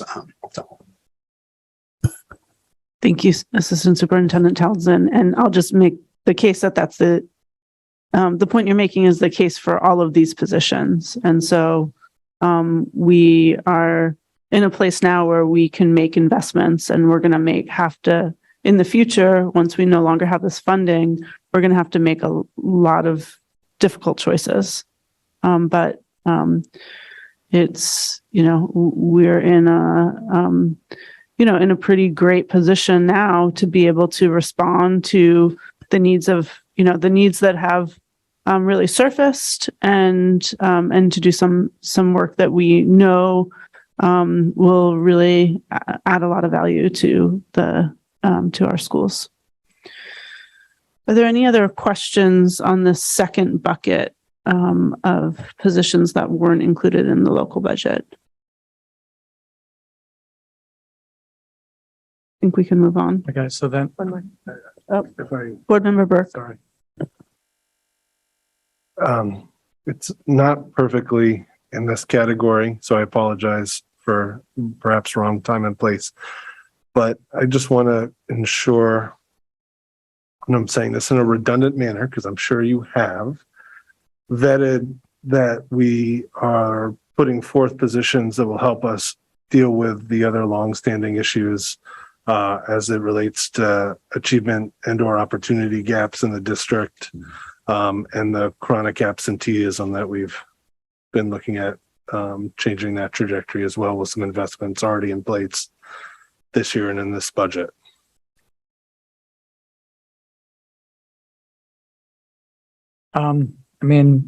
We think so. Yeah. But, I'm sure there are other things that we could potentially do. This is not everything that we, that we need as a district. So, but I think this goes in that direction, everything from our summer work to our additional investment in, social workers to the training and, support structures that are in there. So, but do I know definitively and, that this is exactly what we need to be able to improve our attendance by 10%? I don't know that, but this is our best effort. Okay, thank you. Thank you, Board Member Burke. Okay, I think we can move on now. Okay, so Kathy, if you could, do the honors on the last of the budget slides. Certainly. So this one, let's do that one more time. Sorry. Okay. This one incorporates the additional requirements and the items not budgeted in the projected totals. So now we're adding in the items from the additional slide. The previous slide, which does include those not recommended by the superintendent, that whole 919,666 has been added into the projected amounts. And so our uncommitted total has decreased further to 2.0 million.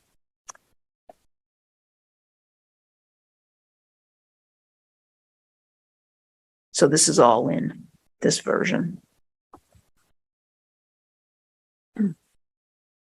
We're good. Okay.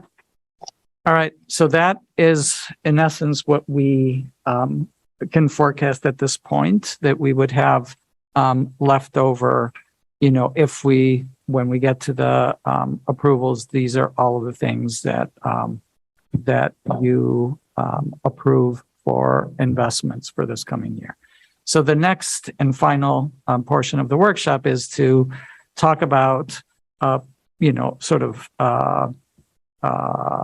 the idea of participatory budgeting, which would be with a subset of the uncommitted amount. So basically, the punchline of all of this is it leaves us with $2 million that we can use for participatory budgeting. And so I just want to recognize, and I know he's with us tonight, Dr. Abdullahi Ahmed, co-principal at Deering. Dr. Ahmed has, for the past year, as part of our Pathways work, has been engaged in a superintendent's internship through Howard University and the American Association of School Administrators. And so as part of that, Dr. Ahmed and his colleagues in the program were tasked with a capstone project that would be supportive of one of their districts. And Dr. Ahmed came to us and asked what are some of the things that that he could potentially get, pitched to his cohort to have that be their capstone. And so we gave him several options, including this idea of helping us to think through what would participatory budgeting look like in Portland. So in your packet, you have the capstone paper that Dr. Ahmed and his colleagues developed, as well as, we've summarized it in the slides that are coming up. So a little bit of a background on participatory budgeting. Again, sort of the punchline in this, that's used in many places across the country and the world, and some examples of places where it's being used for school purposes, and what are some of the values that come from it, which sort of is the fact that you're working with people who are the consumers on the ground, and that just by virtue of doing this, that you increase the access to information and data that is necessary, as well as sort of open up the visibility of budgeting to a broader segment of the community. Next slide, Aaron. Some of the benefits of participatory budgeting, creating those structures for democracy, giving, what I said earlier, just giving citizens the opportunity to understand more and engage in the process of deliberating and discussing, budget allocations. So that's one of the benefits, developing a deeper understanding and appreciation for the complexity of the work that we do in making these budget decisions. And you've seen some of that this evening when you ask, questions about specifics, as well as, broadly, are these all of the things that we should be, doing? And, you can see that it's a mix of, these are the things that we need, as well as these are the things that we can afford to ask for at this time. The increased accountability and transparency, and, from our perspective, really, particularly to the extent that we engage both students and members of the community that traditionally are not engaged in these types of discussions, increases their understanding by increasing their entree and visibility into the system. So the process that Dr. Ahmed and his team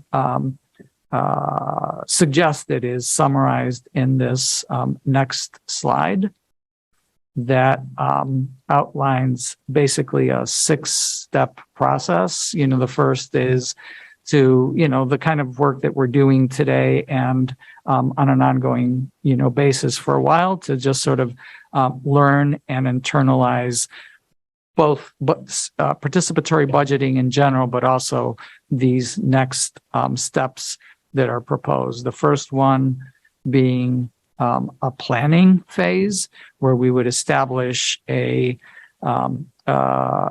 board would establish a steering committee made up of board members, members of the community, students, and others that would engage in this planning, and then recommended that we have some form of idea collection. In their particular model, it is sort of town hall based, but there would be other ways, including surveys and things along those lines, that could be used to collect ideas and then to develop projects based on those ideas. So that would be chartering specific groups, or the planning steering committee engaging in developing projects based on that, and then having in phase 4 some form of an expo of what all of those projects would look like, and then subsequently make some decisions about projects to move forward and implement. There's also, if you read the paper, the idea of potentially doing a pilot with a specific school, just to see what the ideas into proposals, and then expo and implementation in a limited example, before diving in and doing it more broadly at the district level. I think some of the things that would factor into that is how much money we're setting aside, how much time we're going to dedicate to it, and things along those lines. Next slide, please. So why now here in PPS? And I think, some of this is, we've talked about this since last year, the unique opportunity that we have with this federal funding that, for one, in the specifications requires that we have efforts to prioritize community member buy-in into how this money is being spent. One of our priorities as a district, has been to include underrepresented voices in all of our work. And so probably no place more important and, probably less successful than we have been around our budget process. And, there's a large number of stakeholders who are already looking at this type of work, either Portland Empowered with some of the training work that they're doing this year, or the city is also considering participatory budgeting in some way. So I think there's an opportunity for us to leverage that sort of energy around this concept.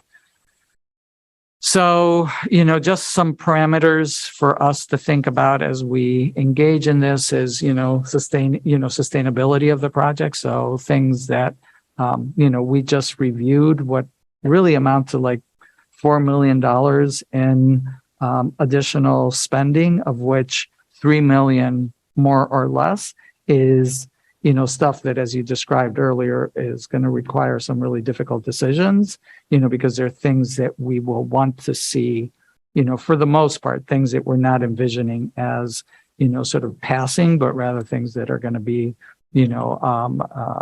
social workers and, folks in the finance department and, make it happen and things along those lines, things that we're going to want to continue to fund. And, those are significant increases. So if we could try to make our participatory budgeting projects be really sort of one-time investments, that would be great.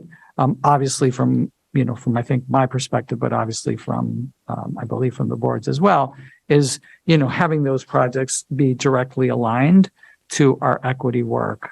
So making that explicitly a requirement of the process. So, next steps broadly, determining how much of that estimated $2 million we want to use going forward into this type of project. And then I would say appointing steering committee members and begin to do the work to actually operationalize this. So that's all. I have a question. I don't see any hands up yet, which is, I'm wondering, Mr. Superintendent, if you'll come to the board in, in August or September with a recommendation for how much we move forward, how much money we move forward through a participatory budgeting I would process. prefer that the board engage in that. What we have left. I don't want to come with a recommendation for it. I would prefer that the board engage and just make a decision around, the process. I think we've laid out the skeleton for that process. And I think for the board to engage, it could make sense for you to send it to the finance committee to shape this going forward. But I don't think that we should wait until I come back with a recommendation around that. I think that the board should engage in looking at all of this and deciding, how to move forward with it. So I like the idea of moving it, of referring it to the finance committee and the finance committee working on it and coming to the full board with a proposal. Ms. Russell-Better. Thank you, Chair. I had a question, but just to the superintendent's point, I think it would be great if we could come up with an amount this evening. I mean, my concern would be, when is the finance committee meeting again? Because do you have a meeting that it could be before August? I don't think we're prepared to come up with a figure tonight. I think there's a bunch of work we'd have to do in terms of looking, for instance, at considering of the positions we just funded, what we really might need to pull forward to the following fiscal year. And I would just urge us we're not going to get this process started over the summer. We're going to take a break. So I urge us to move with deliberation and also speed. Okay. Superintendent, was I misunderstanding you and your desire? Were you just hoping that we get that started tonight? No. You were hoping to get an amount decided tonight? No. Oh, okay. I'm sorry. What did I miss? I thought, what was your... Those are broadly the next steps. One of them is determining that, but I don't want to be the one who comes and tells you what the amount is. I misunderstood you. It was just that you wanted the board to make that decision, but it wasn't about the timeliness of it. Okay. Thank you. So my question was about that $2 million amount. Say there was a decision, that the finance committee comes back to us with the participatory budgeting amount. Like, if there's a remainder of that amount, what is the time frame for having to be used? I just can't recall. 2024, so FY 2024 and into September of 2020. Okay, so for the whole next budget, we have that flexibility of using that. I know we've talked about this, so thank you for reminding me. Okay, thanks. So I think the timing would be that then the finance committee would take this up in August and come to, depending on the process of the finance committee, then bring the issue to the board either in late August or in September. Yeah. Okay. Just looking around to my fellow board members, is there support with that process moving forward? We're not going to take a formal vote on the process, but if I could just see, do others have alternative suggestions for how to move forward, coming up with a specific figure we're going to use for participatory budgeting, other than going to finance? Could you just summarize the plan that you're proposing again, please? Yeah, the next steps. So the superintendent laid out some next steps. Probably the first one is figuring out how much money we're going to allot to participatory budgeting. And so what I'm suggesting, based on the superintendent's recommendation, is to have this go through our finance committee. So our finance committee isn't going to meet again until August. So in August, and just to be clear, by that time we will have a newly constituted finance committee. So our committee structure, as we'll get to later just on first read later in the meeting, we're proposing changes to our committee structure. Members will move around and our new members will join committees. So the newly reconstituted finance committee will take this up and then, depending on that process, make a recommendation to the board, likely in late August or in September. Okay, so I think we're agreed with that being the plan moving forward. Are there other questions around what the superintendent has laid out on participatory budgeting? Mr. Youssef. Thank you, Chair. I'm not sure which step is it the planning or the idea collection? How the idea collection would be? Is it the district level, school level?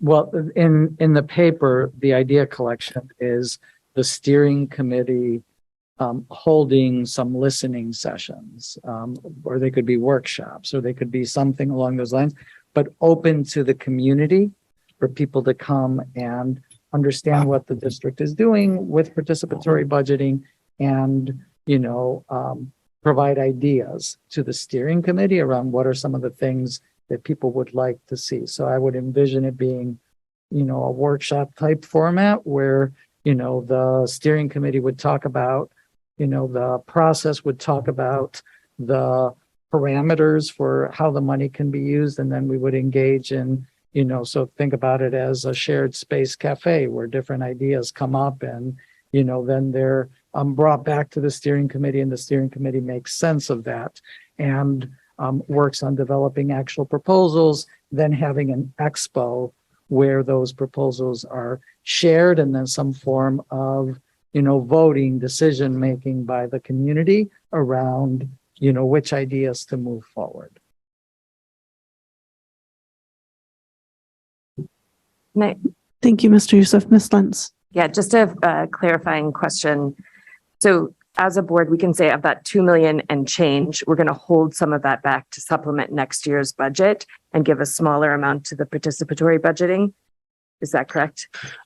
That's how I would like to approach it. There's some papers, and I can find them and circulate to the new board members. But in general, my understanding is as school districts that have used participatory budgeting have found success with smaller pots of money, more manageable pots of money.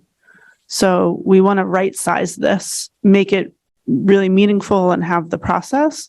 And also ensure that we're setting ourselves and the community up for success, as well as reserving some funds to meet our needs moving forward. Thank you.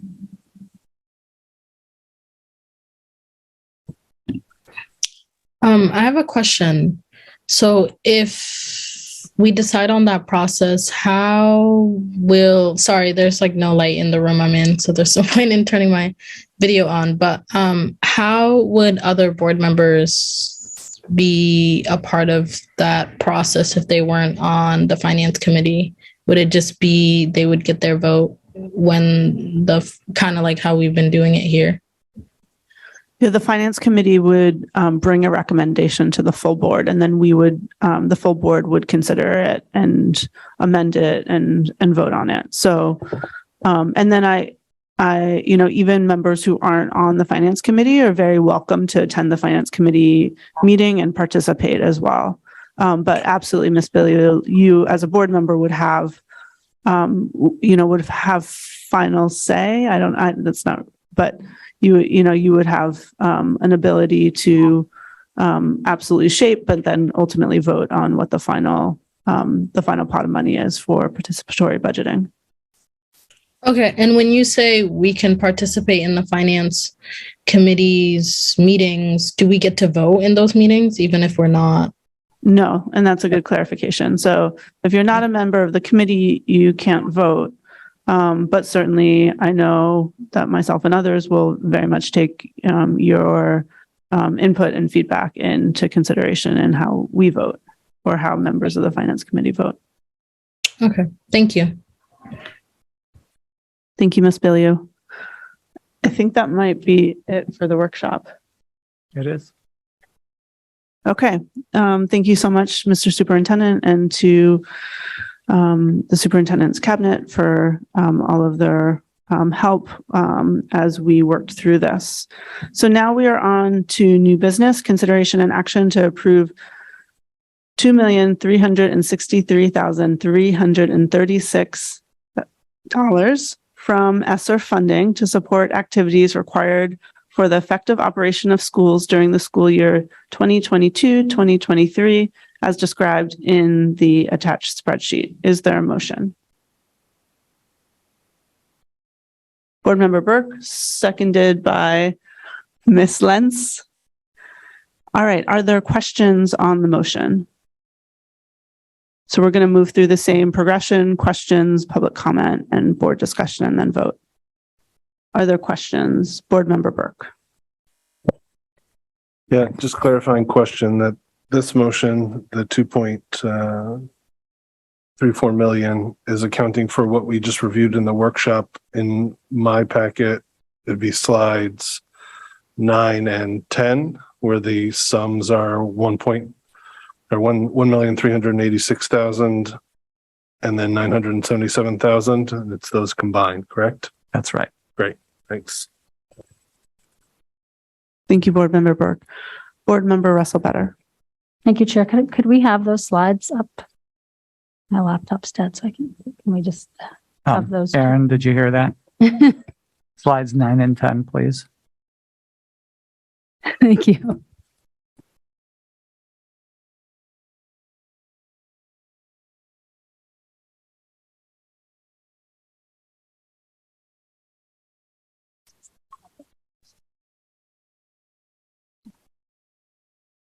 Yeah, keep going back.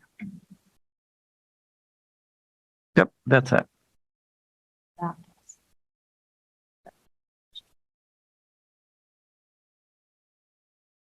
So again, just to recap, those are the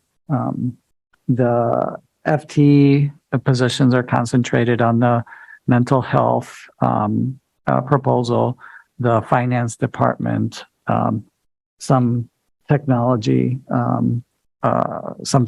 costs, and some transportation costs.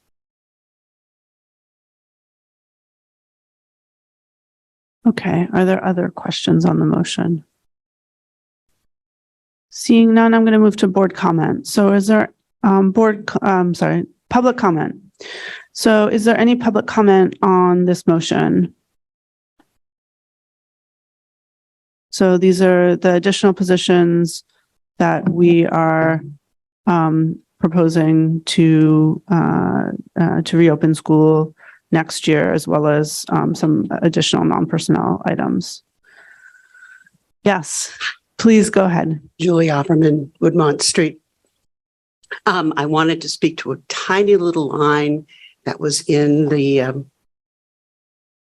presentation, which had to talk about designated substitutes, and that being something just for the upcoming year or whenever the money runs out. I would like to suggest that it becomes a long-term consideration, and for the reasons that actually were brought up with the elementary specials, is that having someone there in the building, knowing that person's there, things such as restorative justice, scheduling, things like meeting with parents, meeting with students, that does not fit into the normal time, and particularly at some levels takes time away from the preparation time the teacher has for the school. So I would suggest that having those people in each school also benefits from the security of having the same persons in the same cultural environment throughout the year, because that is one piece of people coming and going confuses and the students and can make them uncomfortable, and it would certainly make the teachers uncomfortable. So that's the only comment on that. Thank you. Thank you so much, Julianne. All right, I see a hand up on Zoom. So Ms. Hassan, please go ahead.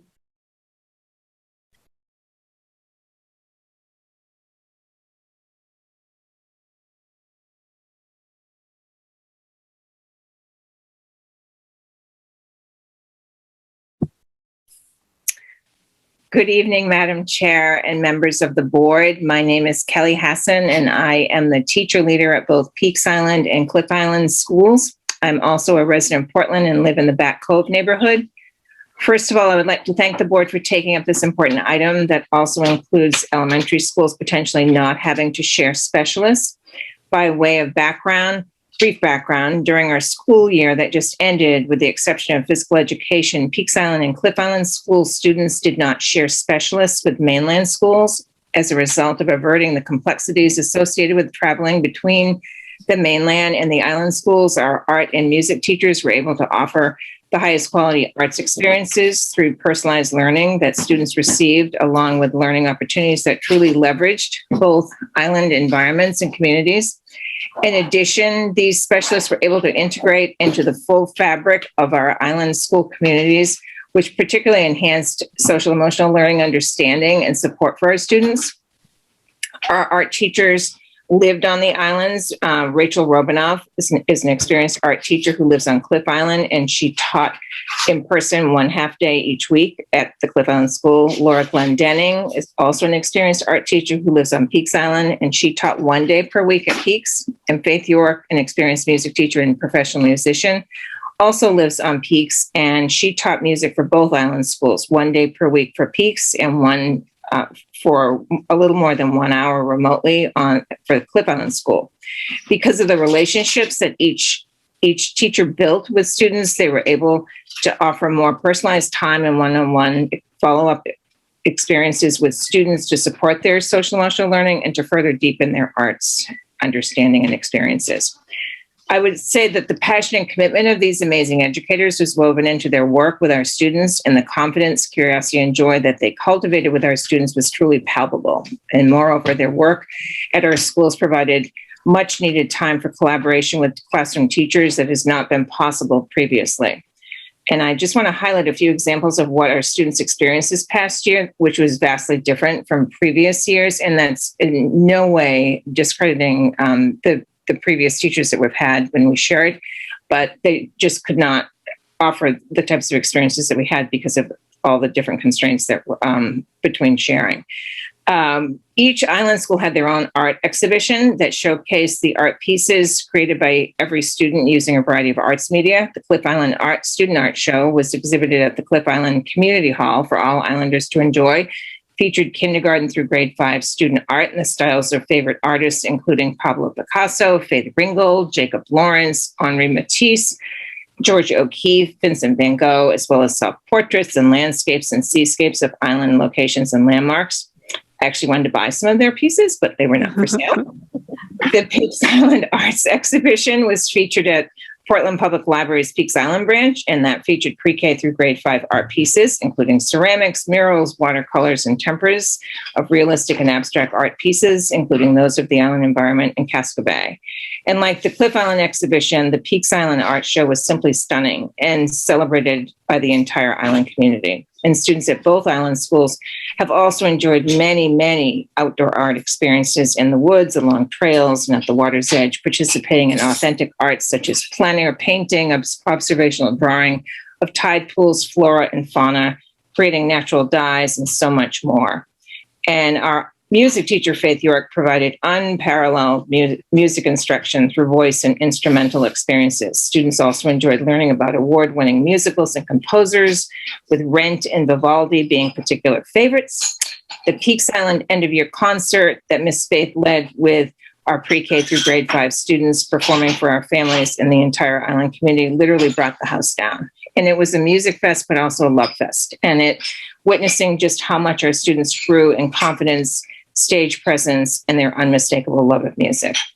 And in closing, All three of these arts specialists had the equitable time necessary to build strong, trusting relationships with our students during an unprecedented time along their school journeys. So much so that for many students, these personalized arts opportunities provided key entry points that supported students' social emotional learning and helped lift their school success and well-being.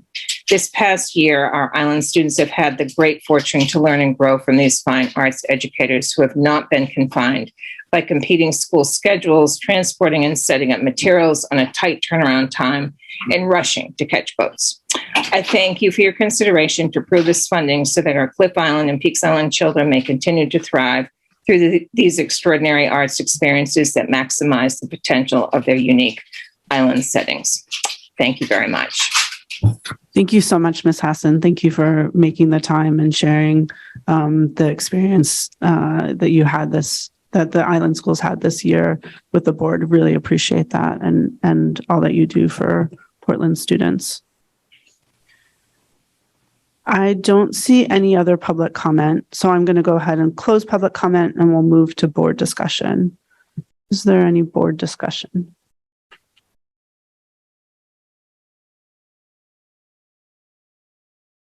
Seeing none, we're going to go ahead and vote. So please indicate whether you support action to approve 2,363,300. I'm like going back to elementary school and reading my numbers. $2,363,336 from ESSERF Funding to support activities required for the effective operation of schools during the school year 2022-2023 as described in the attached spreadsheet. Mr. Superintendent, will you please call the roll? Yes, Chair. Mr. Burke? Yes. Ms. Lentz? Yes. Mr. Grant? Yes. Ms. Russell Better? Yes. Ms. Biliou? Yes. Ms. Bryden? Yes. Mr. Youssef? Yes. Ms. Ellis? Yes. And Ms. Diu? Yes. And Chair Figdor? Yes. So the motion passes unanimously with the students voting with the majority.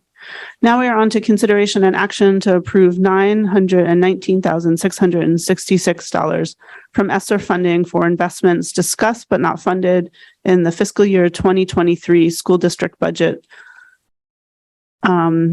as described in the attached spreadsheet. Is there a motion? Mr. Youssef, seconded by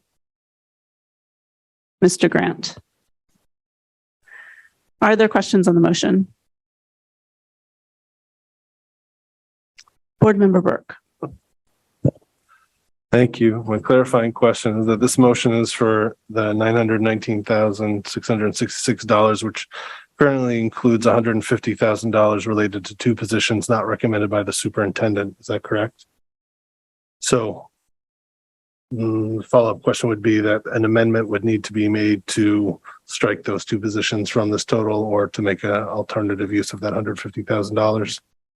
Yes, and let me just, I felt obligated to put it on the agenda because it was something that was discussed during the budget process. I didn't, I just, how do I say this? I didn't prioritize any of those investments when we put together the budget. So that's why they're here back in front of you. That's not to say that there aren't things that I that I didn't want to do. I just, we couldn't do them during the budget process.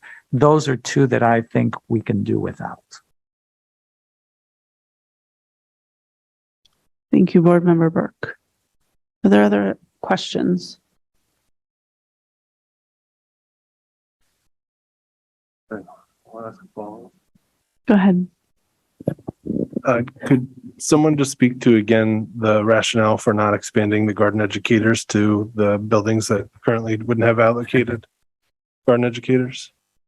Because there's the opportunity to take that $150,000 to get two more garden educators.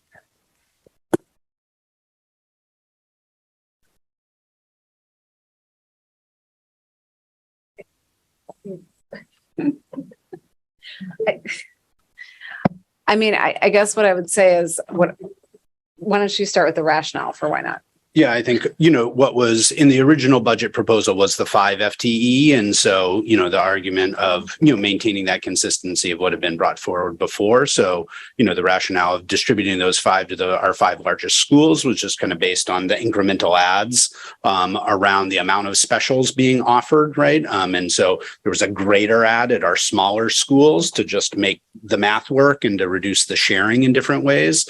So our largest schools, including specifically Lyseth and Talbot, were not seeing, an increase in the traditional specials of art, music, and PE. So wanted to prioritize kind of the most even distribution of resource as it relates to specials. I think, it just gets back to this broader question, right? So potentially that could be, there are certainly sites that are interested in continuing to build off work that they've done. So I think, there are 2 additional sites, specifically Longfellow and Ocean, that had been doing work in this arena that could continue to build off that. That one impact. So that's a positive impact, right? I think one, acknowledgement of that is, continuing differential investments in terms of specials, but recognizing this is not an ongoing, this is a time limited investment.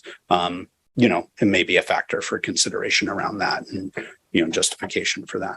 So. Yeah. And I was just going to say, I think looking at it in isolation, I think it'd be wonderful to have the position, the program at all the schools. So it would be hard for me to advocate not to do that. And to Erin's point, it does mean those 2 schools end up with, more specials capacity. And, when we look at our schools in terms of size and also highest need, it's not where we would disproportionately invest from that perspective. But thinking about the garden and living schoolyard program in isolation would be wonderful. And I'm positive those principals would advocate for that in their schools. Thank you. Thank you, Board Member Burke. Ms. Russell-Better. Thank you, Chair. Can I just clarify? You don't have to come back up. But so I'm not aware of Presumpscot having garden educator. Okay. So it's really the 3 schools. But you're saying Ocean Ave and Longfellow. I understood the formula about specials, but is that not the case for, I understand Presumpscot's smaller, but are they also fitting in that same category of having the specials, or maybe with the additions that are happening, they would be at that level? To just understand if it's all 3 of the buildings that kind of have the level of specialists that you wouldn't think about in the garden. Am I asking that clearly? Not really. I will say Presumpscot's getting, a significant increase or maintaining the specials that they've had this past year, which is a significant increase over pre-pandemic times. Okay. So, right. In the 5, they are not accounted for and have not had, the garden, in part because of the construction work and things happening. So the physical infrastructure is a limitation there. Longfellow, the garden's not impacted in quite the same way in terms of, just the physical plant. But if we were to add, do you mind if I jump in? No, go ahead. If we were to add, as Board Member Burke was suggesting, 2 additional positions, just to clarify, would one of the positions cover both Longfellow and Presumpscot? I mean, or would... Okay, thank you. All right, are there other questions on the motion? Seeing none, let's go to public comment. So this is public comment on spending the second tranche of COVID funding on positions that were discussed in our fiscal year 23 budget process, but not funded. And if you would like to make public comment, please either come to the front of the room or use the raise your hand feature in Zoom. And I don't see any public comment, so I'm going to go ahead and close public comment and move to board discussion. This would be the appropriate time that if a board member wants to offer an amendment, we should do that. Ms. Russell-Better. Thank you, Chair. I think I didn't have a chance to ask a question to be able to do the amendment, so I guess I was kind of still processing. Go ahead with your question. Would that be all right? Okay. Can I just get clarity, because I don't have the slide in front of me, about the idea that board member Burke mentioned about 2 garden teachers, what that cost would be for those 2 positions. I know we had the slide earlier, but Roughly 150. We've used Oh. where it's a position that doesn't exist. At this point, we've used 75,000 for salary and benefits for those positions. So that's, for our purposes, we're budgeting it at 75. So it's the same as those other 2 positions are. and just one other question. So to understand, if staff could just help me understand if this seems like it would be an appropriate use of, say, one of those positions to do, just in thinking about our conversations about having specialists be in a location and be there, Ms. Hassan was talking about that. Do you see the 2.5 being split between schools being a workable position, or adding complexity, I guess, is my wondering there. Be workable and have the complexity of Yeah. scheduling. But speaks to Yeah, I guess the only thing I would add contextually is, just a recognition as well that we, did the conversion of elementary librarians, right? Yeah. And it was Presumpscott and Longfellow that are sharing Yeah. a librarian. So, there's some precedent for collaboration and coordination across those sites that, might be able to be built upon, right, around this. But I think there's, it would merit further conversation with those 2 building leaders, with Katie, around what the right allocation might be of that. So, Okay. Could I go ahead then, Chair, with an amendment? Mhm. Okay, and I might need some help with this, but I would like to amend that we use the 150,000 from the 2 positions that superintendent was not recommending to two garden teacher positions, one of which to be half-time at Longfellow and Presumpscott, and the other to be, that was Ocean Ave, I believe.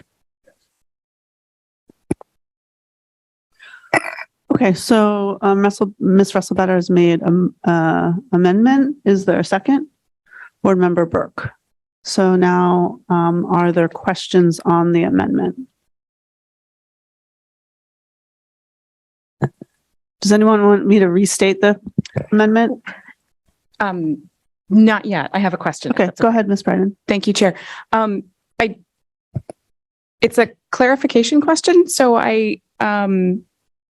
my understanding was that the current garden ed tech presence is at Talbot Row, East End, Longfellow, and Reiki. Right. That's why I'm asking. Yeah. say that. Sure. Talbot Row, East End, Longfellow, and Reiki. I think so. Yeah. We have, do we have the proposal right there? Yeah, I do. I can text Katie West right now. She's on Sugar Island in a sleeping bag, she said, with a bunch of educators doing a professional development, waiting for this email. So let me just text her. I don't think it's in here, Superintendent, where it was. Was your question, did you have a follow-up question, or you just wanted to know where the ed techs are right now? If we're talking about, I think if I was following the last bit of conversation correctly, part of it was we would add an additional, so like 6 and 7, 6 would be half at Longfellow. And what I'm saying is I think there might already be, an ed tech that's going to turn into a teacher at Longfellow.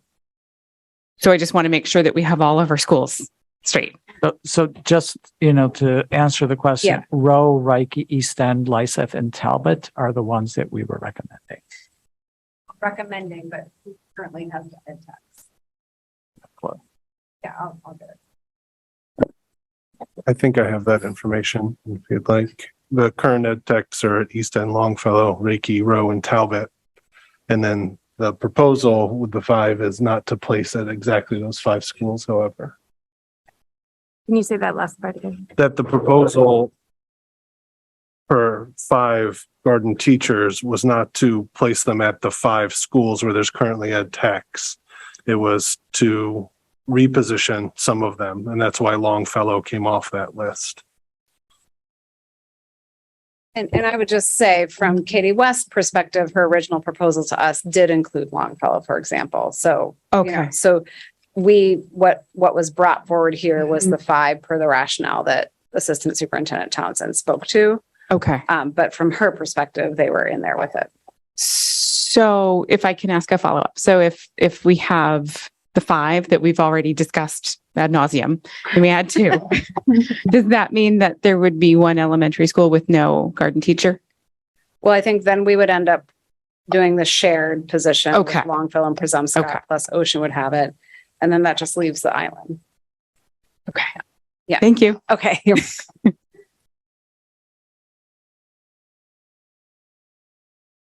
Thank you, Ms. Billion. Sorry, I have another clarifying question. Yes, please go ahead, Ms. Billion.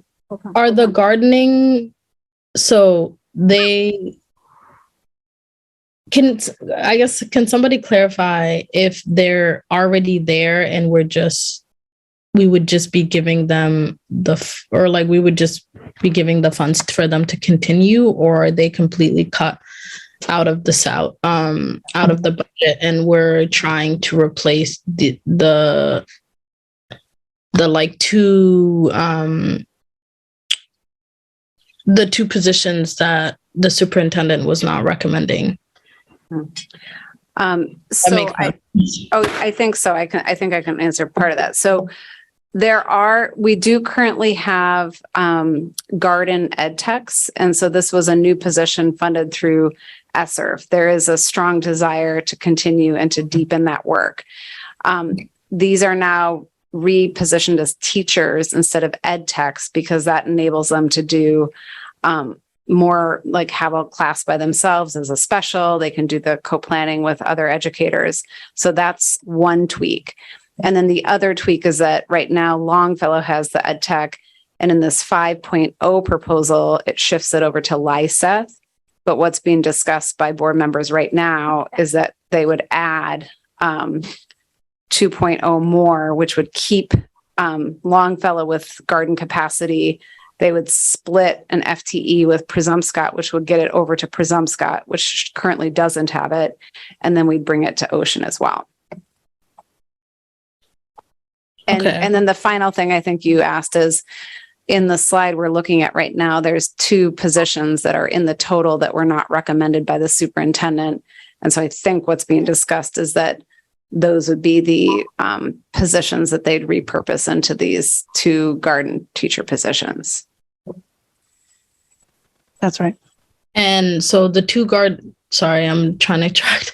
The 2 gardening positions would then be added to Presumpscot, who doesn't have one, and Longfellow and Ocean. And basically, yeah, all the schools would wind up with all the mainland schools, would end up with a garden living schoolyard teacher, with the caveat that Longfellow and Presumpscot would be splitting the teacher. Oh, okay. And then that 1 position is what we would like, or what we're trying to figure out the funds for. Well, I think we're saying that there are 2.0 teacher FTEs that are on the slide you're looking at here that were not recommended by the superintendent. So the discussion is to take both of those FTEs and add it to the garden. So we'd end up with 7, which would mean all mainland schools would have 1 except for Presumpscot, and Longfellow would split 1. Yeah. Okay. So, yeah. So that's that was my last question, was where the funds would be coming from for that last split, which would be that. And if we're comfortable with that. Okay. Thank you for that clarification, Malia. I really appreciate it. Thank you, Ms. Bilio. Ms. Lentz? Yeah, I think what I am struggling with a little bit, so like I love the garden education program, and I think that there's a lot there that is so beneficial to so many in our district. And I recognize that our district has showed us that we have some acute needs around mental health and equity. And I know that we're making substantial investments in those areas, but could this money, and I'm ideating here, this is not where I'm going to totally land, but like to invest in a restorative justice coordinator for the district, or for someone to like hold that work in a different way. Like to me, to have someone to like, and I guess I would put this back to you all. Like, does it feel like what you're getting is enough in terms of mental health support and in terms of equity and professional development? Like, could you use an extra $150,000, or like, does it feel like you are satisfied with what, if it passes with these amendments, like, are you satisfied with that? Or does it feel like there's still room for other investments?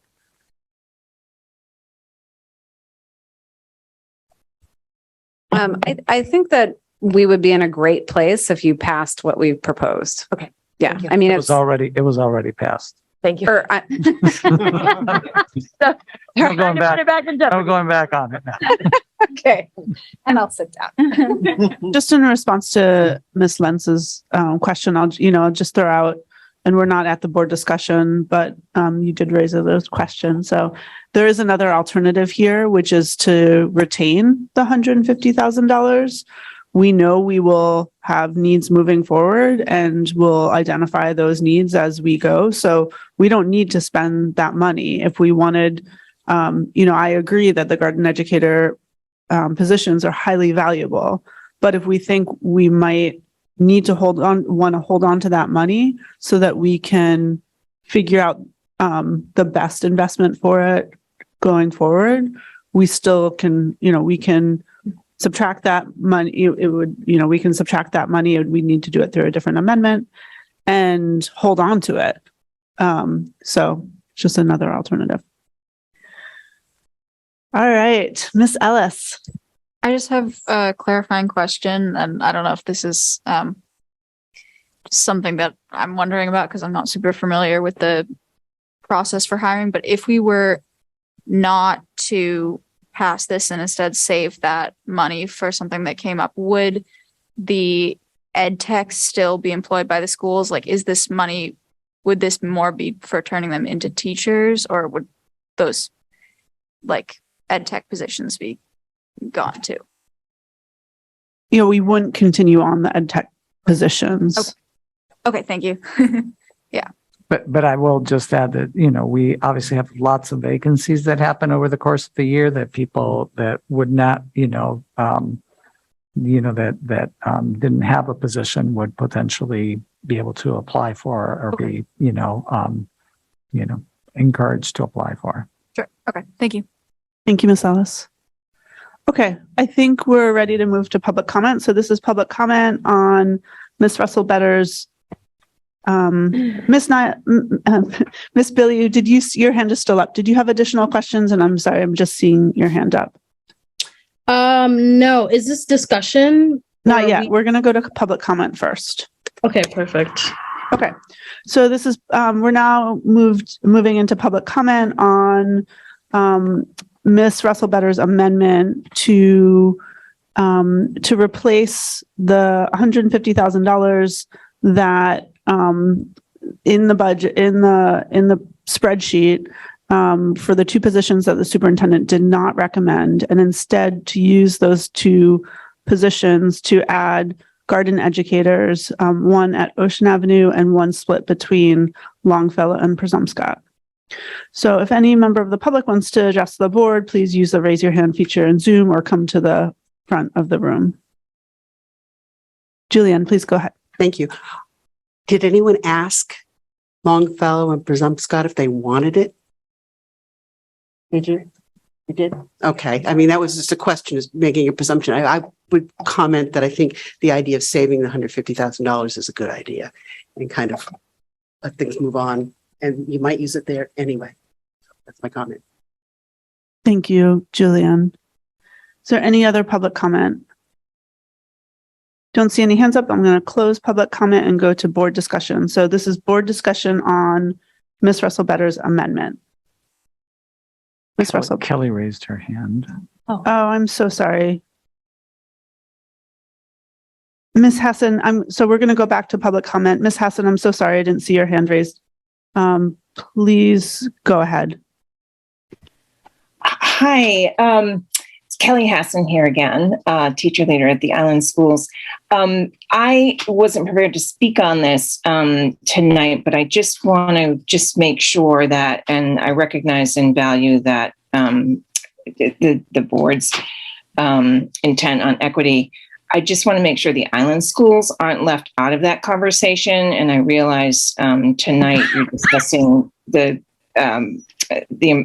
obviously what the impact is on the budget, but I just want to make sure for example, Peaks Island has an amazing garden, and we've really just been using, frankly, one of our dedicated subs who has really taken it on. So I just want to make sure that we're not left out of the conversation when it comes to equity for all the elementary schools.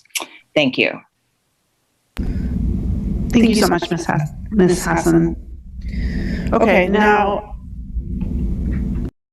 Okay, that was my fault. I unmuted my computer. It's getting late. I'm forgetting how everything works. Bear with me. So now we're going to close public comment and move to board discussion on Ms. Russell-Better's amendment. And Ms. Russell-Better, I see your hand is up. Thank you, Chair. I just had a process question to help me with, if I was to amend I want to hear people's thoughts, but if I was to amend how does that process work? You could make us say that your thinking may have evolved during the conversation, and that you have a friendly amendment. To my, okay. And then Board Member Burke, as your second, would have to agree to it. Maybe I'll just make a comment first, and then would like to hear other people's thoughts.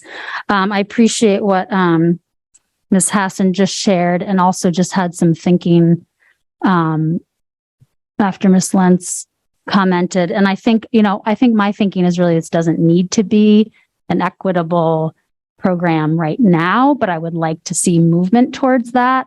So I just wanted to say that I feel like I am open to amending the proposal, but would like to see some movement towards our elementary buildings, including our own schools, having some level of garden education. So, but I'd like to hear people's thoughts, and then I can make my amendment.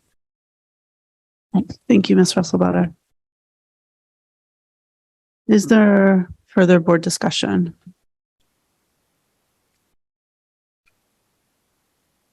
Ms. Bilyeu. Thank you.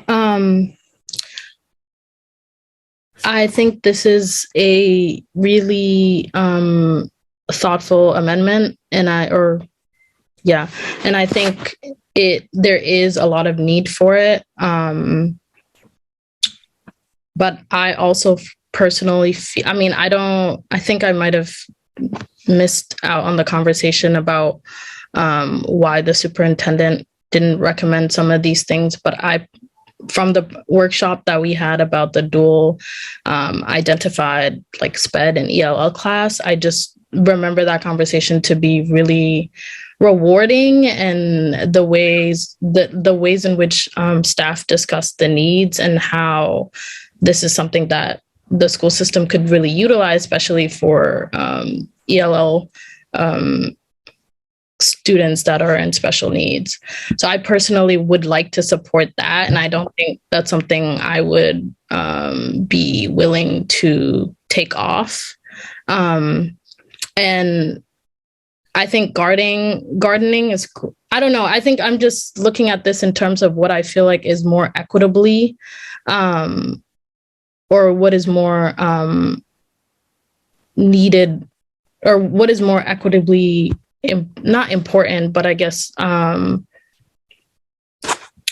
blanking on words, but I personally think that I would like that to be there. And I personally think that it's something that we should invest in. And from the presentation, it clearly seemed like it was a big need. I think gardening is great, but I feel like there's also other ways we can implement those type of resources, or those type of classes, whether it's like Cooking Matters or partnering with other organizations that offer those type of courses or learnings. Thank you. Thank you, Ms. Bilyeu. Mr. Youssef. Thank you. I kind of forget what I was supposed to say. So thank you so much. Thank you, Member Park and Aura. I think I'm always a big fan of garden education and a lot benefit in it. But I personally would suggest that what Mr. Herlens suggests that to hold and take the time and discuss more and study deeper and then use more equitable issues. That's what I think. Thank you, Mr. Youssef. Other board discussion. I'll just say that I'm not, while I also support the work we've done around garden educators, and I know specifically firsthand at Reiki that the garden educator is really beloved, I'm not going to support this amendment because I'm not convinced that it is the best use of $150,000 given all of the district's other needs. And I'm also looking forward to when we don't have this funding available and what a crunch that's going to put on everything we want to do. And so I feel like I'd rather be cautious and hold on to this money rather than add to the garden educator program. Board Member Burke. I appreciate the thoughtful conversation. I can find no qualms with the desire to hold $150,000 to potential other uses. I'll also say that this work to me is tied into the mental health needs of our students. It's well proven the benefits of being in contact with nature and in gardening. And it's also, to me, a key step in the decolonization of our education and our school system. The thinking that education exists in a classroom with four walls and is transmitted between a teacher and its students and a chalkboard is an essential colonial idea. And this is a way outside of that. And I think ultimately it could be a pathway to more robust work that we do in that arena. I don't think that's necessarily this year or next year, but I do see it as a growth edge for the district. So I'll stand with my support on the motion, but completely understand if others feel otherwise on this. Okay, is there any other board discussion? Ms. Russell-Better. Thank you. I also appreciate it. Everyone's input. And I just wanted to say I'm in agreement with Board Member Burke's commentary about the mental health benefits. I'm definitely thinking about have that in my mind and talking about this. I think what I would like to do is offer a friendly amendment to my original proposal where I would request $75,000 for one position, which if reasonable, Katie West to be able to make a decision whether that may be a split. That $75,000 could be a split position. And that is with my hopes of, with us having some funding right now to grow over time, that we have this program throughout our district. But that would be my way of also honoring and agreeing that that other $75,000 could be used for something that is a critical need that we may decide in the future. Thank you. So just so I make sure I understand the amendment. So the friendly amendment to your amendment. So your proposal is to add one additional garden educator, TBD in terms of where that educator focuses their time, and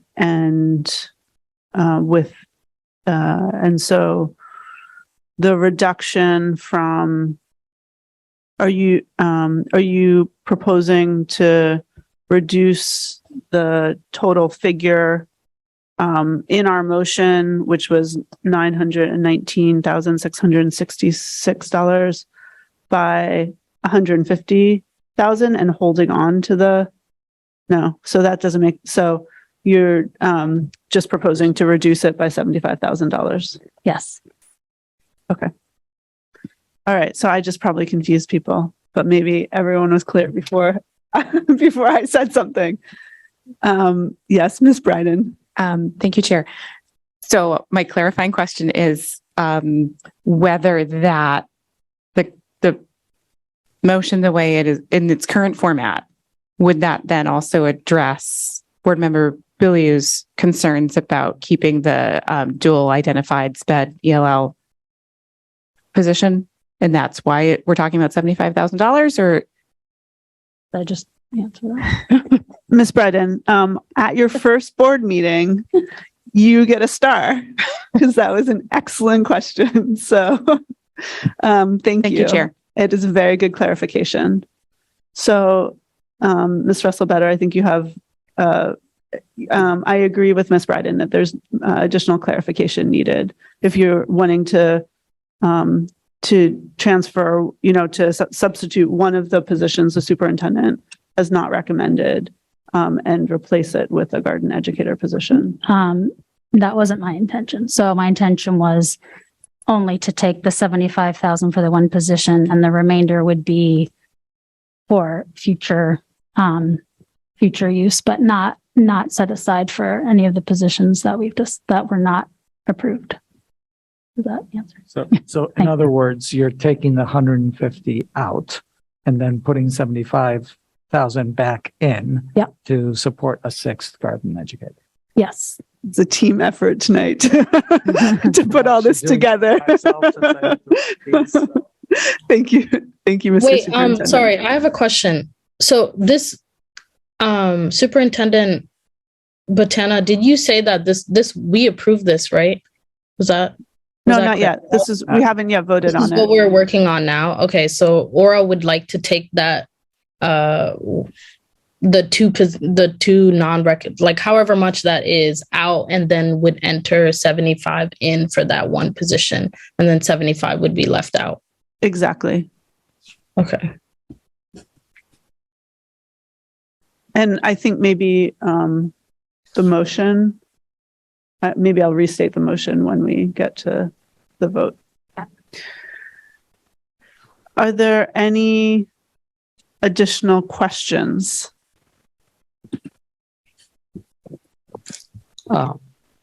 Yes, Chair. Go ahead. So in terms of staffing, is it going to be, we had 2 garden positions, right? Before. Now we will have 1. We had 5 garden ed techs before, and now No, I mean the adding. Now we've we had 5 before, and we were adding 2. We're at split. So we had, yeah. So we had 5 garden ed techs. What's in the base proposal that the superintendent brought to us was change it to transition it to 5 garden teachers. And then Ms. Russell-Better's amendment would add 1 additional. So we'd have 6 garden teachers. For the 150, we had 2.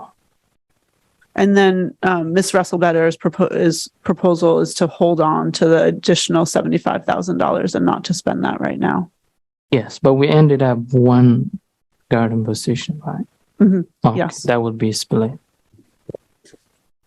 Just to be clear on that, in Ms. Russell-Better's amendment to her original motion, she said that decision would be made by Katie West, our outdoor coordinator, in terms of how that position was allocated. Okay, so I think we're ready to vote.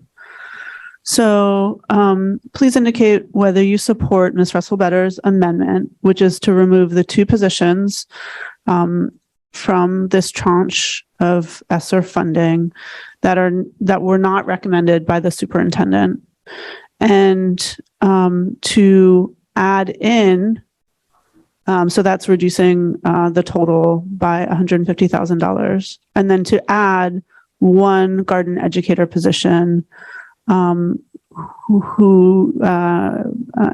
Katie West will determine where that educator is focused or focuses. Okay, by roll call vote, please indicate whether you support the amendment. And Mr. Superintendent, will you please call the roll? Ms. Chair, Mr. Burke, Yes. Ms. Lentz, No. Mr. Grant, Yes. Ms. Russell Better, Yes. Ms. Billy Yu, No. Ms. Bryden, Yes. Mr. Youssef, No. Ms. Ellis, Yes. Ms. Diu, Yes. and Chair Figdor. No. Hmm. So So this is a tie with the students voting with the majority, with well, I'm sorry, with the voting in the favor affirmative. of Yeah. This is where my procedural, my lack of procedural knowledge is I problematic. I believe it Fails. I believe it fails. Yeah. Okay, so the amendment fails on a 4-4 vote with the students voting for the amendment. And we're back to the main motion, which is the full $919,666,000. So if is there another amendment? Or Board Member Burke, go ahead. I would move to amend that we strike $150,000 from that total. Is there a second? Board Member Grant. All right. Are there questions on the motion? Questions on the amendment?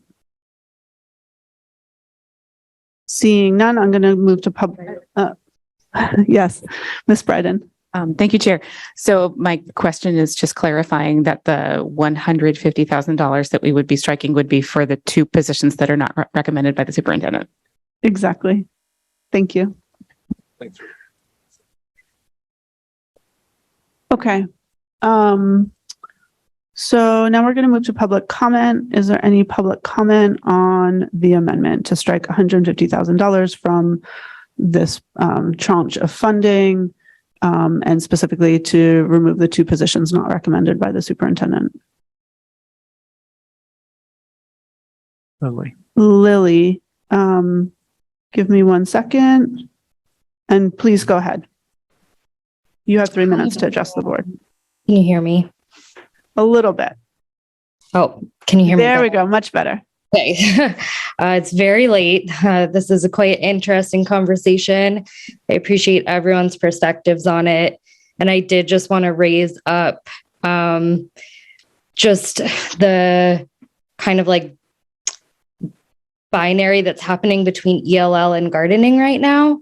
And just wanting to raise up how much language immersion can happen in that space and how much inclusivity around differences in ability with language, whether it's native language or for our deaf students. There's a lot of different ways to communicate in that space and also build language skills. So that's just one point I wanted to make. I also would fully support ELL positions being still considered in addition to the gardening, but I just wanted to raise that up too. So thank you. Thank you so much, Lily, and thanks for all you do for Portland students. Yeah, thank you. Okay, so I'm not going to close public comment. I don't see any other hands up and move to board discussion. So this is discussion on Board Member Burke's amendment. Seeing, Ms. Diu. It's more of a question. What happens to the 150,000 now that he's taken it out? It remains ESSERF money, COVID funding that is uncommitted and that we have to spend in the future. Okay, thanks. Okay, by roll call vote, please. Sorry, I have my hands up. Sorry, sorry, Miss Billiou. It's okay. Please go ahead. I don't know. I kind of feel like we're just kind of being a bit dismissive with this. I mean, and I understand the superintendent not feeling like it's something that is needed right now, but I just feel like there's so many BIPOC students, immigrant kids that are that have special needs and don't have this type of resource and don't have the capacity to see folks that look like them as their teachers, as people in their like support staff. I mean, I just honestly personally feel like it's from that presentation that Malia had was a huge issue, especially figuring out like when folks, like where folks are in the spectrum, like how much. I mean, I guess I don't have to go into that, but I just personally feel like it's a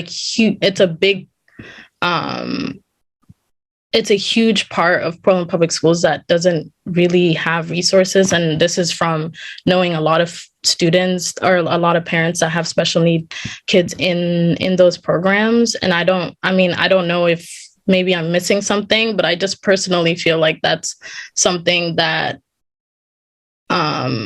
would be missing as, or is missing as a resource. And especially if that person would be trained and has like ELL training and can be able to provide resources along the lines of those things. I guess I'm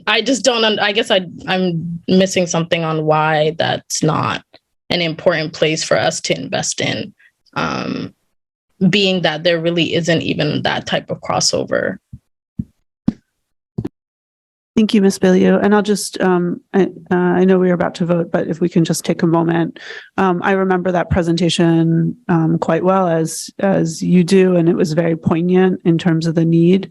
I think personally, I've been convinced by the superintendent. And so maybe if Superintendent Batana, if you can take a moment again to explain why you aren't recommending this position. I mean, I think a couple of things. One, there are not that many students that we're talking about benefiting from this. There'd be about 30 students that qualify as ELL and special needs that are in our low incidence programs, which is what this position is targeting. We added last year a position to work with all dual identified students. And so that position still exists. The person that was in that position is leaving after this year, retired. We honored her at our retirement celebration.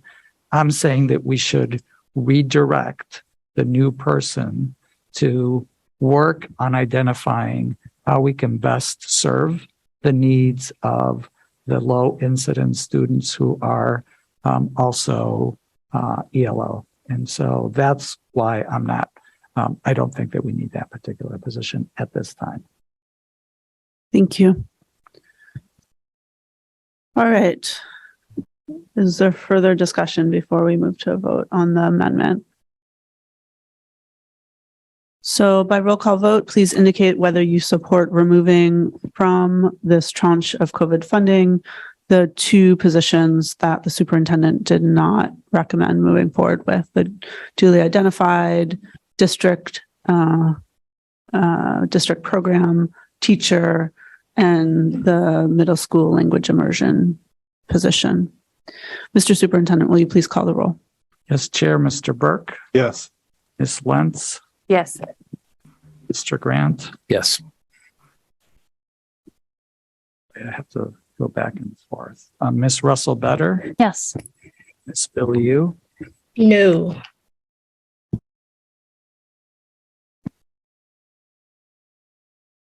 Ms. Bryden. Yes. Mr. Youssef. Yes. Ms. Ellis. Yes.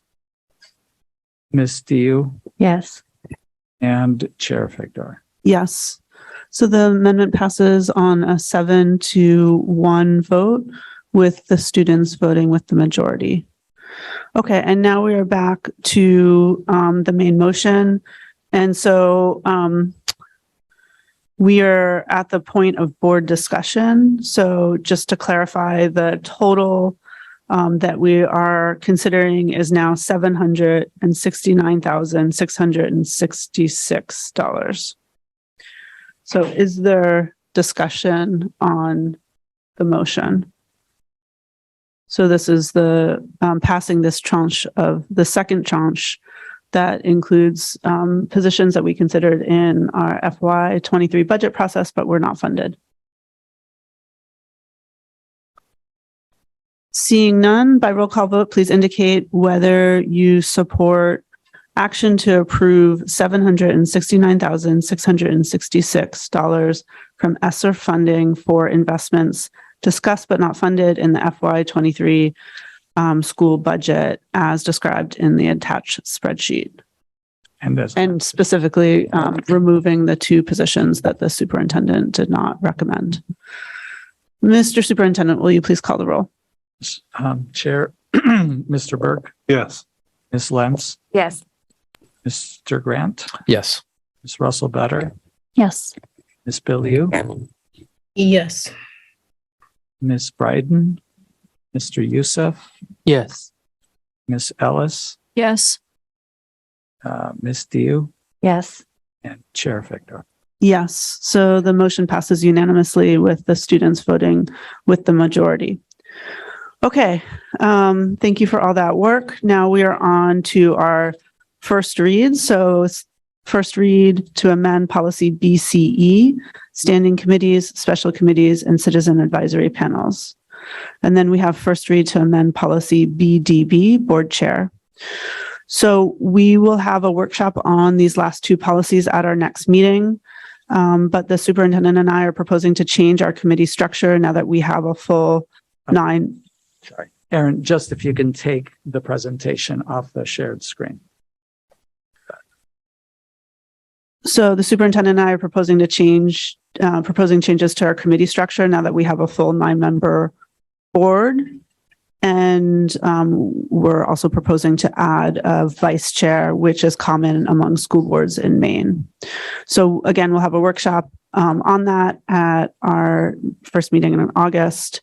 And I will be in touch with board members regarding their regarding the committees that they would like to sit on in the coming months. Okay, now we're on to personnel issues. Before we do that, can I do something that I meant to do at the end of the budget actions?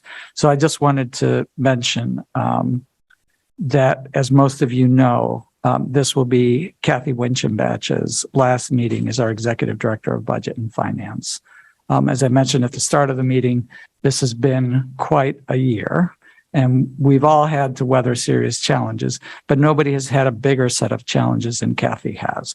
Whether it was managing our staff shortages in her department or a new auditor, all of that while learning the ropes of PPS, Kathy has forged ahead for 2 budget cycles. I really don't know that anyone other than Kathy knows how complex it has been to maneuver through all of this while managing the very intense requirements associated with ESSERF. That we just spent a significant amount of time discussing. So Kathy will be leaving officially at the end of August, but will help in the transition as we hire and onboard a chief operations officer through at least September. So Kathy, as we've done with Anita and Jane today, I would like to give you a framed Portland Public Schools poster as a token of our appreciation, and so that you remember our gratitude for your service to the district.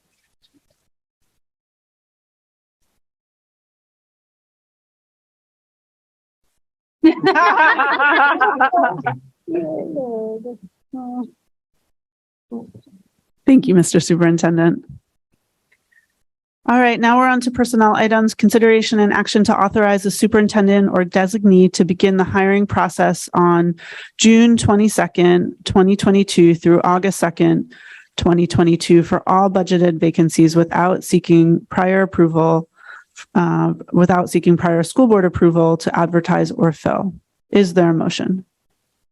Ms. Russell-Better, seconded by Ms. Lentz.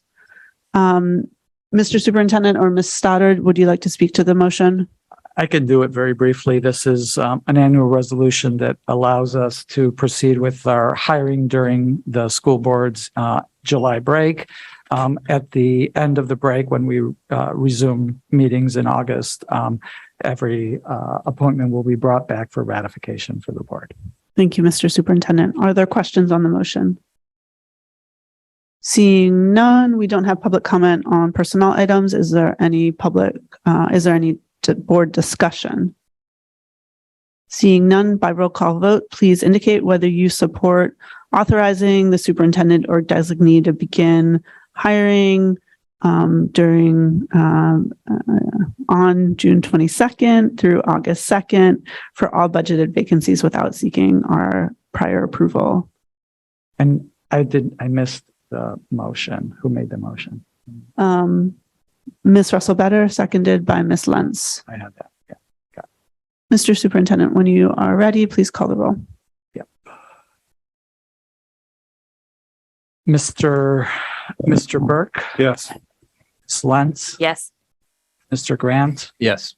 Ms. Russell-Better? Yes. Ms. Biliou? Yes. Ms. Bryden? Yes. Mr. Youssef? Yes. Ms. Ellis? Yes. Ms. Diu? Yes. And Chair Fager. Yes, the motion is unanimously approved with the students voting with the majority. Next, we're on to consideration and action to approve the personnel items listed. Election of administrators. Is there a motion? Mr. Youssef, seconded by Ms. Russell-Better. Mr. Superintendent, will you please speak to this motion? Yes. So tonight we're bringing you several administrative appointments for board action, including 2 new assistant principals for Portland High School, a new assistant principal / literacy coach at Longfellow Elementary School, and a new assistant principal at Moore Middle School. I'm very pleased to have Trisha, Alberto, Sarah, and Farasi agree to step into these key leadership positions. All 4 already have strong connections to the Portland Public Schools, and we will be fortunate and happy to have them on our administrative team as we look ahead to the 2022-2023 school year. Their knowledge, skills, and experiences will bring tremendous value to our efforts to achieve equity and ensure that all students have an optimal learning experience. All are filling positions that are vacated for a variety of reasons. At Portland High School, one of the openings was the result of this board's vote not to renew the contract of Assistant Principal Kimberly Holmes. The second position will open up when PHS Assistant Principal Jade Costello leaves June 30th to become Assistant Principal at Gray New Gloucester High School. Mr. Cherry will step into the role that Pamela Otunu has held at Moore since early 2021, and I'll be talking briefly about that in a second. And the Longfellow AP position is half-time principal and also functions as a literacy coach. This position opened up when the incumbent Holly Johnson was selected to be a principal in Topsom. At Moore, the position opened up when Ms. Otunu accepted a position as part of our central office academic team as the district's director of secondary academic success and outcomes. This position evolved from the academic supports and transition role that Molly Myers has held, but will be transitioning out of this summer to pursue other goals. Because it's a central office non-represented position, the board is not asked, and that's why it's not in the actions, is not asked to act on Pamela's appointment. Additionally, Charlie Merengue will become one of the teacher leaders at Reiki. This position also does not require board action since Charlie is and remains a teacher already on staff at Reiki. But I'm obviously incredibly excited to have Pamela and Charlie also join Alberto Farasi, Sarah, and Trisha on our administrative team. And I would just like to also take this opportunity to wish a fond farewell to Molly Myers and Jade Costello, who you heard about earlier, and also to Sarah Rubin, the assistant principal at Lyseth, who will be leaving us to become principal at Case Elizabeth Middle School, and our departing assistant special education director, Erin Bates Letourneau. So that's. Thank you so much, Mr. Superintendent. Are there questions on the motion? Seeing none, there is no. Wait, sorry, could you clarify who the new administrator for Moore will be? Yes, Ferrasi Cherry will be the new assistant principal at Moore. Okay, and he's not here. No, it's late and he had other commitments today. So neither he nor I believe Alberto Morales is also not with us. Okay, thank you. Yep.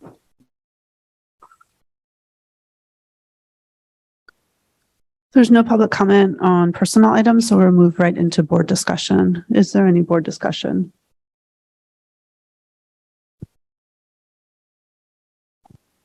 Board Member Burke, and please take your time talking because my computer is going to die. I need to plug it in. Do you need? I just wanted to say thank you all for stepping up and stepping into these positions. And I'm grateful that you are who you are and you'll be in these positions. That's the entirety of my message, but I'm just going to stall to make sure that Chair Victor is ready to go. Superintendent saved me. It's not the first time. Thank you, Mr. Superintendent, and thank you, Mr. Burke. Is there any other board discussion?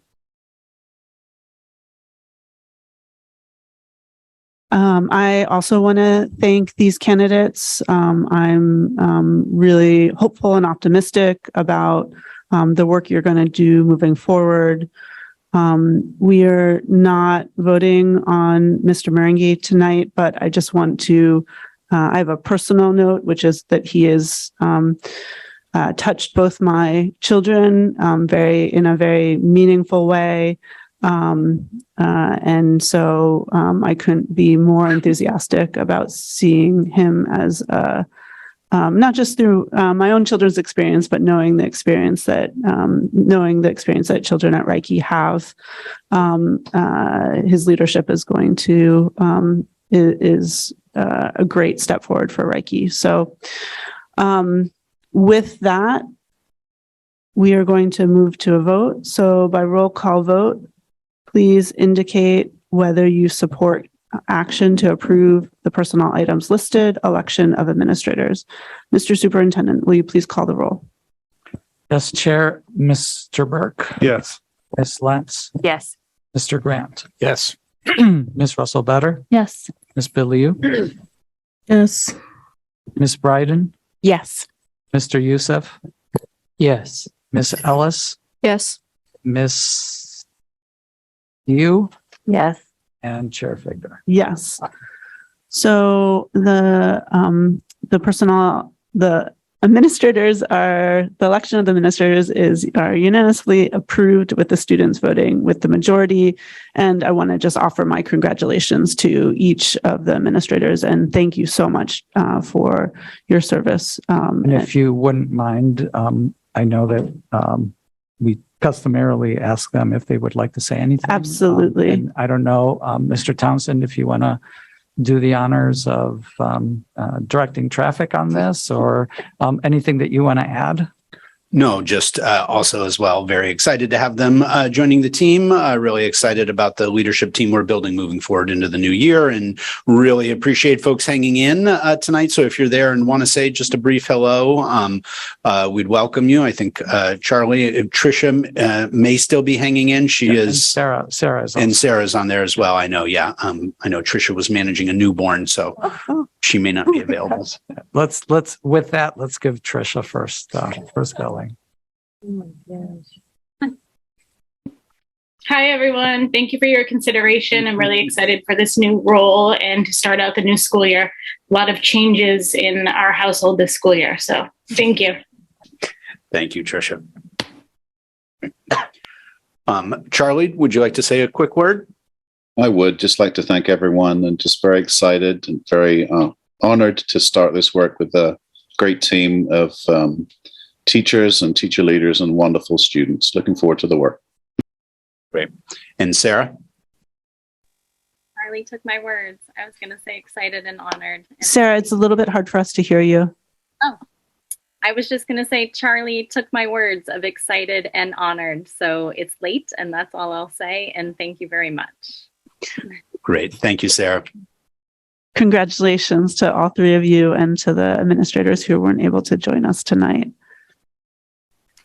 Okay, next we have consideration and action to approve personnel items listed, election of teacher candidates 1 year only. Is there a motion? Ms. Russell-Better, seconded by Mr. Youssef. Ms. Stoddard, would you like to speak to this motion? Good evening, everyone. The only thing I really want to say is just by way of, for some of the new board members, to just give you a little context on the 1 year onlys. You'll see these come up during the course of the year. These are generally, they happen for a number of reasons, such as grant funding. You can see that these are title funded positions that may not be guaranteed the following year. And they're brought forward in the same way that the ESSERF positions were brought forward for 1 year only. They might also be a backfill for a teacher who's on leave or on sabbatical. And we will also see them for late hires during the year where we have a very slim candidate pool and they'll want to repost in the spring. Thank you, Ms. Stoddard. Are there questions on the motion? No public comment on personnel items. Is there any board discussion? Seeing none, by roll call vote, please indicate whether you support approving the personnel items listed, election of teacher candidates 1 year only. Mr. Superintendent, will you please call the roll? Yes, Chair. Mr. Burke? Yes. Ms. Lentz? Yes. Mr. Grant? Ms. Russell-Better? Yes. Ms. Biliou? Yes. Ms. Bryden? Yes. Mr. Youssef? Yes. Ms. Ellis? Yes. Ms. Diu? Yes. And Chair Figdor. Yes. So the motion is unanimously approved with the students voting with the majority. And finally, we're on to consideration and action to approve the personnel items listed, election of teacher candidates probationary. Is there a motion?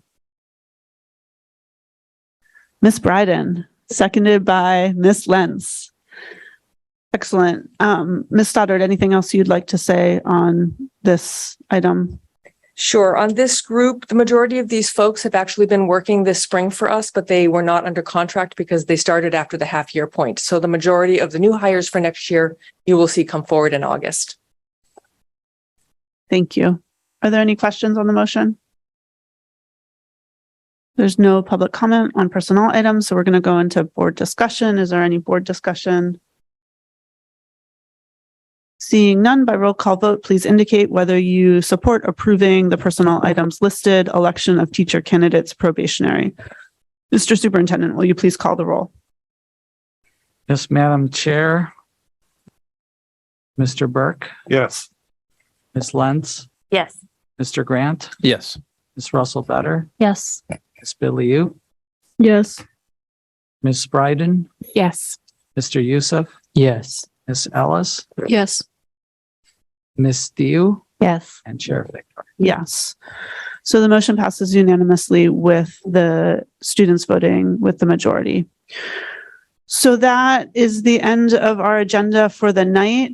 Before we adjourn, I want to thank Ms. Ellis for sticking in with us all night long. Thank you so much, and for being engaged, and just really appreciate the fortitude it took to be with us until the end of our meeting tonight. I also, again, want to just welcome our new board members, and it's already been just awesome to have you here and working with us and so engaged right away in the work we're doing. So congratulations and thank you.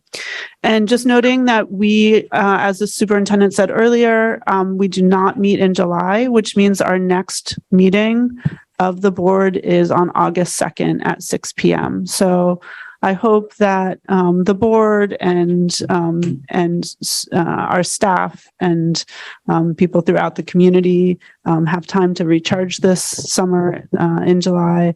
And I look forward to seeing everyone on August 2nd. So with that, is there a motion to adjourn? Board Member Burke, is there a second? Board Member Youssef. With this, we just do a show of hands. So all in support of adjourning, it's unanimous, and we are adjourned at 10:44 p.m. Thank you for your work tonight, everyone.